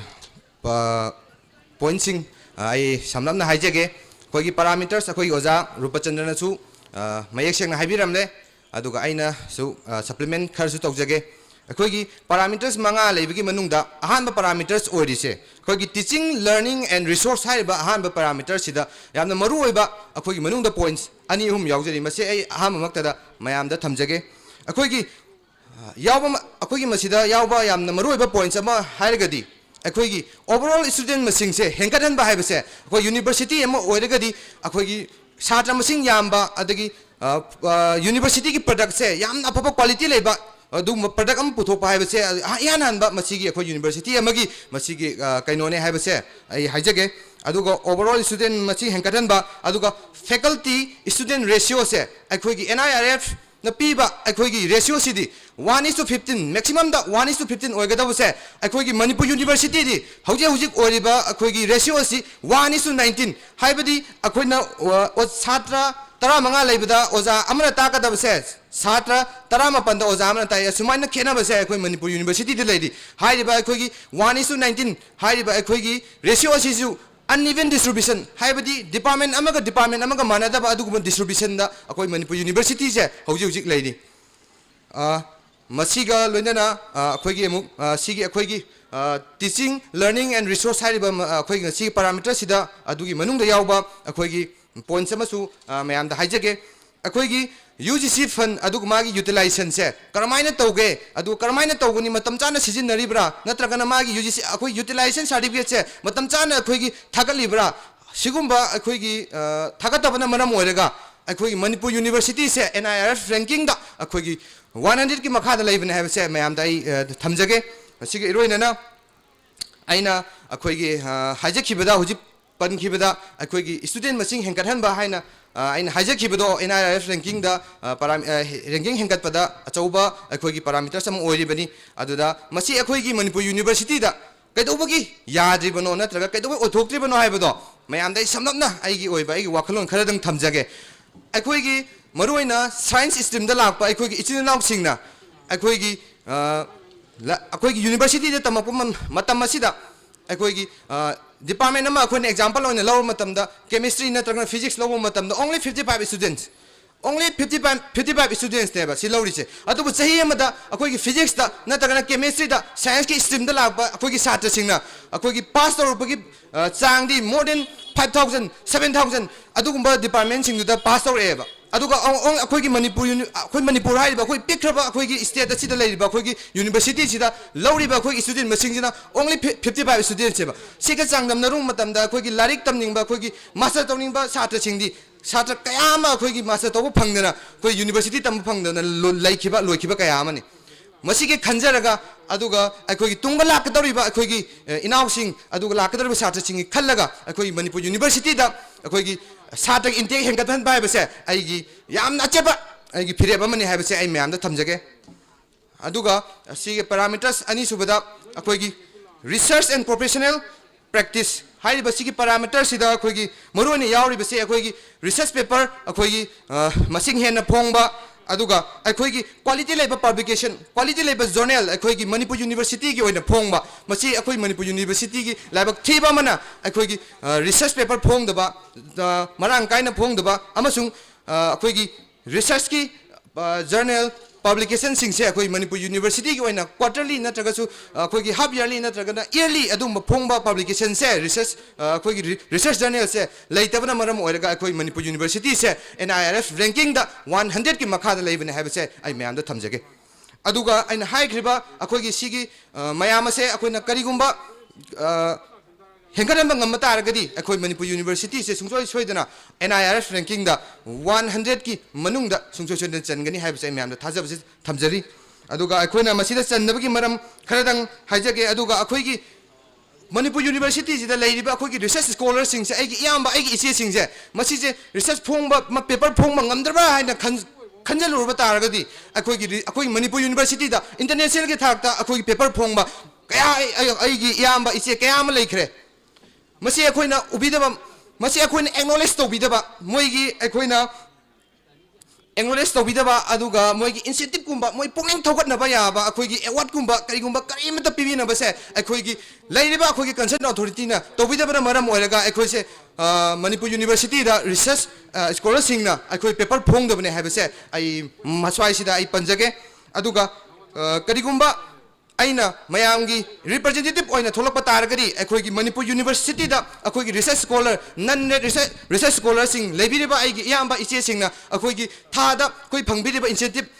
8000 akhoi incentive se masi ja akhoi matam ko chunadre masi matang aina mayamgi representative oina mayamna khambi batargadi aina masi dagi hena aina mayamda पीबा ngam aina aigi full strength da aigi ngamjaba sakti da aina honda jagane haibje ai myamna thamjage masi aina haisim masi gi maramsu kharadang haijaramge akoina hujik laiba matam sida akoina research tawba matam da tham da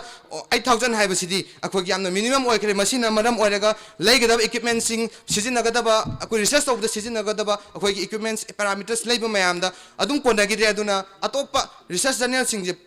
maduda paper phona bhona bada akogi लाइबा खोगी research scholar खोगी याम बिसे सिंजिनम अवाबा मायोंग बसे मसिगी खल्लगा आई क्यागे मते नुवाइजदे अदुना आई नंग करिगुंबा मयामना नुंसिबिदुना आई जे representative ओमा मोइना अखोगी यूनिवर्सिटी द खनमी बो तारगदी आई मसिजी सुंसोय सोइदना अखोगी नन रिसर्च स्कॉलरशिप अखोइना फंगबिदिबा आइगी इचेचल सिंग येंगागा मसि हेंगनबा आइना कंसर्न अथॉरिटी द आइन अंगम शक्ति the दक्षन जगनि हाबसे मयामदु समजगे अदुगा अखोगी NIRF ranking da akoi parameters akoi hom subda leiriba akoi outreach and akoi inclusivity masigi parameters sida manung da chaliba akoi points khara dang ai mayam da su thamjaramge ꯃꯁꯤꯗ ꯌꯥꯝꯅ ꯑꯩꯈꯣꯏꯒꯤ cultural diversity ꯑꯣꯏꯒꯗꯕ ꯑꯩꯈꯣꯏꯅ ꯁꯤꯗ ꯄꯟꯕꯤꯔꯝꯕꯗ ꯑꯩꯈꯣꯏꯒꯤ ꯑꯇꯣꯞꯄ ꯁ꯭ꯇꯦꯠꯇꯒꯤ ꯅꯠꯇ꯭ꯔꯒꯅ ꯑꯇꯣꯞꯄ ꯀꯟꯇ꯭ꯔꯤꯗꯒꯤ ꯂꯥꯛꯑꯒ ꯑꯩꯈꯣꯏꯒꯤ ꯃꯅꯤꯄꯨꯔ ꯌꯨꯅꯤꯚꯔꯁꯤꯇꯤꯗ ꯇꯝꯕ ꯑꯗꯨꯒꯨꯝꯕ ꯁ꯭ꯇꯨꯗꯦꯟ ꯄꯥꯔꯇꯤꯁꯤꯄꯦꯁꯟꯁꯦ ꯑꯩꯈꯣꯏ ꯃꯅꯤꯄꯨꯔ ꯌꯨꯅꯤꯚꯔꯁꯤꯇꯤꯗꯗꯤ ꯎꯗꯕꯒꯨꯝꯕꯅꯤ ꯑꯩꯈꯣꯏꯒꯤ ꯒꯦꯝꯁ ꯑꯦꯟ ꯁ꯭ꯄꯣꯔꯠ ꯂꯦꯞꯄ ꯑꯩꯈꯣꯏꯒꯤ ꯏꯅꯥꯎ ꯁꯣꯃꯤꯆꯥꯅꯁꯨ ꯃꯌꯦꯛ ꯁꯦꯡꯅ ꯍꯥꯏꯕꯤꯔꯝꯃꯦ ꯑꯩꯈꯣꯏꯒꯤ ꯁꯤꯂꯣꯡꯗꯒꯤ ꯂꯥꯛꯄ ꯏꯆꯤꯟ ꯏꯅꯥꯎ ꯈꯔ ꯐꯣꯔꯦꯁꯇ꯭ꯔꯤꯗ ꯇꯝꯕꯗꯣ ꯑꯗꯨ ꯈꯛꯇ ꯅꯠꯇꯅ ꯑꯇꯣꯞꯄ ꯁ꯭ꯇꯦꯠꯇꯒꯤ ꯑꯇꯣꯞꯄ ꯀꯟꯇ꯭रीꯗꯒꯤ ꯂꯥꯛꯑꯒ ꯇꯝꯕꯁꯦ ꯃꯅꯤꯄꯨꯔ ꯌꯨꯅꯤꯚꯔꯁꯤꯇꯤꯗ ꯂꯩꯇꯦ ꯃꯁꯤꯃ ꯑꯩꯈꯣꯏꯒꯤ NIRF ꯔꯦꯡꯀꯤꯡ ꯍꯦꯟꯒꯠꯄꯗ ꯑꯩꯈꯣꯏ ꯃꯁꯤ ꯄꯦꯔꯥꯃꯤꯇꯔ ꯑꯆꯧꯕ ꯄꯦꯔꯥꯃꯤꯇꯔ ꯑꯃ ꯑꯩꯈꯣꯏ ꯃꯁ꯭ꯋꯥꯏꯁꯤꯗ ꯑꯩꯈꯣꯏꯁꯤ ꯍꯣꯔꯒ ꯑꯗꯨꯝ ꯂꯩꯕꯅ ꯃꯔꯝ ꯑꯣꯏꯔꯒ ꯑꯩꯈꯣꯏꯁꯦ ꯃꯅꯤꯄꯨꯔ ꯌꯨꯅꯤꯚꯔꯁꯤꯇꯤꯁꯦ ꯑꯩꯈꯣꯏ NIRF ꯔꯦꯡꯀꯤꯡꯗ ꯍꯦꯟꯒꯠꯄ ꯉꯝꯗꯕꯅꯦ ꯍꯥꯏꯕꯁꯦ ꯑꯩ ꯊꯝꯖꯒꯦ ꯑꯗꯨꯒ ꯑꯩꯈꯣꯏꯒꯤ ꯁꯤꯗ ꯌꯥꯝꯅ ꯅꯨꯡꯁꯤꯕ ꯑꯩꯈꯣꯏꯒꯤ ꯃꯅꯤꯄꯨꯔ ꯌꯨꯅꯤꯚꯔꯁꯤꯇꯤꯗ ꯇꯝꯕꯤꯔꯤꯕ ꯑꯩꯒꯤ ꯏꯆꯜ ꯏꯆꯦꯁꯤꯡꯒꯤ ꯌꯦꯡꯂꯒ ꯑꯩꯈꯣꯏꯒꯤ ꯋꯨꯃꯦꯟ ꯄꯥꯔꯇꯤꯁꯤꯄꯦꯁꯟꯁꯦ ꯑꯩꯈꯣꯏ ꯃꯅꯤꯄꯨꯔ ꯌꯨꯅꯤꯚꯔꯁꯤꯇꯤꯗ ꯀꯔꯝꯍꯥꯏꯅ ꯂꯩꯔꯤꯒꯦ ꯍꯥꯏꯕꯁꯦ ꯍꯦꯟꯒꯠꯍꯟꯕ ꯍꯥꯏꯅ ꯂꯩ ꯑꯩꯈꯣꯏ ꯄꯥꯔꯥꯃꯤꯇꯔꯁꯤꯗ ꯄꯟꯕꯗꯗꯤ ꯑꯗꯨꯕꯨ ꯂꯥꯏꯕꯛ ꯐꯕ ꯑꯃꯅ ꯑꯩꯈꯣꯏꯒꯤ ꯃꯅꯤꯄꯨꯔ ꯌꯨꯅꯤꯚꯔꯁꯤꯇꯤꯁꯤꯗꯗꯤ ꯑꯩꯈꯣꯏꯒꯤ ꯇꯝꯕꯤꯔꯤꯕ ꯏꯆꯜ ꯏꯆꯦꯁꯤꯡꯒꯤ ꯃꯁꯤꯡꯁꯦ ꯃꯁꯤꯁꯦ ꯆꯞ ꯆꯥꯅ ꯂꯩꯕ꯭ꯔꯥ ꯅꯠꯇ꯭ꯔꯒ ꯍꯦꯟꯅ ꯑꯗꯨꯝ ꯂꯩꯕꯒꯤ ꯃꯑꯣꯡ ꯑꯃ ꯑꯗꯨꯝ ꯎꯔꯤ ꯑꯦꯕ꯭ꯔꯤ ꯗꯤꯄꯥꯔꯠꯃꯦꯟ ꯈꯨꯗꯤꯡꯃꯛꯀꯤ ꯑꯩꯈꯣꯏꯅ ꯆꯪꯉꯨꯔꯒ ꯌꯦꯡꯕ ꯃꯇꯝꯗ ꯑꯩꯈꯣꯏꯒꯤ ꯅꯨꯄꯤꯅ ꯍꯦꯟꯕ ꯗꯤꯄꯥꯔꯠꯃꯦꯟꯁꯦ ꯑꯗꯨꯝ ꯂꯩꯇꯕꯁꯨ ꯅꯠꯇꯦ ꯑꯗꯨꯅ ꯁ꯭ꯋꯥꯏꯁꯤꯗ ꯑꯩꯅ ꯑꯩꯈꯣꯏ ꯃꯅꯤꯄꯨꯔꯗ ꯂꯩꯕꯤꯔꯤꯕ ꯑꯩꯅ ꯏꯆꯦ ꯏꯆꯜ ꯑꯩꯈꯣꯏꯒꯤ ꯂꯥꯏꯔꯤꯛ ꯂꯥꯏꯁꯨꯗ ꯊꯋꯥꯏ ꯌꯥꯎꯕ ꯏꯆꯦꯁꯤꯡꯕꯨ ꯑꯩꯅ ꯍꯟꯅꯤꯡꯉꯥꯏ ꯂꯩꯇꯅ ꯊꯥꯒꯠꯄ ꯐꯣꯡꯗꯣꯛꯆꯔꯤ ꯑꯗꯨꯒ ꯃꯁꯤꯒ ꯃꯔꯤ ꯂꯩꯅꯅ ꯑꯩꯈꯣꯏꯒꯤ ꯏꯆꯦ ꯏꯆꯜꯁꯤꯡꯅ ꯍꯣꯁꯇꯦꯜꯗ ꯂꯩꯕꯤꯕ ꯃꯇꯝꯗ ꯑꯩꯈꯣꯏꯒꯤ ꯍꯣꯁꯇꯦꯜꯁꯤ ꯃꯇꯝꯒ ꯆꯨꯅꯗꯅ ꯑꯩꯈꯣꯏꯒꯤ ꯄꯨꯡ 5 ꯅꯠꯇ꯭ꯔꯒꯅ ꯀꯥꯂꯦꯟꯗꯅ ꯄꯨꯡ 6 ꯁꯤꯗ ꯂꯣꯟꯁꯤꯟꯕꯤꯔꯒ ꯑꯩꯈꯣꯏꯒꯤ ꯂꯥꯏꯕ꯭ꯔꯦꯔꯤꯗꯅ ꯑꯩꯈꯣꯏꯒꯤ ꯂꯥꯏꯔꯤꯛ पाना ꯃꯇꯝ ꯄꯨꯡ 7 ꯅꯠꯇ꯭ꯔꯒꯅ ꯄꯨꯡ 9ꯗ ꯊꯝꯂꯒ ꯃꯁꯤꯒꯤ ꯈꯦꯠꯅꯕ ꯗꯤꯐꯔꯦꯟꯁ ꯑꯃ ꯂꯩꯕꯁꯦ ꯑꯩ ꯃꯁꯤ ꯌꯥꯝꯅ ꯅꯨꯡꯉꯥꯏꯖꯗꯦ ꯑꯩꯈꯣꯏꯒꯤ ꯖꯦꯟꯗꯔ ꯏꯟꯏꯀ꯭ꯋꯦꯂꯤꯇꯤꯒꯤ ꯌꯥꯝꯅ ꯑꯔꯨꯕ ꯑꯩꯈꯣꯏꯒꯤ ꯁꯤꯝꯕꯣꯜ ꯑꯃ ꯑꯩꯈꯣꯏꯒꯤ ꯇꯥꯕꯗꯧꯅ ꯑꯗꯨꯝ ꯂꯩꯕꯁꯦ ꯑꯩ ꯃꯁꯤꯁꯦ ꯑꯩꯅ ꯀꯔꯤꯒꯨꯝꯕ ꯃꯌꯥꯝꯅ ꯅꯨꯡꯁꯤꯕꯤꯗꯨꯅ ꯔꯤꯄ꯭ꯔꯖꯦꯟꯇꯦꯇꯤꯚ ꯑꯣꯏꯅ ꯈꯟꯕꯤꯕ ꯇꯥꯔꯒꯗꯤ ꯑꯩ ꯃꯁꯤꯁꯦ ꯑꯩ ꯁꯨꯡꯁꯣꯏ ꯁꯣꯏꯗꯅ ꯍꯦꯟꯒꯠꯍꯟꯅꯕ ꯑꯩ ꯍꯣꯠꯅꯖꯒꯦ ꯑꯗꯨꯒ ꯑꯩꯈꯣꯏꯒꯤ ꯄꯥꯔꯥꯃꯤꯇꯔꯁ ꯃꯔꯤ ꯁꯨꯕꯗ ꯑꯩꯈꯣꯏꯒꯤ ꯒ꯭ꯔꯦꯖꯨꯑꯦꯁꯟ ꯑꯥꯎꯠꯀꯝꯁ ꯍꯥꯏꯅ ꯑꯩꯈꯣꯏꯅ ꯌꯥꯎꯔꯤꯕꯁꯤꯅ ꯑꯩꯈꯣꯏꯅ ꯃꯁꯤꯗ ꯑꯩꯈꯣꯏꯅ ꯑꯩꯅ ꯄꯟꯖꯅꯤꯡꯕ ꯄꯣꯏꯟꯠꯁ ꯈꯔꯗꯤ ꯑꯩꯈꯣꯏꯅ ꯒ꯭ꯔꯦꯖꯨꯑꯦꯁꯟ ꯑꯥꯎꯠꯀꯝꯁꯤꯗ ꯑꯩꯈꯣꯏꯅ ꯃꯔꯨ ꯑꯣꯏꯅ ꯌꯥꯎꯒꯗꯣꯏꯁꯦ ꯑꯩꯈꯣꯏꯅ ꯒ꯭ꯔꯦꯖꯨꯑꯦꯁꯟ ꯄ꯭ꯔꯗꯛꯁꯦ ꯑꯩꯈꯣꯏꯅ ꯒ꯭ꯔꯦꯖꯨꯑꯦꯁꯟ ꯂꯣꯏꯔꯛꯄ ꯃꯇꯝꯗ ꯊꯣꯛꯂꯛꯀꯗꯧꯔꯤꯕ ꯁꯥꯇ꯭ꯔꯁꯦ ꯀꯔꯝꯍꯥꯏꯅ ꯇꯧꯕ ꯁꯥꯇ꯭ꯔꯅꯣ ꯒ꯭ꯔꯦꯖꯨꯑꯦꯁꯟ ꯄ꯭ꯔꯗꯛꯁꯦ ꯑꯩꯈꯣꯏꯅ ꯐꯍꯟꯕ ꯑꯩꯈꯣꯏ ꯃꯇꯝꯒ ꯆꯨꯅꯕ ꯑꯩꯈꯣꯏꯒꯤ ꯄ꯭ꯔꯗꯛ ꯑꯣꯏꯍꯟꯕ ꯑꯗꯨꯒ ꯑꯩꯈꯣꯏꯒꯤ ꯑꯦꯀꯥꯗꯃꯤꯛ ꯀꯦꯂꯦꯟꯗꯔꯁꯦ ꯃꯇꯝ ꯆꯥꯅ ꯇꯧꯕꯁꯦ ꯃꯁꯤ ꯍꯥꯏꯔꯤꯕ ꯑꯩꯈꯣꯏꯒꯤ ꯄꯥꯔꯥꯃꯤꯇꯔꯁꯤꯗ ꯃꯌꯦꯛ ꯂꯥꯅ ꯌꯥꯎꯔꯤ ꯑꯗꯨꯒ ꯃꯁꯤꯗꯁꯨ ꯅꯠꯇꯦ ꯑꯩꯈꯣꯏꯒꯤ ꯀ꯭ꯋꯥꯂꯤꯇꯤ ꯑꯗꯨꯒ ꯄꯥꯁ ꯄꯥꯔꯁꯦꯟꯇꯦꯖ ꯀꯃꯥꯏꯅ ꯂꯩꯔꯤ ꯑꯩꯈꯣꯏꯒꯤ ꯌꯨꯅꯤꯚꯔꯁꯤꯇꯤꯁꯤꯒꯤ ꯃꯈꯥꯗ ꯂꯩꯔꯤꯕ ꯑꯩꯈꯣꯏꯒꯤ ꯀꯣꯂꯦꯖꯁꯤꯡꯒꯤ ꯄꯥꯁ ꯄꯥꯔꯁꯦꯟꯇꯦꯖ ꯀꯃꯥꯏꯅ ꯇꯧꯔꯤ ꯀꯣꯂꯦꯖꯁꯤꯡꯁꯤꯅ ꯄꯨꯊꯣꯛꯏꯕ ꯒ꯭ꯔꯦꯖꯨꯑꯦꯠꯁꯤꯡꯁꯦ ꯀꯔꯝꯕ ꯐꯤꯕꯝꯗ ꯂꯩꯔꯤꯒꯦ ꯍꯥꯏꯕꯁꯦ ꯃꯁꯤꯒꯤ ꯍꯥꯏꯔꯤꯕ ꯑꯩꯈꯣꯏꯒꯤ ꯄꯦꯔꯥꯃꯤꯇꯔꯁꯤꯗ ꯃꯌꯦꯛ ꯁꯦꯡꯅ ꯌꯥꯎꯔꯤ ꯑꯩꯈꯣꯏꯒꯤ ꯌꯨꯅꯤꯚꯔꯁꯤꯇꯤꯁꯦ NIRF ꯔꯦꯡꯀꯤꯡ ꯍꯟꯊꯔꯛꯄꯁꯦ ꯍꯥꯏꯔꯤꯕ ꯄꯦꯔꯥꯃꯤꯇꯔꯁꯤꯡꯁꯤꯗ ꯑꯩꯈꯣꯏꯅ ꯁꯣꯟꯊꯔꯛꯄꯅ ꯃꯔꯝ ꯑꯣꯏꯔꯒ ꯃꯁꯤ ꯍꯟꯊꯔꯛꯄꯅꯦ ꯍꯥꯏꯕꯁꯤꯁꯨ ꯑꯩ ꯃꯌꯥꯝꯗ ꯊꯝꯖꯒꯦ ꯑꯗꯨꯒ ꯑꯔꯣꯏꯕꯗ ꯑꯩꯈꯣꯏ pair perception 하이리바 아코기 parameter 시다수 아코기 Manipur University 세 소타두나 좀 레이디 아도 하이바 아코기 parameter 싱세 시다 레이비리바 아이기 이치나우 싱나 호나비두나 아마또 오이비기 빠갈루 우뚜나 아코기 Manipur University 세 NIRF ranking 다 100 파우기 만ung다 짠다바 아코이 매am 분 호나미나세 하비세 아이 탐자게 아두가 아로이바 아코이기 아이나 General Secretary 웨나 करीगिदमक्ता अखोना मुसु election 2021 सिदा आइना थोलापनो हाइबदो आई मयामदा खरदंग आई थमजगे आई ngalingadi hongna ai angang oringadi hongna akhoi voluntary service laikai gi natragana school gi thakta natragana college gi thakta ai gi angamba ai gi participation tawduna lakli hauji su dum tawri matung da su tawgini ai gi punsida ai gi blood donation more than 10 times ai hena tawjakre adugum da su ai participation tawropa ai misak amani aduna aina karigumba ai karigumba kharadang ai student community gi oina akhoi gi Manipur University sida tawjinba kharadang ai mayek seng tawjage haibagi damakta ai thokjarapani akhoi gi ai points kharadang aina sinjariba ai ijariba singse mayam da tamjage ai ahambada akhoi gi Manipur University sida afaba academic atmosphere ma saganaba ai lepa leitana ai gi angamba sakti da ai gi authority concern authority ga tanaraga ai hona jagani ani subada akhoi gi high panjakriba akhoi gi hujiki symposium gi topic oiriba akhoi gi NIRF ranking da akhoi gi Manipur University na 100 ki manung chalaknaba honabada ai thawai hakchang yauna ai awaba leitana sokthaba leitana honakani haibase ai mayam da haijage aduga akhoi gi Manipur University gi akhoi na aina haji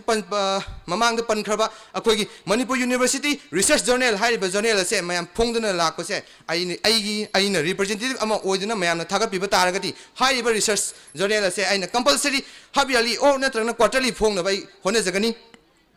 aduga akhoi gi departmental library se mamang chahi degi akhoi list thagatana akhoi gi department khara di leibasu yaure adu department khara na list thagatana leitabasu yaure masima aina aigi matam asida aina karigumba laibak phadana ka ba taragadi aina matam sida departmental library se fully work to hongani habese ai mayam haijage aduga akhoi gi Manipur University da aina mamang chahi degi aina changjaraga akhoi uzarapka matamda seminar workshop na chingbase akhoi gi yamna lanna akhoi gi yamna tangna thokpa अखोई seminar workshop न चिंग से आइना तोइना सिन्नबगी करी मरम लेबगे सिन्दिबगे मरम सिन्दिबगी मरम सिन्ना करिनो अदुगा सिन्बगी कानाब सिन्ना करिनो हाइबगी अखोई थिजनजरो मतमदा अखोई सेमिनार वर्कशॉप अखोई तोइना सिन्बा तोइना तौबसिना अखोई NIRF रैंकिंग हेंगतपदसु यामना अचौब मरम अम ओय हाइबसे आइना खंगजबदगी आइना मयामदा हाइजरी आइना करिगुंबा मयामगी मिहुत ओइना मैम नुसीबीदुना रिप्रेजेंटेटिव अमोइना खनबीब तारगदी आइना हारिबा अखोगी seminar workshop conference not only in national level आई इंटरनेशनल के थाकता तौनबा आई कंसर्न अथॉरिटी दा तानरगा आई मदु होनजगे अदुगा अखोई लैरिबा अखोगी सिदा तिनबीरिबा इचिनाव अखोगी यूनिवर्सिटी सिदा तंबीरिबा आईगी इचिनाव खुदिमक अखोगी अनकपा मनाक नकपा यूनिवर्सिटी की अकोइबदा लैरिबा लमचिंगसिदगी ओइदे अनमन अराप अराप अखोगी चिंग इचिनाव सिंग अदुगा नतबा अराप अराप खुगंग की लाप इचिनाव सिंग नमना तंबा अखोगी यूनिवर्सिटी नि अदुना हारिबा यूनिवर्सिटी सिदा अखोगी हॉस्टल फैसिलिटी से मरंग काइदबना मरम ओइरगा इचिनाव कयादि अवाबा कयाम Mayong हौजि ngaching maksu mayong na duna leiribani aduna sigi yangjarga akhoi Manipur University ki bus service se akhoi na only 45 km ki radius ta akhoi chatle aduga mo adudagi hendokiba hostel li phangauda ba ichin naw singi khallagadi kai doba tai madugi khanjarga yang na karigumba ai mayam nungsibiduna ai representative amoina khanma taragadi bus route akhoi expand doba akhoi gi route hen na chelan ba aduga अखोई की अरापा lump हेना अखोई की cover तौना होने जगह है बसे आई ma'am ने थम जगह अखोई मसी हायरगा आई मैम सवाई टेंशन जगह मैम अमु हना मैम बु इकोंग न खुरुम जरी thank you all thank you नाइबिको केनो लिसम लंचेन बमेते अदो कांगो जम नरेश कुमार लिंखत पे मिंग जरी मैम ने की पोस्ट जनरल सेक्रेटरी लेपिबा hello check hello general secretary post लेपिबा कैंडिडेट अनिसदा कोई वहंग सिंह हंगबीबे आगनी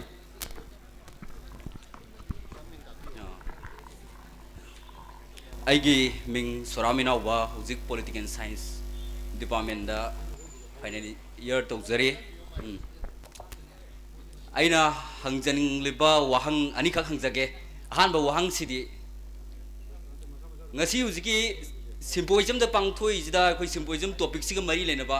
isagi tawgani haiba thamoi degi tholakpa oiram basu yai oiram da basu yai hai di phajana ningthi jina phajana haibi kre mamang degi hauraga adum je hai duna sula yai tare ado aina hangjening ba wang sina masigi thabak sing ase tawgani haibagi guarantee pi bangambra han wang ani suba wang sidi ai monitoring committee da oina hangjagane monitoring committee da aina hangjaru wang asina mamang dagi hauraga 2019 oigras 18 17 mamang ngai hauraga itare lairiba khogi election tawida kari ahong ba kayam jamna change pur pangam khre khudam moina haibada agoi naki oi ba kano da 100 chandre na yamna kano da di 100 mang chandre na phoina punglaw di law ba adubu mafam sida lairiba ground work si tawra braba si lairiba toilet lairiba manam asin nam thiba manung da kari ase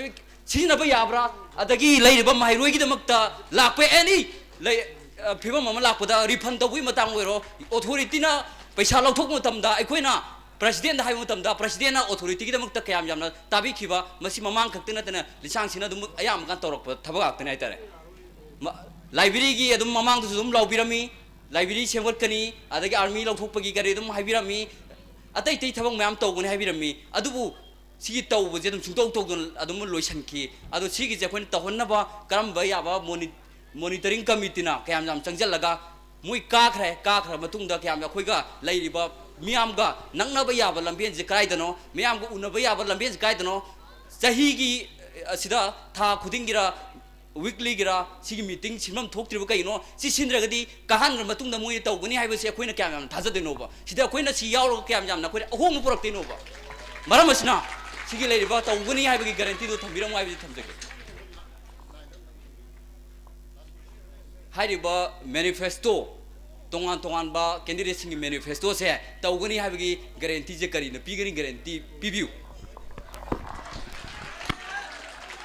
Serial number 1 dagi dum tentang na kumiro.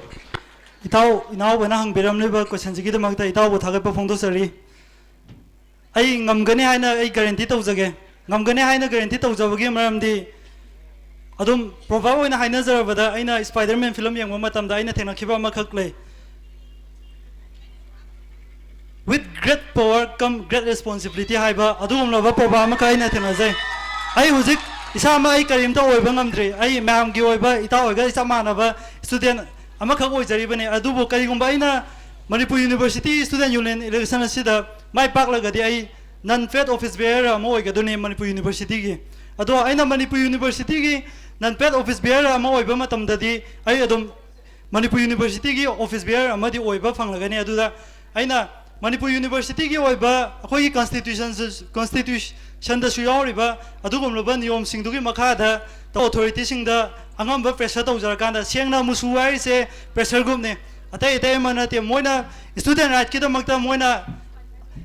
authority na yar to ba matam du da khoina pressure to na bagi da makta Manipur University asida bol epsa ge adagi mayam gi leader oi jage mayam gi servant oi jage haiduna thoi bane aduna itauna haibi bodo aina aigi oiba aina thamjari ba gi manifesto sing aduga itauna assurance pibi wa haibodo aigi oina aigi site gi pizari haibo pham se thamjari adubo aina assurance pa nam pita ga su itaw hoi mayam da aigi oiba punna ai thandana di hayeng tawba ya ga da thabang nate adubo hojik tagi adum support tawiba simaina punna support taw minaraga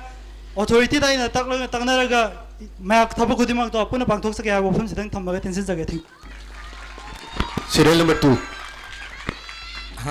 Yamna fazaba wahangni aigi oiba wakalon dum phongtok jage aina ngamgani haina haiga dorise sida laibiri ba igi isinaw mayamna support tawbudi ngamga doribani aduna aina oiga dorise pressure group ne ai di sign toraga aina pasa kai thoga aina saga banate natraga aina puthora aina tawgada banate ai di pressure group ne mayang lune na mayang ya pamado aina tawjagani compulsory aina haiga thabak singse ai tawjage haibase ai thamjage adam amuka hanasu haijage ai di pressure group ni koi sida lei bisinaw mayamna ai gi maring de lepiraga ai mayamna mayang mamang thajaraga aina changjanjaraga ai mayam tawjage aina hai khirba aina points aina kharadang panjakhiba singsidhi aina sungsoi soidana aina karigumba mayamna representative amoina khanba taragadi aina compulsory sungsoi soidana tawjage haibase ai inawdu thajaba thamjage thank you Makata ba wahang sing question sing adumak hangbiwa yakini lakpiyo.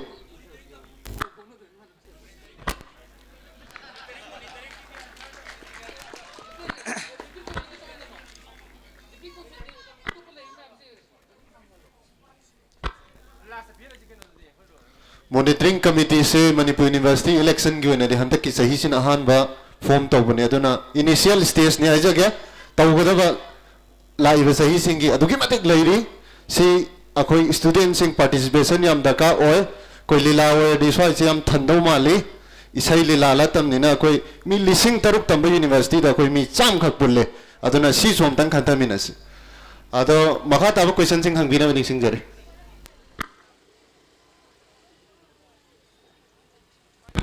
Ma'am, General Secretary की post ने अतः वहां सिंह अदम हंगबीना में निकसिंग जरे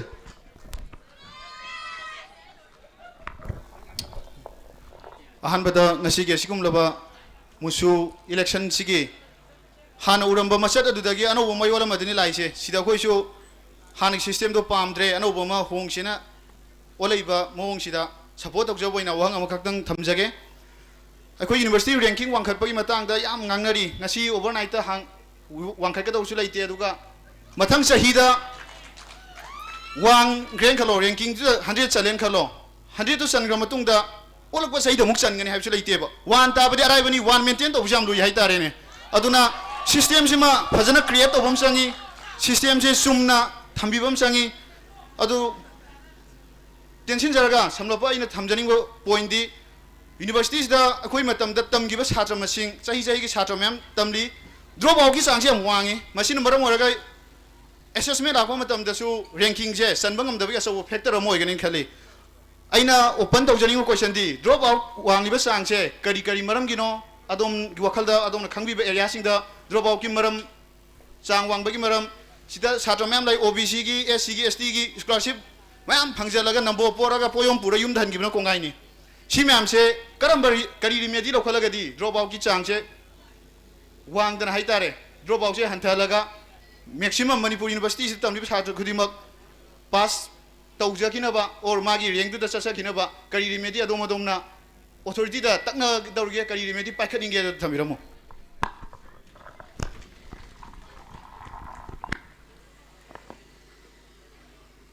Tau surasna hangbiramba question jigi damakta thagap phungdok sari yam sengna haijarabada drop out tawbugi sang se adum aina so adum khangjabada adum yam wange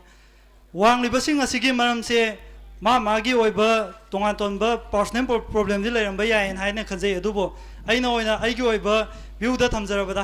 haiba tare khoigi khoina entrance tawbadagi adum hore khoigi Manipur University da yamna problem thengna base ado entrance tawbadagi hek Manipur University da laga khoina entrance thaba matam ado form thajan ba matam sidagi adum hore anirak ahumlak laktragadi khoigi form thajan base sigum base yaba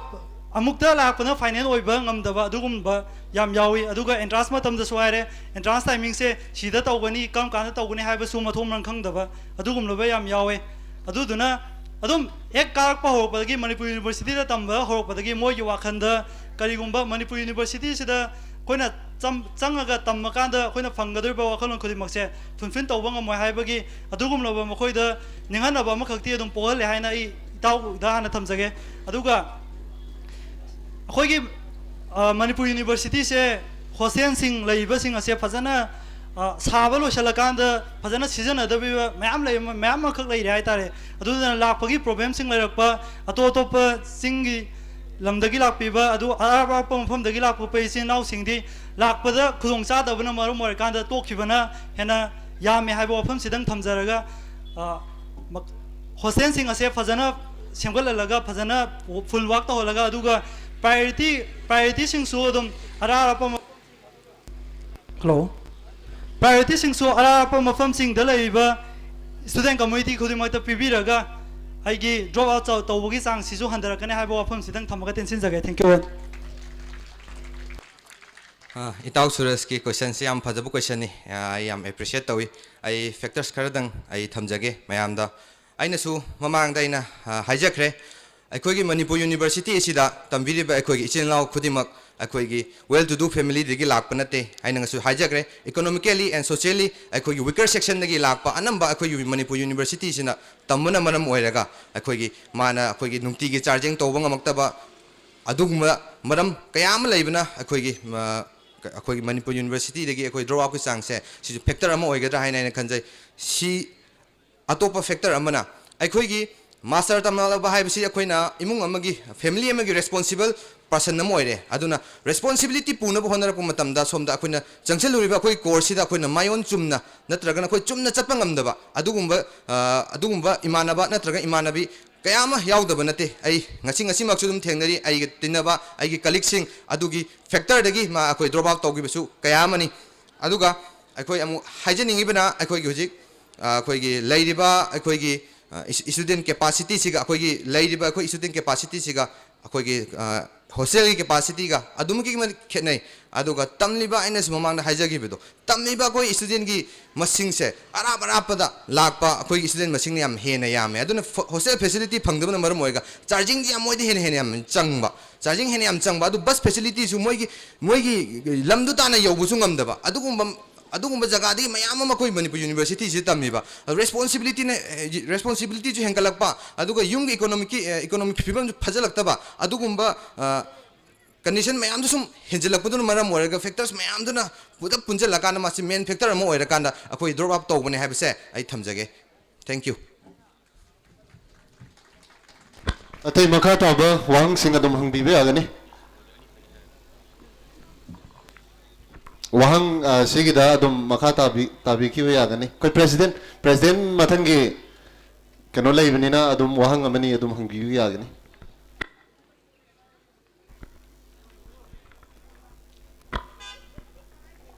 ma'am candidate ani se loi penbi rabra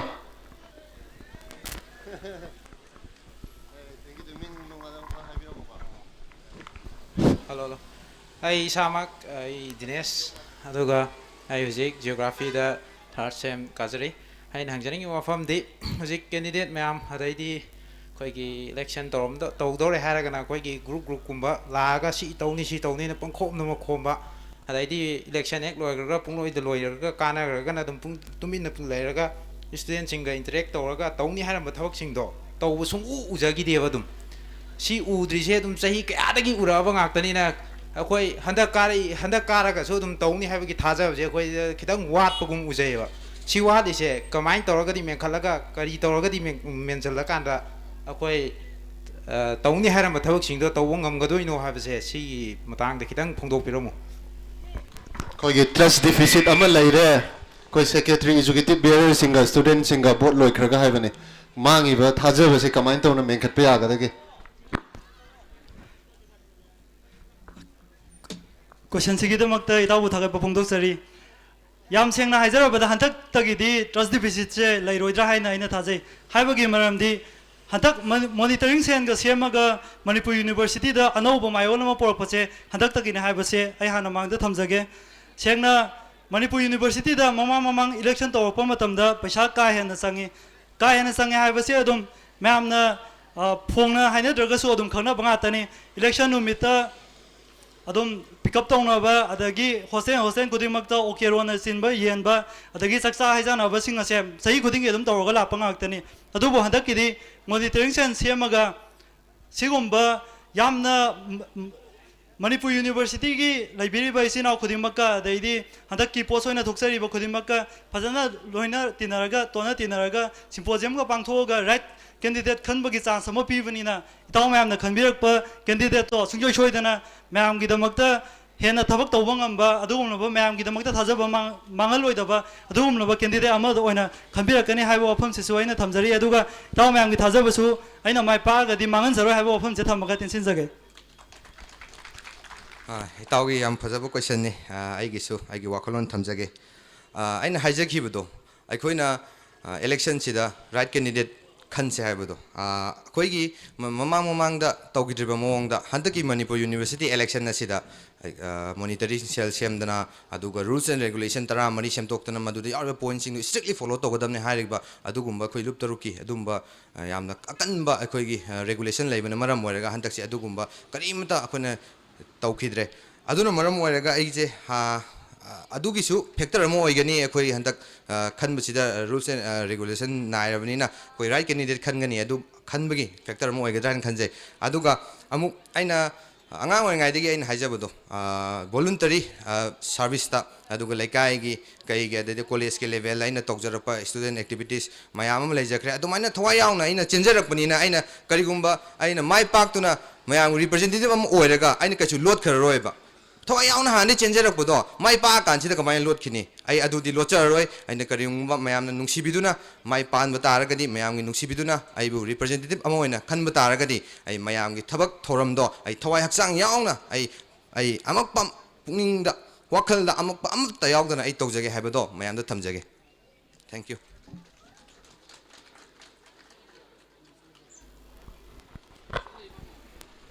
ma'am last question amtang hangbining bala gadi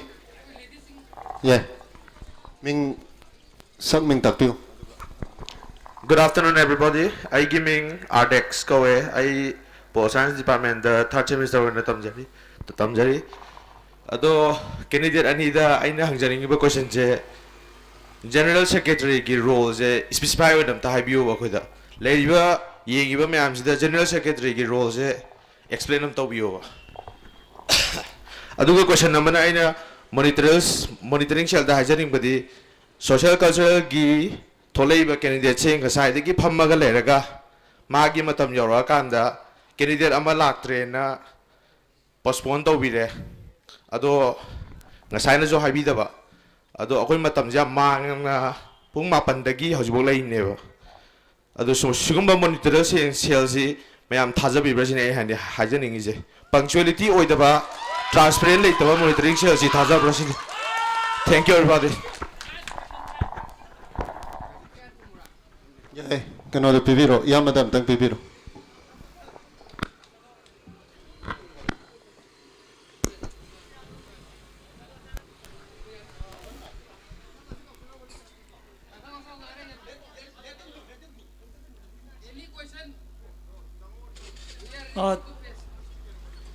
ꯏꯇꯥꯎꯅ GS candidate ꯀꯣ ꯑꯣꯏꯕꯒꯤ ꯃꯥꯒꯤ GS ꯀꯤ ꯃꯊꯧꯁꯤꯡ ꯐꯖꯅ specific ꯑꯣꯏꯅ ꯊꯝꯕꯤꯔꯝꯃꯣ ꯍꯥꯏꯕꯤꯔꯝꯕꯒꯤꯗꯃꯛꯇ ꯊꯥꯒꯠꯄ ꯐꯣꯡꯗꯣꯛꯆꯔꯤ ꯑꯃꯗꯤ ꯊꯝꯖꯒꯦ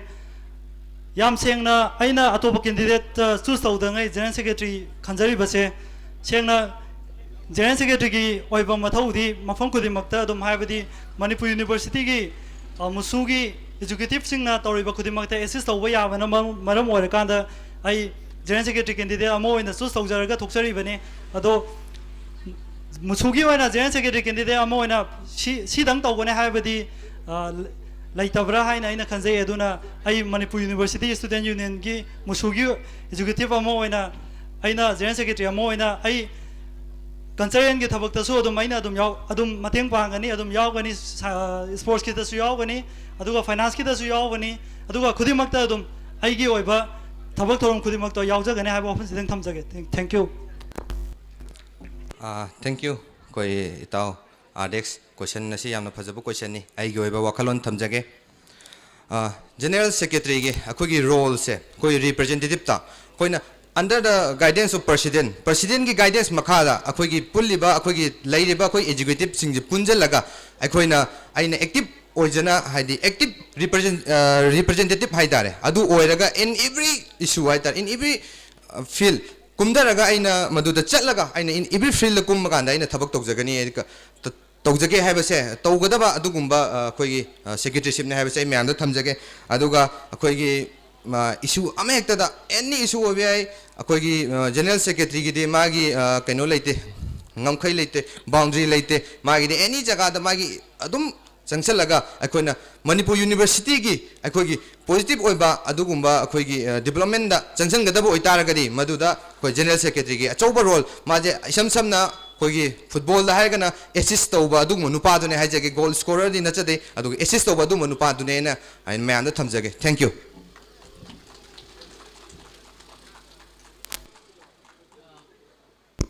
GS की कैंडिडेट ओइना मुसुगी थोपीरिबा आइगी नुसिरबा इनावनिबु हन थागत फोंदोकसरी तसेंगना यामना इसंग थौना मणिपुर माइरोइ सिंगिदमक हंतकी मुसु इलेक्शन सिदा कोइगी तंगाई कोइगी GS की पोस्ट कोइ कंटेस्ट तो मिन थोपीरेबि इनावनिबु अमकन सु थागतसरी थैंक यू याना मखा कुमदो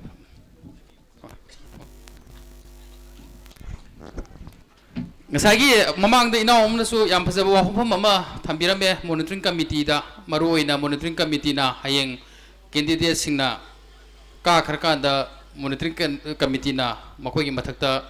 करी तौपिगे तौरिबनो और मखोइ से मखा थाना अखोइ हुजिक लैरिबा सिस्टम सिदा दुमक फॉलो तौब ngamgadra na ख्वाइजलु वहंग दे दुनी हाइदी मॉनिटरिंग कमिटी दी मियोइ तराम दोइ खतना साबनी मसी लामना थंगरकांदा ngasi अखोइगी मांगदा लेंसन बिरिबा मणिपुर यूनिवर्सिटी की माइरोइ सिंगना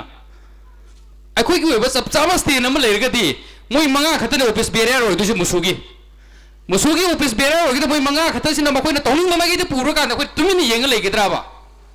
अदुना अखोइ पुना मंगना मदुगी रिस्पांसिबिलिटी जा अखोइ लौजेबा बीसी की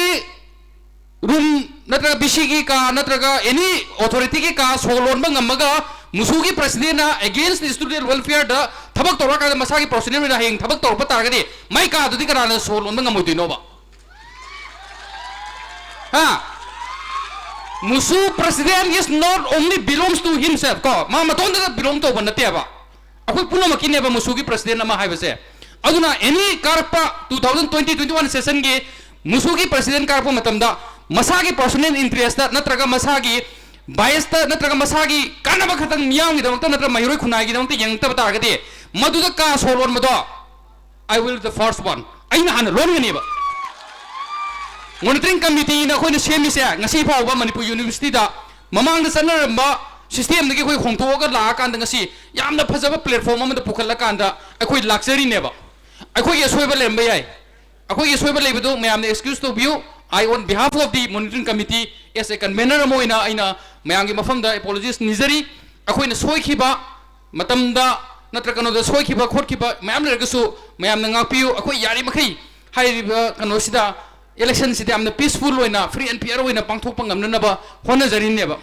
akoina maru oina tang taruk se laiba mi February date 6 se moi gi marai bol lep ka duriba khoi ga angang sing maruina university ga akhoi gi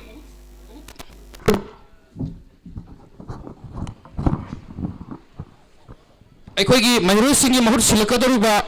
ꯃꯈꯣꯏꯒꯤ office ꯕꯦꯔꯤꯌꯔꯁꯤꯡ ꯑꯃꯗꯤ class ꯔꯤꯄ꯭ꯔꯖꯦꯟꯇꯦꯇꯤꯚꯁꯤꯡꯒꯤ ꯃꯐꯝꯗ ꯑꯩꯈꯣꯏ ꯄꯨꯝꯅꯃꯛꯅ ꯃꯈꯣꯏꯗ ꯊꯧꯗꯥꯡ ꯁꯤꯟꯅꯒꯗꯣꯏꯁꯦ ꯃꯁꯤ ꯑꯩꯈꯣꯏ ꯄꯨꯟꯅ ꯆꯦꯛꯁꯤꯟꯅ ꯃꯁꯤꯗ ꯁꯣꯏꯗꯅꯕ ꯑꯃꯗꯤ ꯏꯂꯦꯛꯁꯟꯁꯤꯗ ꯑꯩꯈꯣꯏꯒꯤ ꯋꯥꯐꯝ ꯂꯣꯏ ꯅꯥꯊꯔꯤꯀꯥꯟꯗ ꯑꯩꯈꯣꯏ ꯄꯨꯟꯅ ꯍꯣꯠꯅꯃꯤꯟꯅꯔꯀꯥꯟꯗ ꯑꯐꯕ ꯆꯪꯖꯪ ꯂꯥꯎꯕ ꯃꯍꯩꯔꯣꯏ ꯈꯟꯁꯦ ꯍꯥꯏꯕꯅꯦꯕ ꯃꯌꯥꯝꯅ ꯃꯊꯥ ꯁꯥꯕꯤꯔꯝꯕꯅ ꯅꯥꯀꯟ ꯑꯃꯔꯣꯝꯗ ꯁꯥꯔꯝꯕ ꯌꯥꯏꯕ ꯑꯩꯈꯣꯏꯒꯤ ꯂꯨꯞꯁꯤꯡꯅ ꯑꯩꯈꯣꯏꯅ ꯁꯥꯖꯔꯤꯁꯤꯗꯤ ꯀꯦꯟꯗꯤꯗꯦꯠ 34ꯁꯦ ꯔꯤꯖꯦꯛ ꯆꯠꯇꯅꯕ ꯑꯩꯈꯣꯏꯅ ꯍꯣꯠꯅꯖꯔꯤꯕ ꯔꯤꯖꯦꯛ ꯆꯠꯇꯅꯕ ꯍꯥꯏꯕ ꯃꯤꯟꯁ ꯃꯈꯣꯏꯒꯤꯅ ꯋꯥꯅ ꯍꯣꯠꯅꯖꯔꯀꯥꯟꯗ ꯀꯩꯒꯨꯝꯕ ꯒ꯭ꯔꯥꯎꯟ ꯈꯔꯗ ꯔꯤꯖꯦꯛ ꯆꯠꯈꯤꯕ ꯍꯥꯏꯕꯁꯦ ꯑꯩꯈꯣꯏ ꯄꯨꯝꯅꯃꯛꯀꯤ ꯑꯩꯈꯣꯏ ꯄꯨꯝꯅꯃꯛꯀꯤ ꯃꯥꯡꯖꯕ ꯑꯃꯅꯤꯁꯨ ꯑꯩꯈꯣꯏ ꯈꯜꯂꯦꯕ ꯃꯔꯝꯗꯤ ꯔꯤꯖꯦꯛ ꯆꯠꯍꯟꯕ ꯉꯝꯃꯣꯏ ꯍꯥꯏꯕꯁꯨ ꯂꯩꯇꯦ ꯀꯣ ꯑꯥꯏ ꯁ꯭ꯋꯦꯌꯔ ꯇꯨ ꯒꯣꯗ ꯀꯤ ꯄꯣꯁ ꯑꯣꯏꯒꯦꯔꯥ ꯄ꯭ꯔꯁꯤꯗꯦꯟ ꯀꯦꯟꯗꯤꯗꯦꯠ ꯑꯣꯏꯒꯦꯔꯥ ꯀꯣꯗ ꯑꯣꯐ ꯀꯟꯗꯛꯀꯤ ꯋꯥꯡꯃꯗ ꯊꯕꯛ ꯇꯧꯔꯛꯑꯕ ꯁꯣꯏꯗꯅ ꯃꯥ ꯔꯤꯖꯦꯛ ꯆꯠꯀꯅꯤꯕ ꯔꯤꯖꯦꯛ ꯆꯠꯇꯕ ꯁꯨꯡꯌꯥ ꯌꯥꯔꯣꯏ ꯃꯥ ꯆꯠꯀꯅꯤꯕ ꯀꯣꯗ ꯑꯣꯐ ꯀꯟꯗꯛ ꯊꯨꯒꯥꯏꯔꯛꯑꯒꯗꯤ ꯃꯗꯨꯒꯤ ꯄꯋꯥꯔꯗꯣ ꯑꯩꯈꯣꯏꯗ ꯂꯩꯌꯦꯕ आइदर मोनिटरिंग कमिटी थुगाइगेरा थुगाइगेरा कोई दगा होइदेबा मादि रिजेक्ट चक्कनीबा कंपलसरी मधुदा चलहन बंग नंबरा नमदबरा तो कोई येंगजेबा मधु येंगसेबा चलहन बंग नंबरा नमदबरा तो कोई येंगसे अदुन यारे मखै अखोय पुन्ना होना मिनसे अखोय पुन्ना इलेक्शन जे याम फ्री एंड फेयर होइना पीसफुल होइना तौसेबा अखोय तराउम दोय खतदा इंथो पिगनोबा अखोय तराउम दोय खतदा इंथोगदि मणिपुर यूनिवर्सिटी जे अदुम तौनिंग तौजसुन अखोय थादोजे हाइरेरबा अदुन ते अखोयना पामजिदि मरम अदुना अखोय याम सेक्शन होनसी माइ पाकनबो होनसी अचुंब लीडर अमा ओरगनबो अखोय पुन्ना होना मिनसेबा अदुना अखोय पुन्नमक मसिदा अखोय मॉनिटरिंग कमिटी ने सोयगिबा लानखिबा लेरगसु ngakpiu madugi monitoring committee gi mahut sinjarakanda ese convener moina aina mayamgi monitoring committee gi mahut sinjarakanda tenbirba khwai punamki mafamda laibiriba mahiroi khwai punamki mafamda aina apologize tawjari akhoi soikiba lankhiba yawgasu madu na koina ngakpiu aduga akhoi mangomda pukhatna ba khoi punna hona minasi without your support we cannot do anything ko na khoi gi support yawdagadi akhoi karisu tawbanga moi maram aduna we need your support aduna akhoi nakoi support daka hoi support to pinasi cooperation pinasi aduga akhoi mangom do pukhasi handaki lepai ba musu singja mai pak ba makoi loina mai pak po jesun aduga makoi mai pa kanda akhoi gi damakta kai yum khara soidan tawkani habse aina makoi da thajaba thami masi mofam jina ai thamjage aduga ngasagi hangbi khiba wafam sing akhoi monitoring committee da thambi gi wafam sing to ai amutang da am ten point da har kanda hayeng makoi ka kanda monitoring committee mi traum de khataneba akhoi sida tilis de khoi mi chani chahum neba akhoi me amsina bu yadragadi makoi na tawning ba tawba yaba na te haiba aduna akhoi ne khangadabadi authority ki side ta soibam lakpa matamda akhoi ne even the BC phawba Manipur University da soirak patagadi administration da academic ki welfare ge khalakta masagi personal interest da thabak torpa taragadi mai ka thonglon badusu akhoi me amna lolin neba adumai tawduna musugi president na kayumba अखोगी महिरू सिंह against थबक तौरप तारबा मसागी personal interest थबक तौरप तारगदी अखोई सोलोन जेबा सोलो मतो अखोई मॉनिटरिंग कमिटी मतमदुदा अखोई जॉब तौबे तौदबे अखोई इलेक्शन से लेबर लोइग्र मतुंदा अदुबो मदुगी लोलमदाय मतमददसु सोलोनबा यखाइबा नत्र कनो तौबगी वाफम नतबिदा सोलोनबदुदी अखोइसु अखोइगिसु राइट ने आई खंजर कान आई हान लोनजगेबा थैंक यू ऑल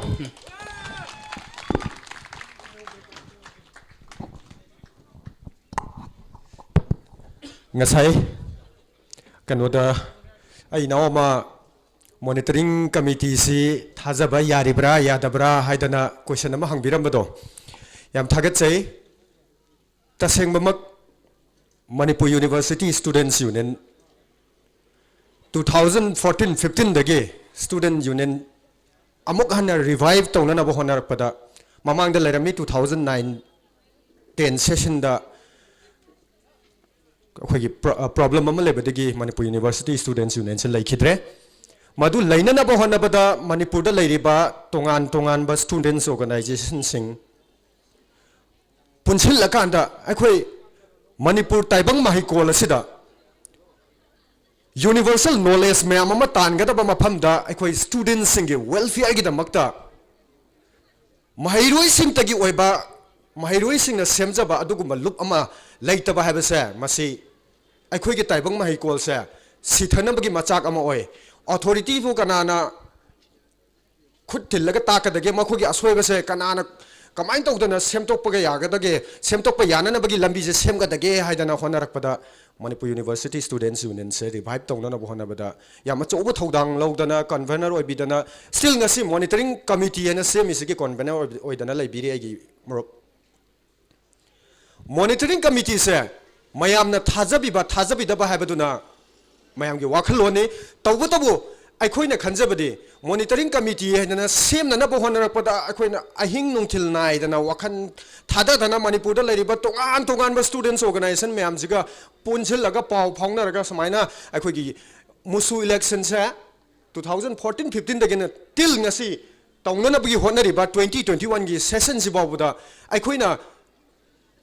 अखोइगी रिप्रेजेंटेटिव्स मयाम अमा थागदौरिसे मसी सेना पैसाना थोंग सारगा ओइना थारे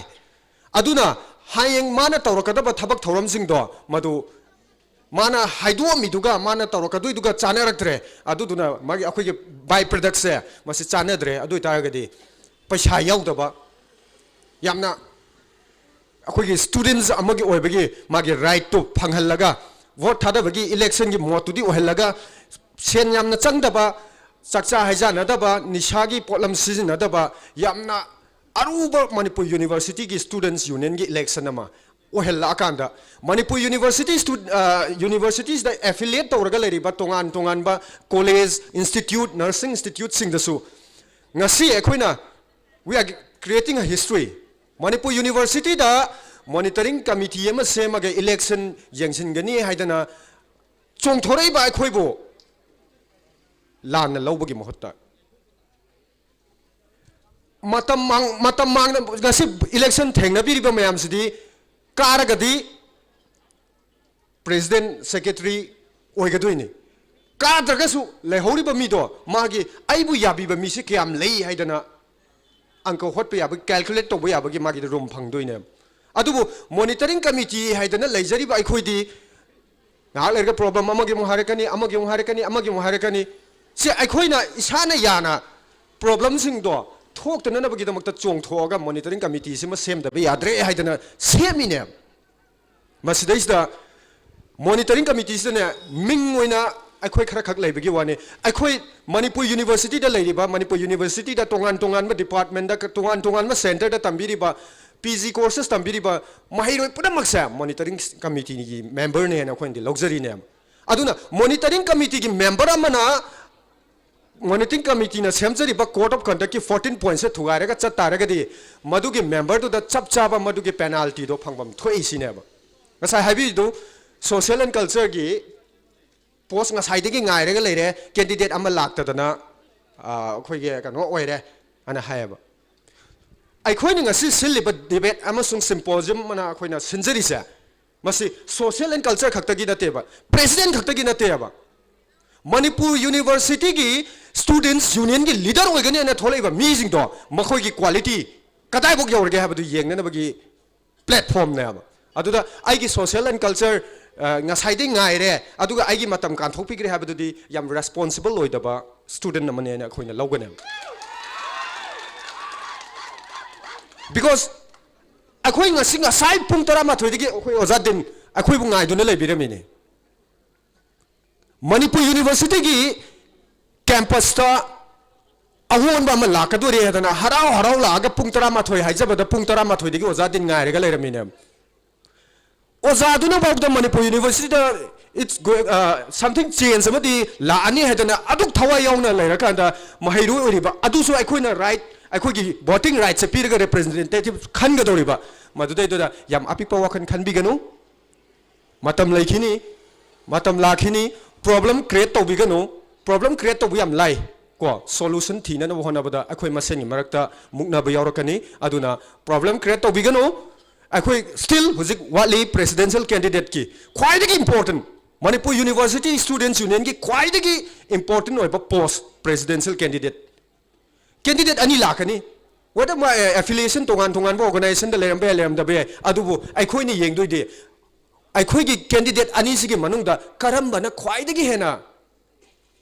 पर्सनालिटी वांगे प्रोडक्टिविटी लेगनी मखोइना हाइनिंग इसना करिनो हाइबदो अखोई खंगहौजेबा ꯑꯩꯈꯣꯏ ꯈꯪꯍꯧꯔꯀꯥꯟꯗ ꯑꯩꯈꯣꯏꯗ ꯂꯩꯔꯤꯕ ꯗ꯭ꯔꯥꯐ ꯃꯌꯥꯝꯗꯣ ꯀ꯭ꯂꯦꯔꯤꯐꯤꯀꯦꯁꯟ ꯐꯪꯍꯧꯁꯦꯕ ꯃꯁꯤꯒꯤ ꯄ꯭ꯂꯦꯠꯐꯣꯝꯁꯦ ꯍꯟꯗꯛꯀꯤ ꯆꯍꯤꯅ ꯑꯍꯥꯟꯕꯅꯦꯕ ꯃꯅꯤꯄꯨꯔ ꯌꯨꯅꯤꯚꯔꯁꯤꯇꯤꯗ ꯂꯥꯛꯀꯗꯧꯔꯤꯕ ꯆꯍꯤꯁꯤꯡꯗ ꯑꯩꯈꯣꯏ ꯇꯧꯅꯅꯕꯒꯤ ꯁꯦꯝ ꯁꯥꯔꯤ ꯑꯗꯨꯕꯨ ꯑꯍꯥꯟꯕ ꯍꯧꯗꯣꯛꯄꯅꯦ ꯑꯁꯣꯏꯕ ꯌꯥꯎꯔꯝꯕ ꯌꯥꯏ ꯌꯥꯎꯗꯦꯅ ꯑꯩꯈꯣꯏꯗꯤ ꯂꯧꯏ ꯑꯁꯣꯏꯕ ꯌꯥꯎꯔꯝꯕ ꯌꯥꯏ ꯃꯌꯥꯝꯅ ꯎꯕꯤꯕꯗ ꯑꯗꯨꯅ ꯑꯩꯈꯣꯏꯒꯤ ꯑꯁꯣꯏꯕꯗꯣ ꯉꯁꯥꯏ ꯑꯩꯈꯣꯏꯒꯤ ꯀꯣꯟꯚꯦꯅꯔꯅꯁꯨ ꯍꯥꯏꯕꯤꯈ꯭ꯔꯦ ꯑꯩꯈꯣꯏꯒꯤ ꯑꯁꯣꯏꯕꯗꯣ ꯑꯩꯈꯣꯏꯗꯤ ꯌꯥꯎꯗꯦꯅ ꯂꯧꯖꯕꯅꯤ ꯉꯁꯤꯐꯥꯎꯗ ꯁ꯭ꯇꯤꯜ ꯑꯩꯈꯣꯏ ꯍꯧꯖꯤꯛ ꯐꯥꯎꯕꯗ ꯍꯥꯏꯇꯥꯔꯦ ꯃꯤꯀꯨꯞꯁꯤ ꯐꯥꯎꯕꯗ ꯌꯥꯝ ꯐꯦꯌꯔ ꯑꯣꯏꯕ ꯏꯂꯦꯛꯁꯟ ꯑꯃ ꯄꯥꯡꯊꯣꯛꯅꯅꯕꯒꯤ ꯃꯣꯅꯤꯇꯔꯤꯡ ꯀꯃꯤꯇꯤꯒꯤ ꯃꯥꯏꯀꯩꯗꯒꯤ ꯁꯦꯝ ꯁꯥꯖꯔꯤ ꯃꯁꯤꯗ ꯃꯌꯥꯝ ꯁꯄꯣꯔꯠ ꯇꯧꯕꯤꯌꯨ ꯑꯦꯁ ꯕꯤꯡ ꯑ ꯁ꯭ꯇꯨꯗꯦꯟ ꯑꯣꯐ ꯃꯅꯤꯄꯨꯔ ꯌꯨꯅꯤꯚꯔꯁꯤꯇꯤ ꯑꯗꯨꯒ ꯑꯦꯁ ꯕꯤꯡ ꯑ ꯃꯦꯝꯕꯔ ꯑꯣꯐ ꯃꯣꯅꯤꯇꯔꯤꯡ ꯀꯃꯤꯇꯤ ꯍꯥꯏꯅ ꯈꯟꯕꯤꯔꯒ ꯑꯩꯈꯣꯏ ꯌꯥꯝ ꯐꯦꯌꯔ ꯑꯣꯏꯕ ꯏꯂꯦꯛꯁꯟ ꯑꯃ ꯄꯥꯡꯊꯣꯛꯁꯤ ꯃꯁꯤꯗꯒꯤ ꯊꯣꯛꯂꯛꯄ ꯂꯤꯗꯔꯗꯣ ꯃꯅꯤꯄꯨꯔꯁꯦ ꯑꯃꯨꯛꯇꯪꯗꯤ ꯃꯅꯤꯄꯨꯔ ꯉꯁꯥꯏ NIRFꯇ ꯔꯦꯡꯀꯤꯡꯗ ꯆꯜꯍꯟꯁꯤꯒ ꯍꯥꯏꯁꯦ ꯑꯩꯈꯣꯏꯒꯤ ꯕꯥꯏ ꯄ꯭ꯔꯗꯛꯇꯨꯅ ꯐꯠꯂꯛꯇ ꯇꯥꯔꯒꯗꯤ ꯔꯦꯡꯀꯤꯡꯗ ꯆꯜꯍꯟꯁꯦ ꯍꯥꯏꯅ ꯆꯤꯟꯅ ꯂꯥꯎꯕ ꯈꯛꯇꯅ ꯌꯥꯔꯛꯑꯣꯏꯕ ꯑꯗꯨꯅ ꯑꯩꯈꯣꯏꯒꯤ ꯄ꯭ꯔꯗꯛꯁꯤꯡꯗꯣ ꯑꯐꯕ ꯄ꯭ꯔꯗꯛ ꯑꯣꯏꯍꯟꯁꯤ ꯃꯈꯣꯏꯗ ꯄ꯭ꯔꯗꯛꯇꯤꯕꯤꯇꯤ ꯂꯩꯅꯅꯕ ꯑꯩꯈꯣꯏꯅ ꯑꯩꯈꯣꯏꯒꯤ ꯔꯥꯏꯠꯇꯨ ꯄꯤꯁꯟꯁꯤ ꯑꯩꯈꯣꯏꯒꯤ ꯔꯥꯏꯠ ꯄꯤꯁꯟꯕ ꯃꯇꯝꯗ ꯈ꯭ꯋꯥꯏꯗꯒꯤ ꯆꯪ ꯂꯥꯎꯕ ꯃꯤꯗꯨ ꯈꯟꯅꯅꯕꯒꯤ ꯄ꯭ꯂꯦꯠꯐꯣꯝꯅꯤ ꯍꯥꯏꯕ ꯋꯥꯐꯝꯁꯦ ꯃꯣꯅꯤꯇꯔꯤꯡ ꯀꯃꯤꯇꯤꯒꯤ ꯃꯥꯏꯀꯩꯗꯒꯤ ꯊꯝꯖꯔꯒ ꯃꯈꯥ ꯇꯥꯕ ꯑꯩꯈꯣꯏꯒꯤ ꯄ꯭ꯔꯣꯒ꯭ꯔꯥꯝ ꯆꯠꯊꯕꯤꯅꯕ ꯅꯣꯛꯆꯔꯤ ꯊꯦꯡꯛ ꯌꯨ ꯌꯥꯝꯕ ꯃꯤꯂꯟ ꯃꯊꯪꯁꯤꯗꯤ ꯑꯩꯈꯣꯏ ꯍꯦꯗ ꯑꯣꯐ ꯗ ꯌꯨꯅꯤꯌꯟ ꯍꯥꯏꯕ ꯇꯥꯔꯦ ꯃꯅꯤꯄꯨꯔ ꯌꯨꯅꯤꯚꯔꯁꯤꯇꯤ ꯁ꯭ꯇꯨꯗꯦꯟ ꯌꯨꯅꯤꯌꯟ ꯃꯁꯤꯒꯤ ꯍꯦꯗ ꯑꯣꯏꯔꯤꯕ ꯄꯣꯁ ꯑꯗꯨꯒꯤꯗꯃꯛꯇ ꯀꯟꯇꯦꯁ ꯇꯧꯔꯤꯕ ꯑꯩꯈꯣꯏ ꯅꯨꯡꯁꯤꯔꯕ ꯏꯅꯥꯎ ꯑꯅꯤ ꯑꯍꯥꯟꯕꯗ ꯃꯇꯝ ꯂꯧꯕꯤꯅꯕ ꯅꯤꯡꯁꯤꯡꯖꯔꯤ ꯑꯩꯈꯣꯏ ꯍꯧꯖꯤꯛ ꯄꯨꯡꯁꯨ 3 ꯍꯦꯜꯂꯦ 15 minutes ꯂꯧꯕꯤꯌꯨ ꯀꯩꯁꯨ ꯀꯥꯏꯗꯦ ꯁꯤꯔꯤꯌꯦꯜ ꯅꯝꯕꯔ 1 ꯀꯣꯟꯁꯝ ꯁꯅꯥꯊꯣꯏꯒꯤꯗꯃꯛꯇ ꯃꯌꯥꯝꯅ ꯃꯇꯝ ꯂꯧꯕꯤꯕꯒ ꯂꯣꯏꯅꯅ ꯄꯨꯟꯅ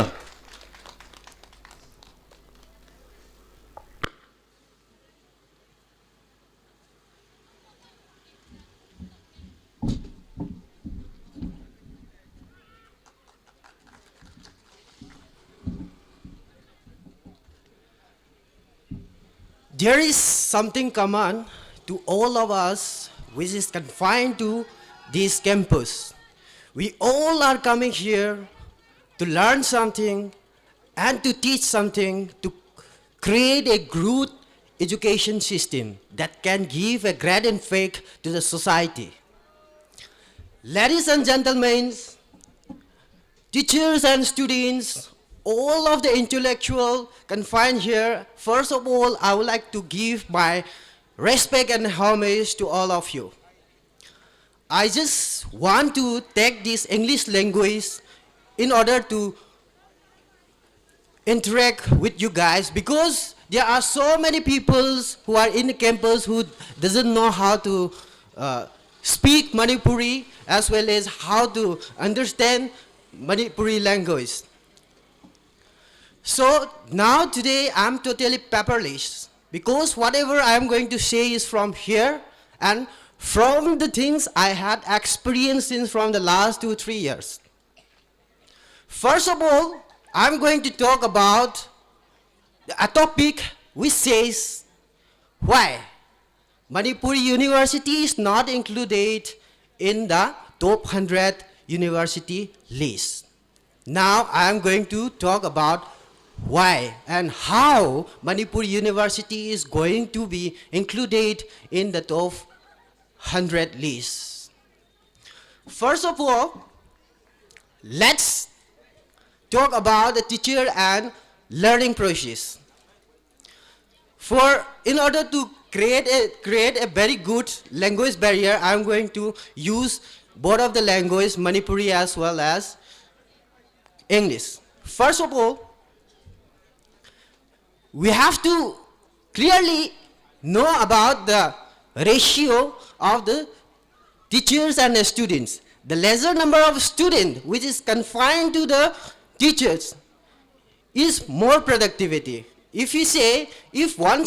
teacher is confined to only few students, the ratio is, if the ratio is less, then there will be more effective in learning and teaching process. After all, if we look about this teacher's qualification and experience, we should not tag the teacher like as it was. We should tag the teachers while looking the qualifications, their experience in their previous life. That is the most important thing. Only the good teacher can brought up and can bring out a good student. Secondly, I'm going to talk about the library. library akhoi gi library da lairiba larik mayam se library da lairiba larik mayam se akhoi gi syllabus ka chana de it is not confined or it is not good enough for the students who are studying in the university, because it is not suitable with the syllabus which is given by the respective departments.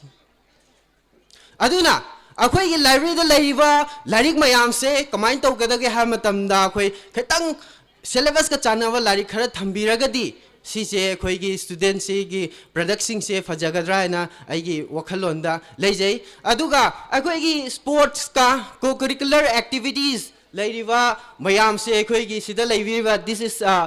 you can see it's a Bollywood field never. If you go to that, there is a hockey field, there is a lawn tennis court, and there is a basketball court. Akhoi na hojik yengu matam da asengba Bollywood field ama oigadaba natraga asengba hockey field ama oigadaba mamido tabi brava akhoi uba fangjade. Aduduna karigumba akhoi na aruba ising ama uba matamda aruba toren ama chat uba matamda akhoi na ising thakningba khorang na ising thakningba dauna akhoi na torel du da irujaning ba dauna field sing safe ajana well maintained toraga thammagadi akhoi na sida lairiba university gi satra mayam sina sana ningbagi wakhalon se hena polak kadra haiba ai adugi wakhalon do ai gi wakhanda leijai. Aduduna ngasigi sport si participate toba si yamna important oi ngasagi NIRF na piwa ranking se sannabagi damakta number of participant in the inter-university contest and as well as national contest mayam da sport ki adu da medal lorok pa mayam du gi adu medal lorok pa mayam du adu count toraga akhoi gi university si gi ranking da janma da mathau ta halle ne. Adu ga research, when we come about the research ki matang da lak ma matam da akhoi gi university si da ai no hapet ta khangba khangjaba matam da akhoi gi impact value she akhoi gi 5 minimum 5 tagi hena nemba paper nak ta publish to web journal si da lairiba journal ma impact value yam neme ba lu kari gi no haina ina sum yengjaba matam da lairiba akhoi gi science ki background as well as arts ki background da lairiba akhoi gi research scholar sing sigi akhoi gi matik chaba khulai laiteba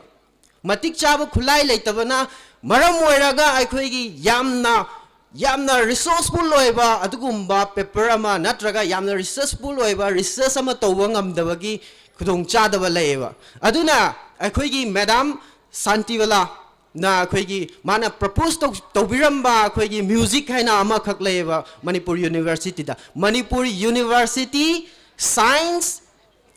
Instrumental Center haina masigi magi wakhalon se kamaina tawga hamatamda koi Manipur University sidana koi laboratory kamal laboratory ama saraga ne akoi gi khuchukulai mayam se thamjallaga every department lairiba each and every department, whether it may be science background, whether it may be commerce background, whether it may be arts background, if they are willing to do any research or willing to use any kind of instrument from that, adu aragading asai common level left to the chatlaga akoina research to ba yabagi ayaba ma piba hojik lairiba akoigi kaino sing sina researcher sing sina akoina kaigumba margi research ama tawge hana sample se Manipur University sida khulai khuchukulai se laitabani na thaba matam da lupa 200 te horaga 5000 bau thaiba atopa university da koina sample je thar doine ba aduduna numit mangani sangadra kuntrani sangadra chahi ma changra, this is not fixed. Aduduna koi research to matam sida research ki work se thinda haleba aduduna ngasai gi common oiba left se ama leiba se yam tangai fade aduga leiba instrument mayam se sishu akoi gi yam thuna mention basi yam tangai fade akoi gi top 100 ki manungda channaba gi damakta akoina wakhan khanmina se hairagadi aduga akoi gi अखोइना कइनोगी मतंग ngang अखोइगी arts की background की मतंग अखोइगी Manipur university सिदा अखोइ लैबिरिबा मयाम सिना चाही अमदगी चाही अबो मनुंगदा national as well as international symposium ओइबे याय कॉन्फ्रेंस ओइबे याय अदुगा अखोइगी एनी प्रोग्राम है तारे नेशनल प्रोग्राम से कोई रिसर्च रिलेटेड होइबा अमबो सिनबसे कोई उजदेबा अदुदना ngसाइगी अतो अनो अनोबा कोई आइडियास मयाम अमा मपालोंदगी ब्रॉड तौरगा सिदा शेयर तौरगा सर्कुलेट तौरगा अनो अनोबा रिसर्च आइडिया पोकदबदो अदुसु पोकपा गी ममीशे आई पाक उजदे अदुदना मसिगी इंटरनेशनल सेमिनार गुम्बा नेशनल सिम्पोसियम गुम्बा कॉन्फ्रेंस गुम्बा से यामना frequently natraga maximum number se chahi madagi chahi momonungda tawbasi am tangai fadabra haina aina khanjai aduga akhoi gi Manipur University gi akhoi gi ngasi gi akhoi gi graduate dagi master se pass tawgraba matung sida chatkhraga matung sida akhoi gi mayam ama student mayam ama Manipur University gi product mayam ama ato chawba post laiba scientist oiba yauri teacher oiba yauri musician oiba yauri aduga अखोई film star ओइबा यावरेबा अदुगी मयाम दो अखोइना clearly monitor तौरगा report लौबा म दरकार ताएबा अदु कमाइना तौबा यागे हाइबा मतमदा आइना सुम आइगी वखलोंदा alumni meet अमगुम्बा तौबा alumni means खंगबिदबा यावरगासु alumni means alumni meet हाइबाशी अखोइगी यूनिवर्सिटीज दगी पास आउट तौख्रबा अखोइगी अदुमाइना अखोइगी इंस्टीट्यूट अमदा नत्रगा पोजीशन अमदा पोस्ट अमदा अखोइगी पोजीशन लैरिबा अखोइगी whether it may be teacher ओइबा या अदुगुम्बा मयाम से कौरागा अखोइगी यूनिवर्सिटी सिदा अखोइगी मोइबु सेलिब्रेट तौवा फंक्शन अमा पांगथोगगदी ए सिगी फिल्म स्टार मसीदी नत्रगा सिगी साइंटिस्ट अमसीदी मणिपुर यूनिवर्सिटी की थोखिबनिको मणिपुर यूनिवर्सिटी की प्रोडक्ट निको हाइबसे अखोइना खंगबा ngamgadra खंजे अदुबु खंबा ngamagadi अदुगी रिपोर्ट तुना अखोइगी ngसागी NIRF ता कोइगी थाजलगदी अखोइगी यूनिवर्सिटी रैंकिंग से हेंकटपा मतमदा अदुसु खतंग मतेंग पांगद्रा हाइना खंजे अदुगा अखोइगी women participation in the university se shishu khitang less oibra haina aina khanjai so according to this NIRF ki piba moina piba parameters ki matungina moina piba criteria ki matungna at least should be in the university haveneva university da laiba student mayam sigi 50% di women ohense haveneva at least 20% of the women should hold any post in this khoigi academic ta natraga khoigi teacher da natraga khoigi a block ta dumaina yohan sa haveneva aduga only 2% amadi at least 2 women amadi ani madi khoigi institute की head नत्रगा अखोगी administration दा मोइसे HR गुम्बा ओहन से हाइबनेबा अदु एरगदी अखोगी university ranking से खतंग वांगखटकद्रा हाइना आइना खंजै अदुगा अखोगी मतम सिसु यामना लौजा निंग्रे मतम हमारम दि अखोगी थेंजलकपना मरम ओरगा अदुगा लास्ट हाइना हाइजनिंगबा पॉइंट अमदि अखोगी university की head लैरिबा head of department laibiriba adagi academician sing adagi a block ta laibiriba adagi government funding agency laibiriba atopa organizations atopa non government organizations sing sina laibiriba akoigi Manipur University ga affiliate tawraga laibiriba mayam se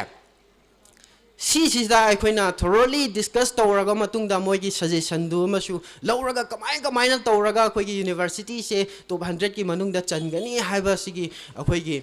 report si masu lauba tangai fadabra na khalle aduga akoigi science ki aina hajariba si example oina science ki background da laibiriba chinau singsida aina hajaning badi akoina karigumba ma laboratory da akoina karigumba atoba finding ama laire hairagadi akoigi CEP hena akoigi continuing education program hena akoigi atop akoigi village da chatpiraga natraga society da chatpiraga akoina aina phangaiba findings se shijini natraga samna harabada ai water purify tawba yaba aina machine ama share na khallagadi akoina water scarcity laiba mafam amada chatpiraga aina sariba pot asa si water purify tawbani aduga ngasai gi amot pa ising dudagi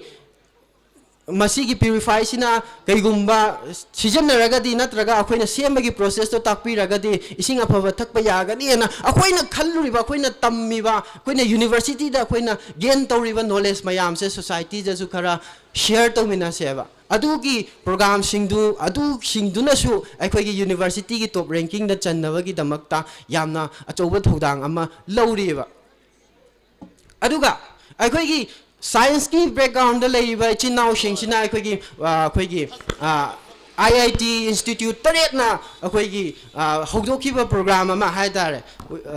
अखोगी NPTEL है ना national program से president से करिगी लेमनिंग इनो हाइबदु दमतंग थंबिरो हल tension जरा गया दुगा ngasai gi NPTEL hariba अखोगी program sida IIT institute Taret ना साबा सिदा मसी सिंग अदुगुम्बा program mayam leiriba sida अखोगी Manipur university gi students singsina participate tawba matamda अखोगी NIRF की ranking दसु count तवे means अखोई सु participate तवबा ngamdaba means अखोगी research से फत्रे अखोई न तवरिबा research से नत्रगा अखोगी Manipur university दा any innovative idea अमो पुथोक्त्रे हाइना ताक बनेबा अदुना कईगुम्बा innovative idea पुथोगदी अदुगुम्बा दा program सिंग दा participate तवरगा अखोगी Manipur university से sak ताक बतंगाई फदबरा हाइना खंजै अदुगा हौजिक आईगी करीगिदमक्ता आई प्रेसिडेंट लेप निंगबनो हाइबदो लाक्चरगे अखोइना यामना हाइगिबा तुमाइना अखोइगी आई इसामक से प्रेसिडेंट इसामक से करीगिदमक्ता थोलाइबनो हाइरगदी अखोइना पंगतौ तौनिंगबा अदि पंगतौ तौबा याबगी मोंगदा हाइना अखोइ यामना हाइगिबदो अदुगी वखल्लोंदुदा थोलकपा नते अइना थोकचरेबसिदी पंगतौ तौरिबा मयाम से पंगतौ तौबा यारोय हाइजगेना अइ थोकचबने अदुगा इहान हनमक्तदा अदुगा अइगी इशक इमिंग अइसे ताकचगे अइगी मिंग कोनसम सनाथोय अइ जियोग्राफी डिपार्टमेंट दा हौजिक रिसर्च तौरगा लेजरी अदुगा अखोइगी कमिंग डेट 6 की लाइव इलेक्शन सिदा अइ प्रेसिडेंट की पोस्ट ता लेप्चबनी अदो अइना इहानान बा याम तेंतकना हारगे अइगी इहानान बा इन 2020 द रिसर्च कल्ला मतुंग दा इन रिसर्च से हौरगे when I was about to start my research अदो अइना रिसर्च से स्टार्ट तौबा हौरगे ना खल्ला कानसिदा अखोइगी यूनिवर्सिटी सिदा अखोइगी डिपार्टमेंट सिदा लेरिबा इंस्ट्रूमेंट मयाम से नत्रगा अखोइगी लेक ओइबा हाइतारे अदुगा अखोइगी फजबा फैसिलिटी से इंफ्रास्ट्रक्चर दो ओइबा या रिसर्च की रूम अमा ओइबा या नत्रगा अखोइगी खतंग लेक ओइबा अखोइगी अइना रिपोर्ट लौजबे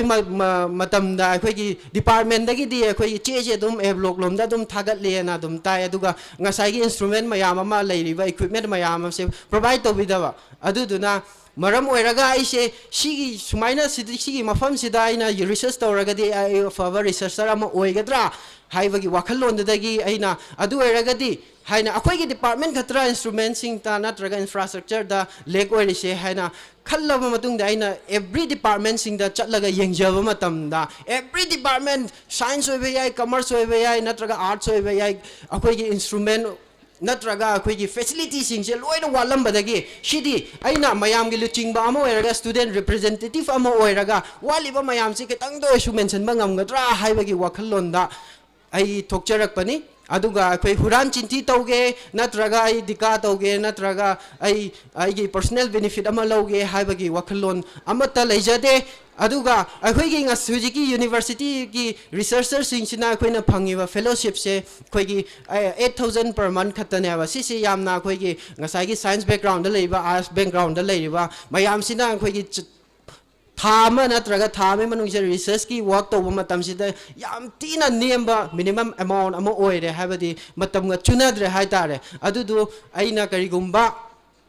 लाइबक फदना प्रेसिडेंट की पोस्ट द पाइरगदी ngasai अखोइगी मतमगा चुनाबा मवंगदा एटलीस्ट 50% to 100% दी हेंगतपा ngamgadra हाइबगी वखलोंदा आइसु अदुमाइना थोकचरकपने अदुगा matang asida matam yamno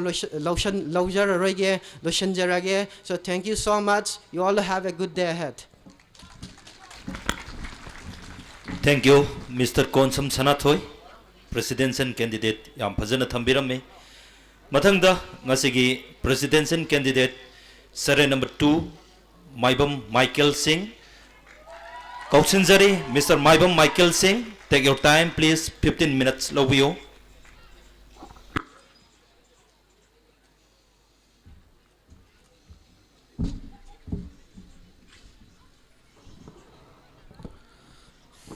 Good evening, everyone. Mayam,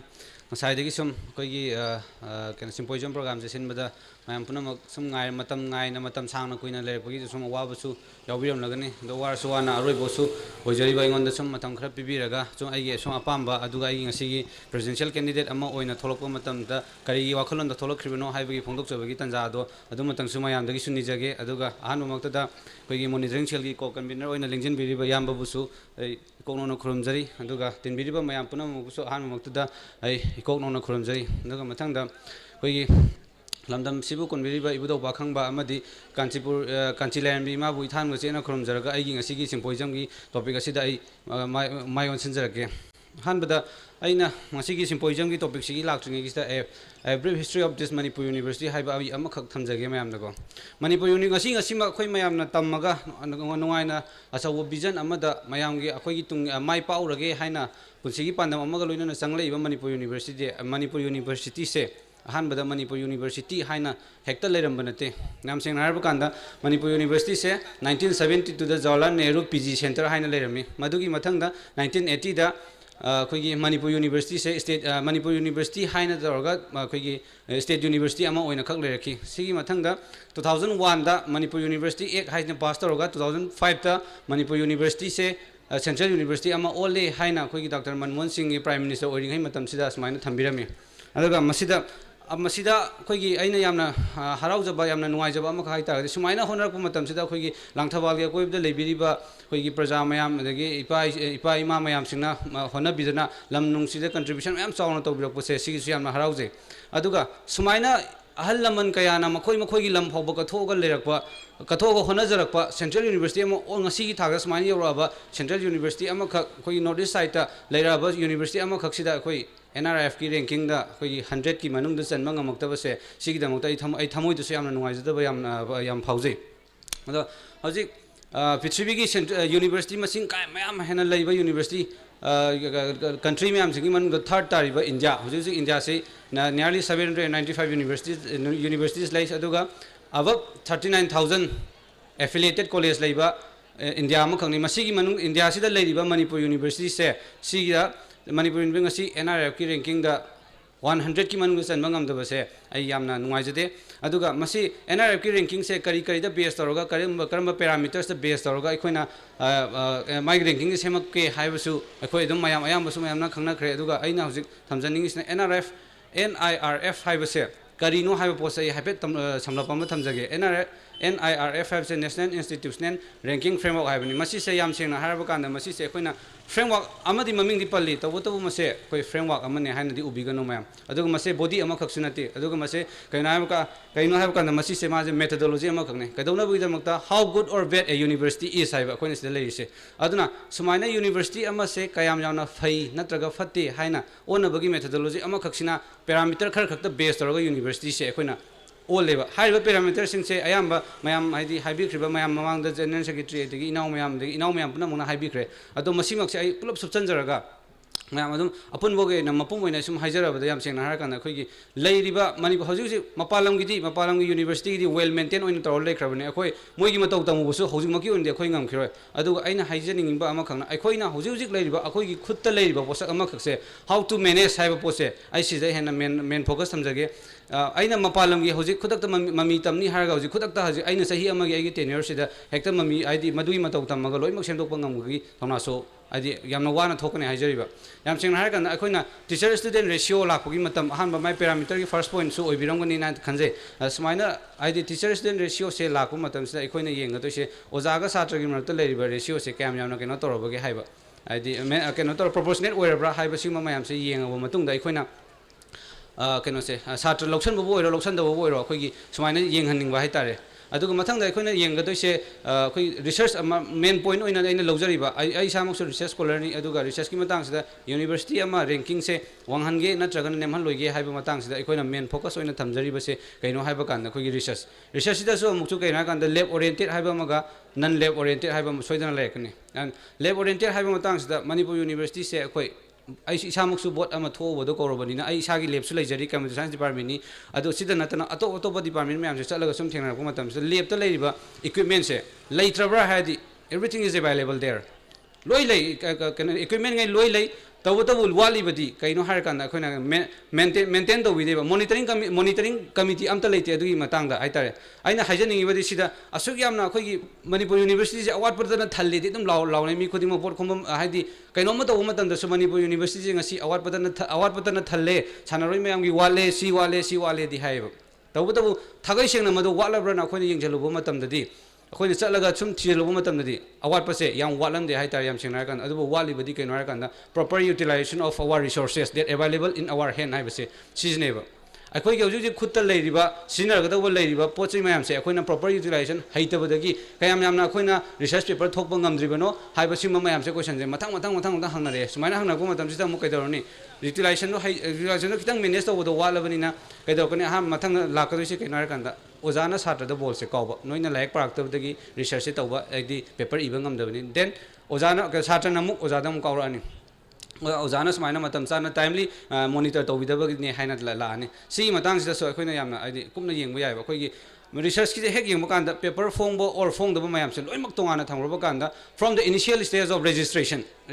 की initial stage योरबो कांसिदा proper registration procedure illabra inribra हाइबो पोसे सिचो अखोइना येंगबो याइबा सिदी initial stage नेबा सिदगी मखोंदगी सुम तम सेमकदबिदा अखोइना मकोकदा थलक लामगा हेक्ता अखोइना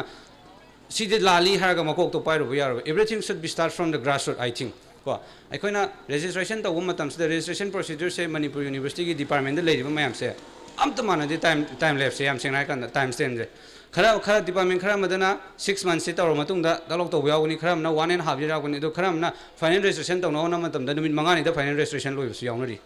who knows First the problem is there. अखोइना मसी मताना problem से कई लेरिबना कमाई तोरिबना हाइबा अखोइ केंगोने अखोइना आइना PhD restart तौनो होनरको मतमदा आई nearly 1 year होनर तौरखिबा 6 months आई केन तौरे course work तौर मतुंदा 6 months संगना इस माइन restart तौरखि अदुबु कनागुमा department खरददि सही अमम मखाइ संगबसु यावरिबा अइंगोंदगी हेना हाइतारे अदु कनागुमा खरददि 5 days 3 days 6 even 6 days solution गिबो यावरे सुमाइना सिसदगी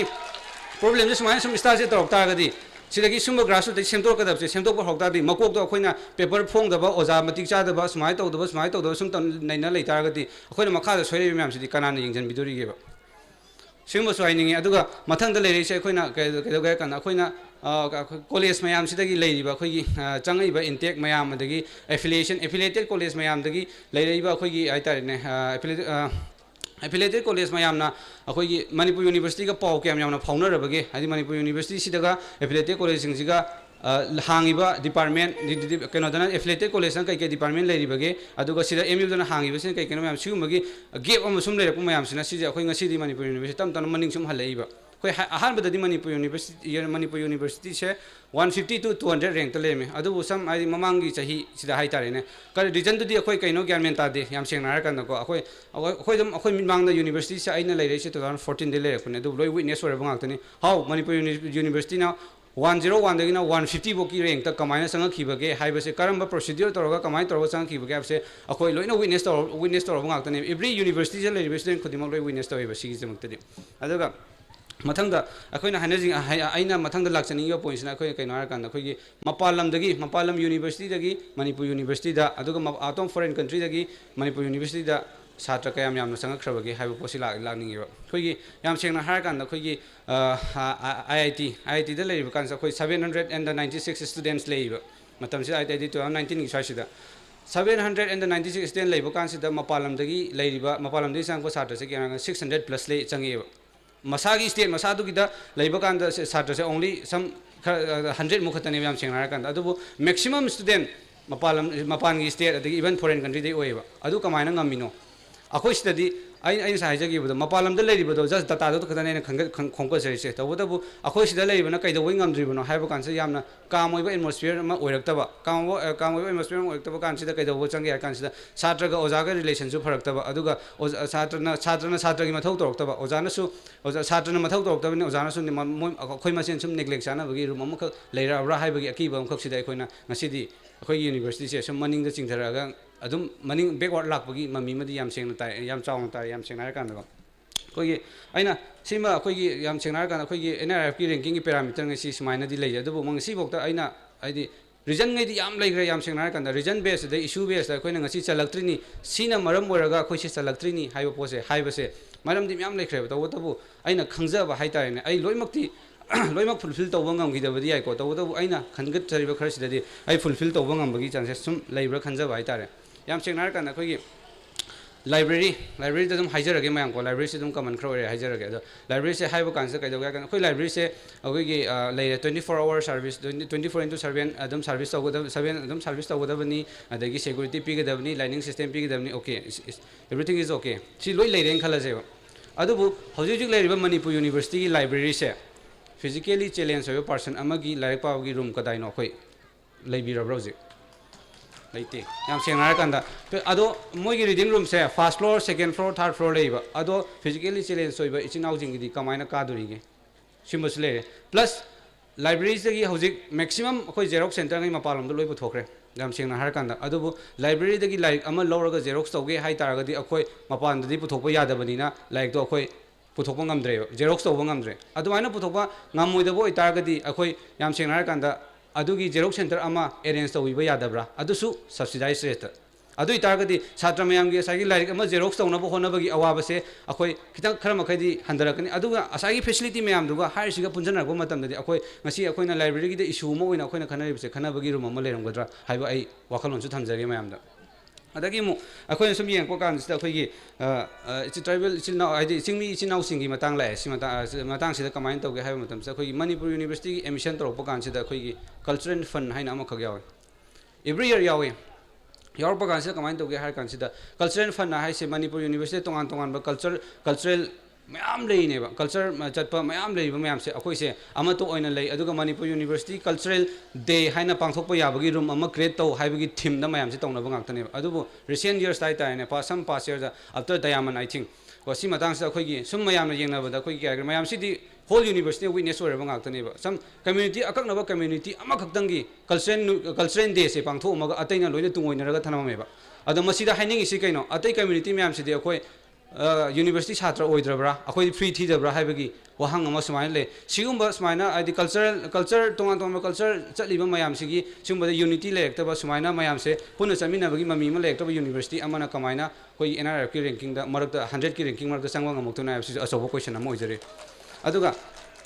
aina masida aina yam kana haijaning ba ama khangna khoi gi kainoma pot amadi pot loi le yam sengna kana pot ama saba haiba khoi gi suppose swimming pool ama saba haiba luri di swimming pool do nate swimming pool saab do nate ba akoi na madu do sagar matung na kayam yam na maintain tawri bage haiba pot ne ba yam singna kan akoi kaim wati na akoi Manipur University kangsang lei akoi sana bogi jaga myam lei adu kangsang je chang bu kan kangsang sana ba yari bra hoji kangsang gi lei ba ground sana ba yade amta sana ba yade aduga akoi na hoji lui se akoi sum mayam na haina ram gani ba aina vote kar gadi kangsang je nongan ba sagani haine ba luri di kangsang sabdo nate ba hoji kangsang gi problem se kaino ar kanda kangsang maintenance committee laita budu ne ba luri di adu akoina kangsang je pare ne sa jaga kangsang ama saba natragana playground ama saba tough ground ama saba ai se anybody can ko akoina tenure ama hekto wo kanda akoina lakh 35 lakhs 45 lakhs ko tok to saba yai ba adu luri badi akoina 35 lakhs tang na sari ba kangsang adagi tough ground se kayam yamna kayam kuina chatuino haiba posine ba yam singna kanda adu itargadi sigi matang silai ja kanda improper utilization of funds ana lakani ba si timing sida improper utilization of funds yam toina thoi makai Manipur University na ranking handar bagi factor di adu mak chau khini yam singna har kanda sina maram ur ka dor kanda na khoi da leiriba akhoi da yeng iba miyeng accreditation adagi magi funding rate mayam loi handar kani have se simadi ai yam singna ai di thamoi singna thamjage yam singna har kanda khoi gi ai ama ka haijoge ko akhoi Manipur akhoi masagi language se akhoi mayam loi preserve tor leine yam singna kanda adi Delhi University su makoi gi adi adum language ngai je preserve tor leje aduga akhoi Manipur University sida su akhoi gi language se yokhona bagi department ama khak leje Manipuri department akhoi gi isagi language isagi script sida natana ai si katang haijoroi ge yam singna kanda akhoi chingmi chinau jing hojik extinct oidogi thrag yal ngairaga leiba tarau haiba language se tarau jati gi language se akhoi sigi na mukta akhoi hojik foreign language ki haiba isana president lepiba presidential candidate amoina thogla iba amadi isagi oiba background adom doina thambiro symposium se tension biraga okay okay simtang lo senjagi ga yago ada sumaina khoi gi sumagi aidi tongan extend oi gi daw mayam si sigi preservation je lek ta hai tare summa matang sida khoi gi ranking se adum isagi masa aidi masa na masa khangja da university ama kha kamaina ranking da chala ino haibo posi ma adum hangnar pa kan di khoi gi ngasi keno se khoi gi ranking da chal da region se adum orakani adum ai haijage aduga khoina oi matam su keno tore doi yam keno tore yam sang slogger roi ko khoi sida aina aroi bada aina presidential ama oina tholei bise kari maram gino aina sum hajara bada kai no hakanda ai 2014 dagi Manipur University lejare rekpa kan sida most of the keno se problem se farakadra harga ai su co-curricular activities adu yawi adayo adumai to ismai haina bana to ai problem se akoi dum irak naraga laiba yam sing narakan irak nariba problem se problem nalta dum irak naraga laini ko sum farakadra laiba ai se sum irak na do farak padi laina sum irep thumjalaga ai lukhi bagi film da le ai danati ai ga charmina myam lukhi da do ngasi mak aina ngasi thokchari ba sidi ai keno sidi summa ai dona ai ding ngasi irak nare yam sing na har kan da exam haidok ta bagi exam matam nai da bagi sumagi university le ba mayam rak sida ai irak nare adubu hagolak liba aigi makhada laiba mayam researcher ama orsu adagi first semester angang oi targa su suma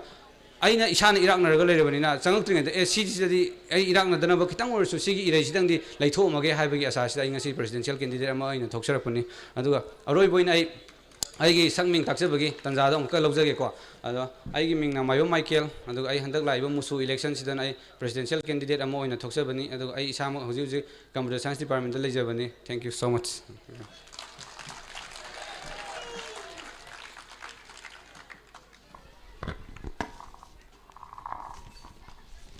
Thank you, Mr. Michael. Hojik, kogi presidential candidate sere number 1 konsum sana thoi umtang lekat peruk na meningsing jari.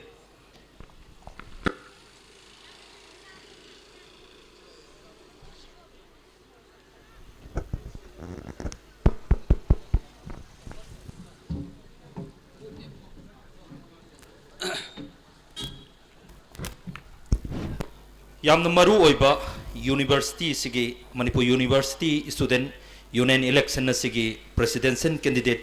ani mayamgi mitmang da leire koi gi nuksira bai chilinau singna presidential candidate sing sida de koisal he na hangbagi kudong chaba pijagani chilinau singna koisal hangbining ba sing adong tang thopirak na baning singjari.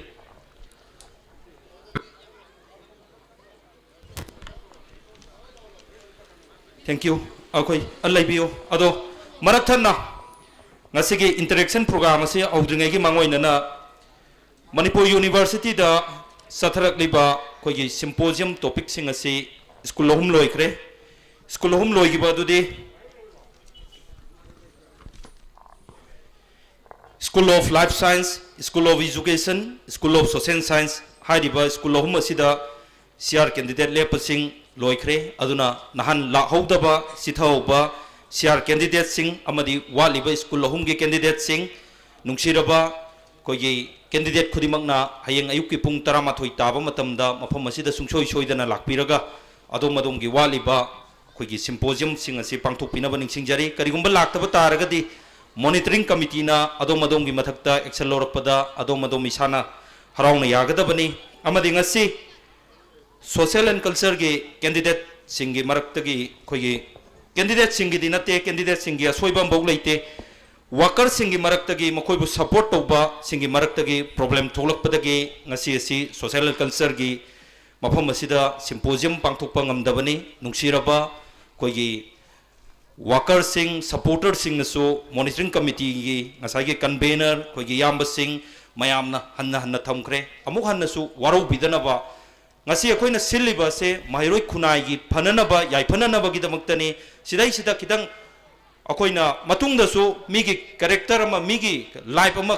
loiba yaba mongda kogi Facebook amadi WhatsApp pai haidana tongan ba ininge haidana su pangi ida ba haitare iriba midu pharoi madu defamation suit torokpada ma soidan ge dum tholakhini haitare bako adom da kawthok pigraga kuding makna su kogi kadai bo chumda ba haibase thidana matung da tobidana ba bot numit nini humni kha ngaisala kan sida noina problem mayam ama create torokpaduna ngasi election se pangthokpa ngamdabagi phibamda ngasai thengna haurise sigi maramdagi ne aduna nungsira bai chilinau ireisa khudi makna university असिदा तंबीरिबा छात्र छात्री खुदिमकना कोई खुदिमकी अफब system अमा लाकपसिदा कोई support तौमिनसी social and culture ngasi तौदबा हयेंग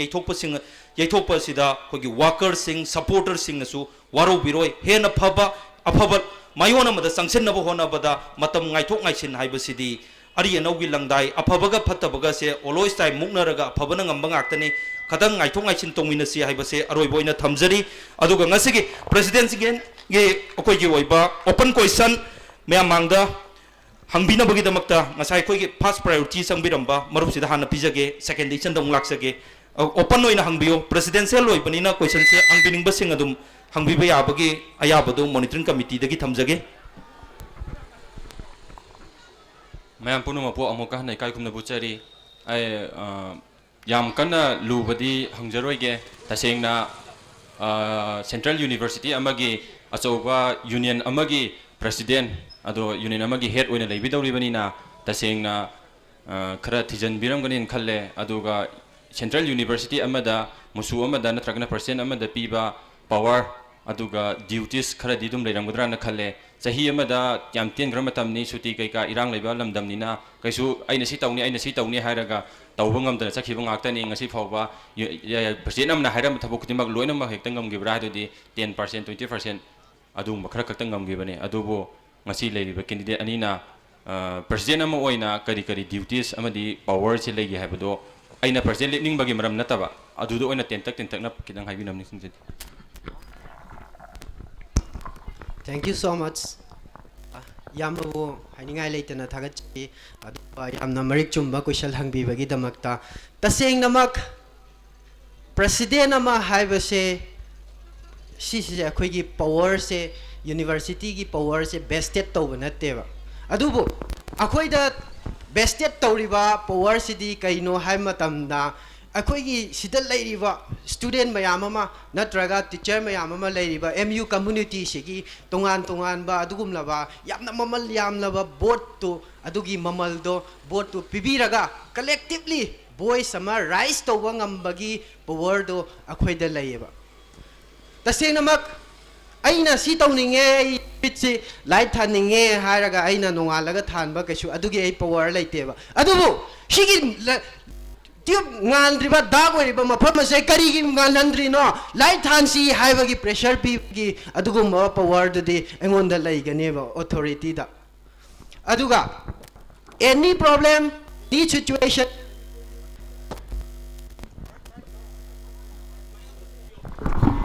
microphone to sinbio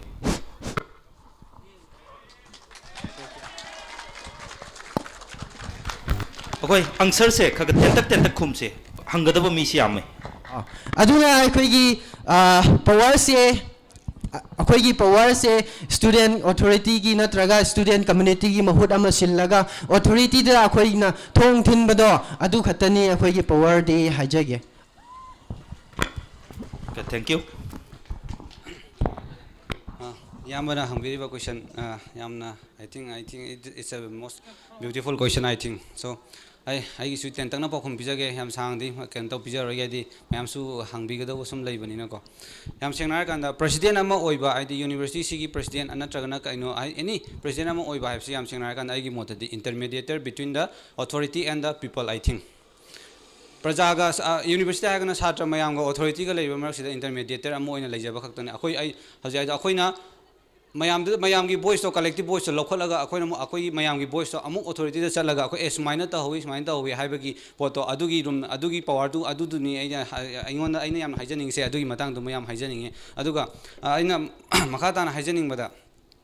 प्रेसिडेंट अमा ओइरे मयाम की इंटरमीडिएटर नि मयाम की वॉइस तो अखोइगिनी अखोई मयाम की वॉइस तो पुरगा अखोई अथॉरिटी दा चतुइनी अदुबु अखोइना लास्ट अइना हाइजनिंग बसे कैनो कांदा we are not the law After all, we are all students. Ozagi, adugo Satra ki president ki role ne say hijage. Thank you. Okay, thank you. Next.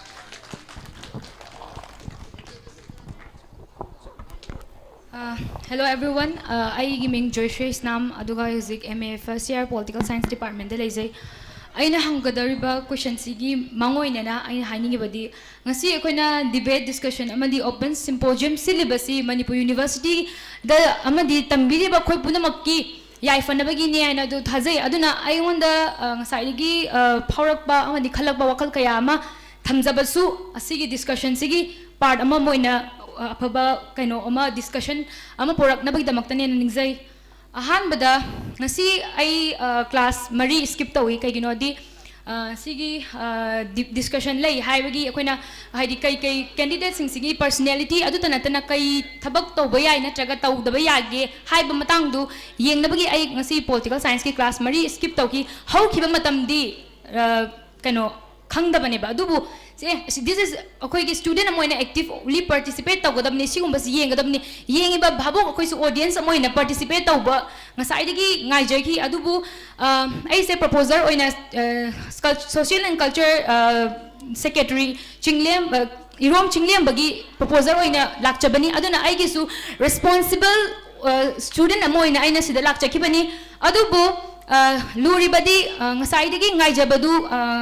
chingkhai nganbagi issue ama thoe haibra adumaina ama laiki adogi clarification piba matamda sigi kaino se social and culture gi issue se ngasi je kaino sigi matang da clarification piba gi matang sida ngasi debate se tawroi haina hai mamang dang mangjauna am sorry mamang da hai da bagi maram do kai gino hai ba question do aina hangjaningi aduga kai gumba mana ngasai wai la aga kai gi somda chinghai han mana somda ka da bagi lepi banaba judi absent oi da kai kana absent oi maram se kai gino point da lakpiro isan gi question da point da lakpiro lakchage but before that I have to give my view as a student oi na si discussion se pibam to ko nupi ni ana kano di tawbira ko nang hatang ay sung minute ahum bali khag ngai badadi wangam gi matam nei pe question hang bagi matam ne question noi na hang Manipur department da kay daw bagi I'm a student of MU kung mama de kinyo kano to nate microphone mon bane kaino kam tawte mayam tho umjol lang ano lai mo